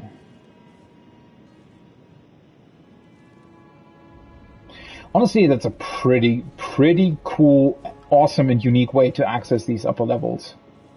What the fuck? How much is there here still? Also, look at those giant claws. Holy fuck. This dragon is huge. I mean, I already knew that, but still seeing that, right, really puts it into perspective. Also, I think you can actually, it looks like you might be able to go even higher up through the dragon. Hey, there's another one of those angel wing things there. Okay, so now I think I'm actually in this upper portion properly, right? At least it looks like it. Which is interesting because I'm slowly getting closer to this divine bridge, which I was able to access through the through one of the teleporter chests.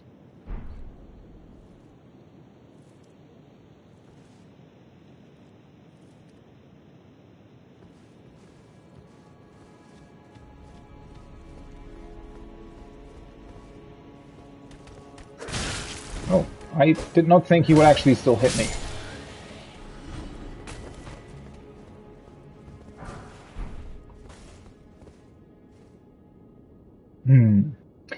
You know what? Now that I think about it a little bit, maybe the sewers actually contain the guy that I need to kill to get the 5th great rune, and then I need to go back up here and go to the Earth Tree?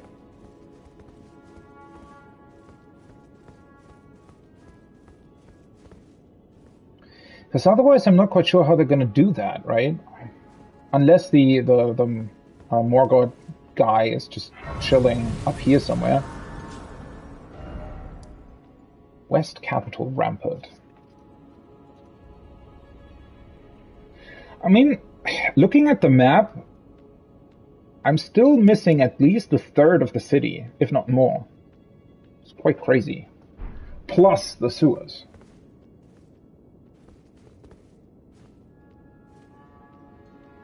Okay.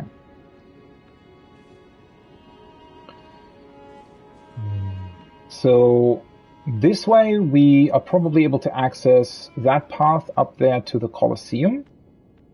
Whatever the Colosseum is in this particular case. This entire area, especially with the big roots, ultimately looks like it's going to lead up to the Earth Tree. I mean, we're pretty close to that now. Though there are still a lot of down sections as well. Although then again, no, those are the down sections I've already been to. Okay.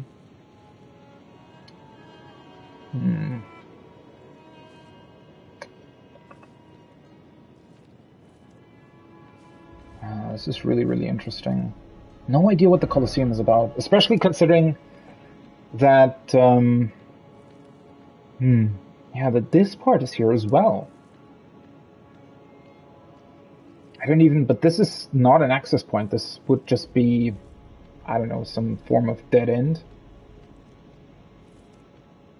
This entire layout is so weird, right? You would think that, judging by the map, that this portion would actually connect here. But somehow it doesn't?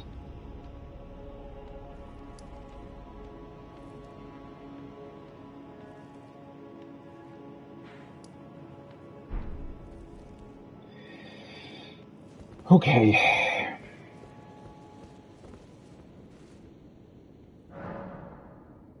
Can I level? Ooh, I'm really far away from the level. Probably not, right?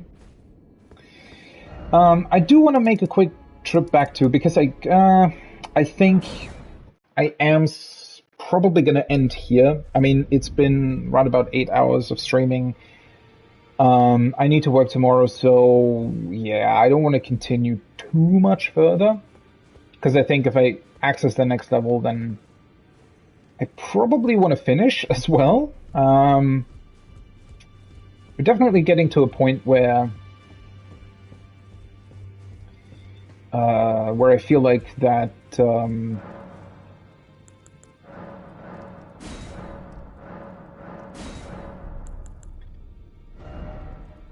we're slowly approaching sort of, I don't think at the end of the game at all. There's definitely still a big portion of the map that is still not unveiled, I feel like. Or maybe not a big one, but certainly an important one. And then the floating city exists as well, right?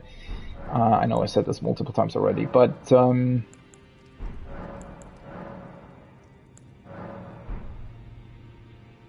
all those things considered, the capital itself, I still want to... I feel like I'm somewhat close to clearing that out. Obviously not that close, but the sewers are definitely going to be another somewhat difficult section, and one that will take some time. What? I need to do better than this. This will never kill a god. I can do better than this. It needs to slay a bloody god. What's wrong with you? Oh, it's you. Don't pay me any mind, it's not important. Just lay out your arms. Is he,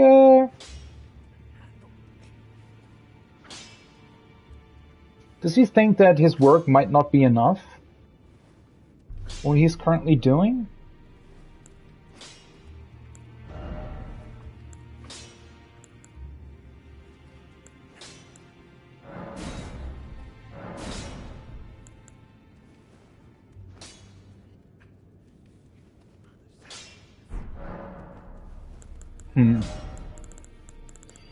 That was interesting dialogue. Holy shit. This is 50,000 runes? What the fuck? Okay, let me actually clear up my inventory though. Let's see, I need 102,838. 103. Back already, no matter. So I just want to quickly go through and see if there are there's double things like this, for example, that I can sell.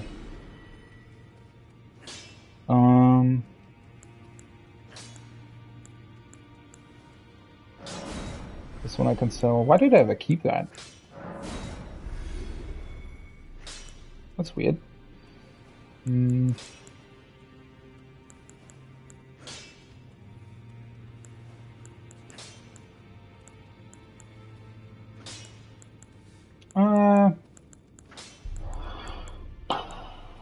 I don't really need those either, right?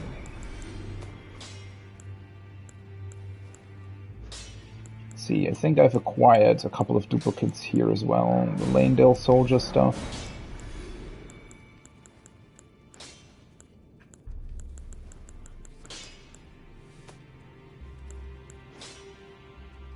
Honestly, this kind of makes me wish there was an option to sell duplicate stuff, like with one button press.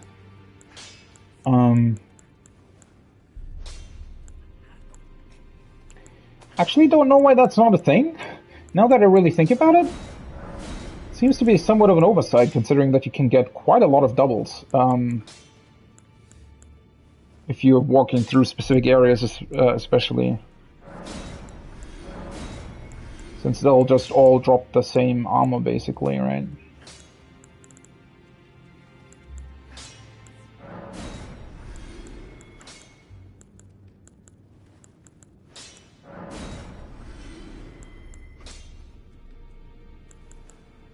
Huh. I didn't look at this earlier.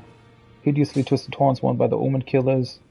Bears the smirking face of an elder twisted in wicked delight. This visage is carved in the image of the evil spirits that haunt the Omen in their nightmares. Whatever that means.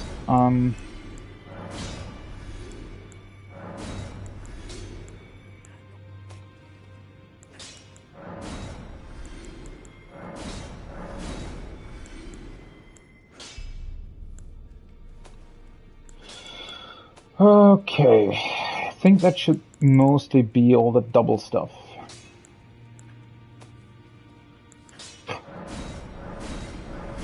The daggers are always dropped by these normal foot soldiers, and apparently they have a very, very high drop rate.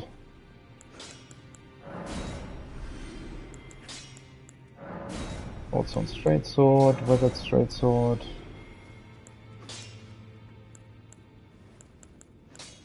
Hey, I even have 2 of these great swords.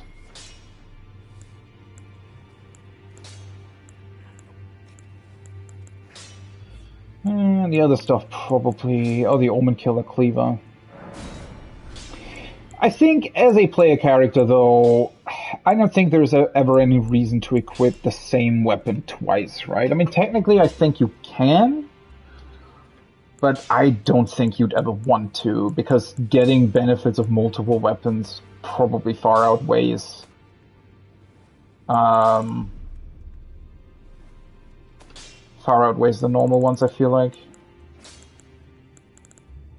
Is there any kind of material that I have an insane amount from? 200. Not really, it seems.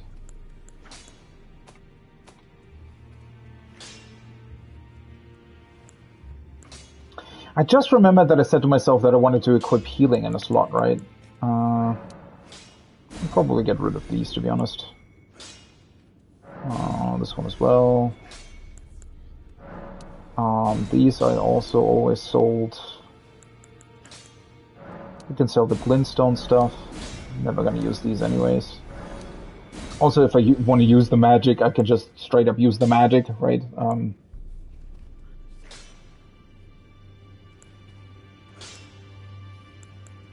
These ones, no idea if they're actually...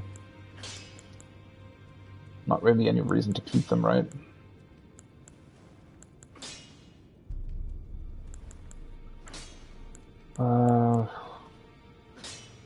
Okay. Yeah, I think there should be a clear inventory. Now, obviously, I completely forgot how many runes I actually need. Let's see. Status 102,838. Okay. Back already, no matter. 102,838. Probably want to get rid of a couple of these ones as well. Get rid of a couple of the single ones.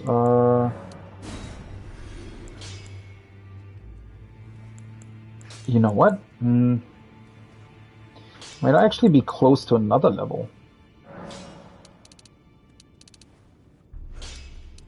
So this is 99.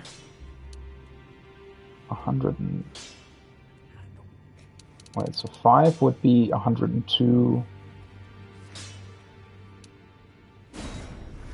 1? Wait, did I misremember? 8, of course I did. Back already, no matter. 8, what, 2, 8? Let's just get to 9. To be honest, Penning Blood Loss, Scarlet Rot built up, I never use these anyways. And then I can sell a couple of Ruin Fragments as well. Or maybe... see. Let's have another one of these.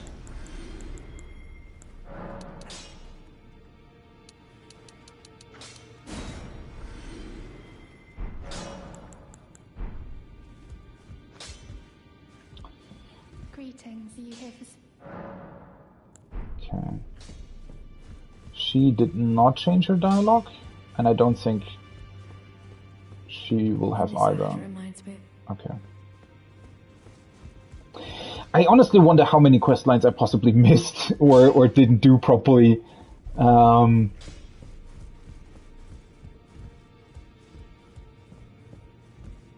mean, as I said, the game's definitely not over yet, but I don't know.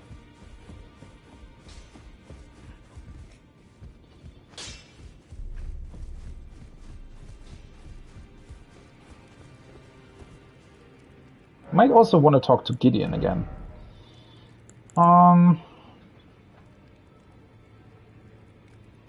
Okay, do I just want to alternate intelligence and vigor at this point? I really don't know what else to do, to be completely honest.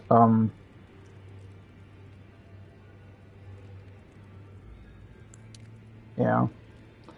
Let's just do that. That'll at least slowly increase my damage as well. Maybe it would even be... Also, I almost forgot again. Okay. Increase amount replenished by flask. Finally. I don't have... yeah, I don't have 5 golden seeds. I think I have 3 or something.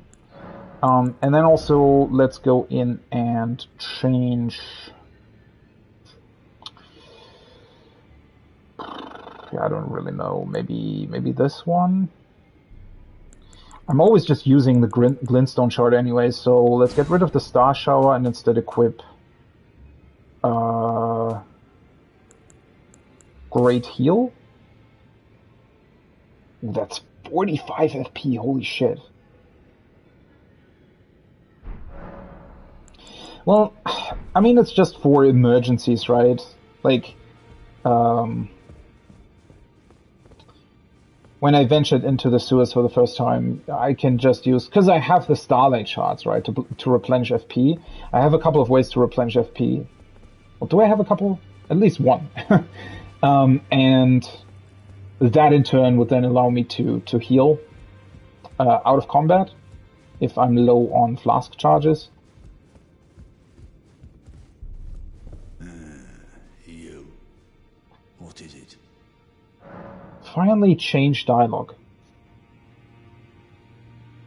Find the albinoric woman. She Okay. hides in a cave. She knows the... Why is he still talking about that? Unlocated There are demigods. 4 more demigods yet to be located. 4? Mikola of the Halig Tree, the Unalloyed, his twin, Melania, the undefeated swordswoman, Luna Princess Rani, daughter to Renala, I know where she is. the one only known as the Lord of Blood. Rani is said to have cast aside her great rune. So here at the Hold, we seek the whereabouts of the remaining 3 shard bearers. If you should learn anything of these matters, I'll trade your findings for a hidden treasure or a long-lost right, known only to me. We both desire to stand before the Elden Ring and become Elden Lord. As such, I hope we are compelled to work together.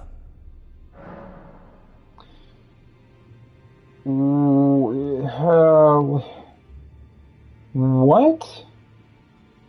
So for the longest time, he's not changed his dialogue at all. And now suddenly, he isn't even talking about Morgoth anymore, even though I still have to kill that guy. And he now talks about somebody completely different. What?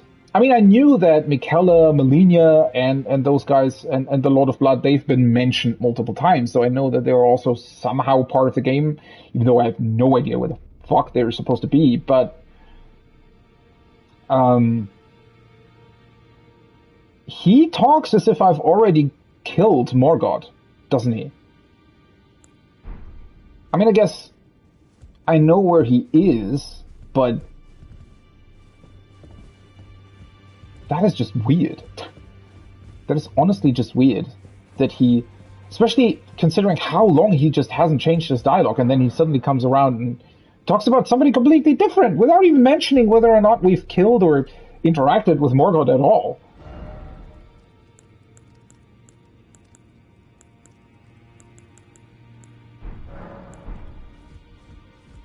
Strange. Okay, well, didn't necessarily expect that. I don't know what's going on with Gideon. Gideon is, I don't know. The way they've done his dialogue is just kind of weird. Well, I took you no matter to lay out your own. Okay, he doesn't comment any further on what he said earlier. Okay, I guess not much more to do here at the round table hold, so I guess I'm not going to continue now. As I said, I'm going to stop now. Probably going to continue on Sunday. Hopefully, unless I stream something else, but yeah. That's going to be it for Elden Ring for today. Let me quickly go back to... I just want to make sure... So I'm going to start next time with this, basically. And I'm going to try to clear out, well, probably this section first, right? Try and get back to this. See whatever this means, why this Divine Bridge exists in the first place. There might just be an optional boss here somewhere. I wonder... So if you can... If the game teleports you here fairly early on, you know, if you would theoretically be able or good enough to get through the capital, what exactly would be the point of that? What exactly would be the point of being able to teleport over here? Because that's also, I don't think there would be another way to get out of the capital this way. So you basically have to fight your way almost through the entire capital, right? To then try and get to this elevator to potentially go back and come back out this way, right? And then you'd still have to go through this guy on the other side of the bridge, go through 3 giants, all while being a lot lower level than I am currently, probably. I mean, the only thing that you could really grab here might be a couple more golden seeds, but honestly, considering this is a teleport location and the stuff you'd have to go through, it might honestly just be quicker to, if you start in Limgrave, to just ride all the way up here, right? Because there's not really that much holding you back from just accessing the Grand Lift in the first place. Well, I guess you wouldn't really have to get the medallions and stuff. I don't know, it's still... I really want to see what this teleport location was about, and why they transport you specifically here. Because the other ones... well, then again, the one in Caelid doesn't really serve any kind of purpose either, right? The one that gets you in the abandoned cave. No, not the Celia Crystal Tunnel. I think this one, right? Yeah, that's the one you can also get transported to. Doesn't really serve that much purpose either. The only teleporter that really serves a purpose is the one that gets you to the Bestial Sanctum. But that's also connected to a quest, so not only is it much easier to discover, but it's also, you know, it serves a purpose specifically because of that.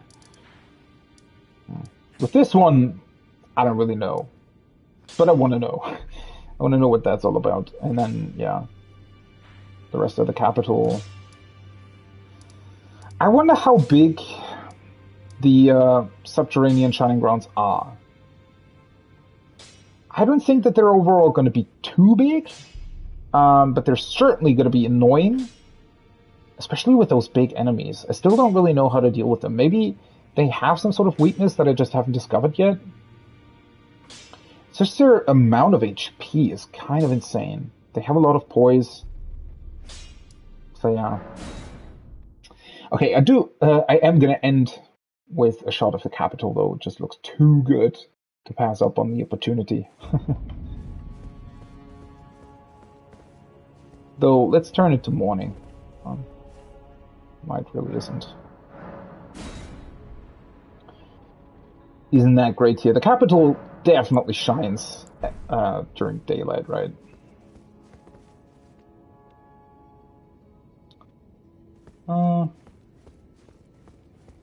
What's the better outlook?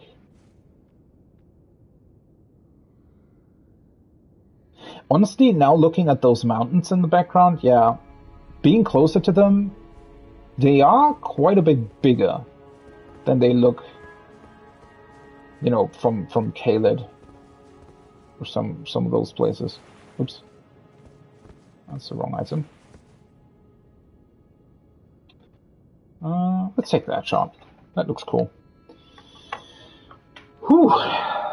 Yeah, I mean, there's been a lot of progress made, I feel like. I've cleared out the entire lower section, cleared out the sort of initial sewers part, cleared out half of the upper portion as well.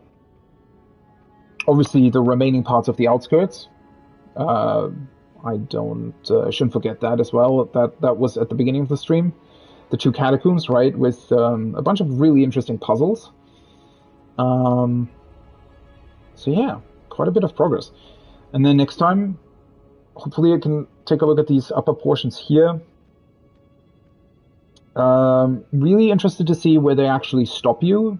I suspect, honestly, that maybe they're just not gonna let you walk through that big gate that the Erdtree has, right? That'll probably just remain closed until you have all the great rooms together or something. But other than that, I pretty much expect them to let you get through the entire capital, more or less. Then I'm interested to see what that other teleport point is about. What else we can see. What the Colosseum is about here as well. It's quite interesting that there is another one here. So maybe there are a couple of PvP summons, actually, that you can do there. Would be weird, but I guess you never know.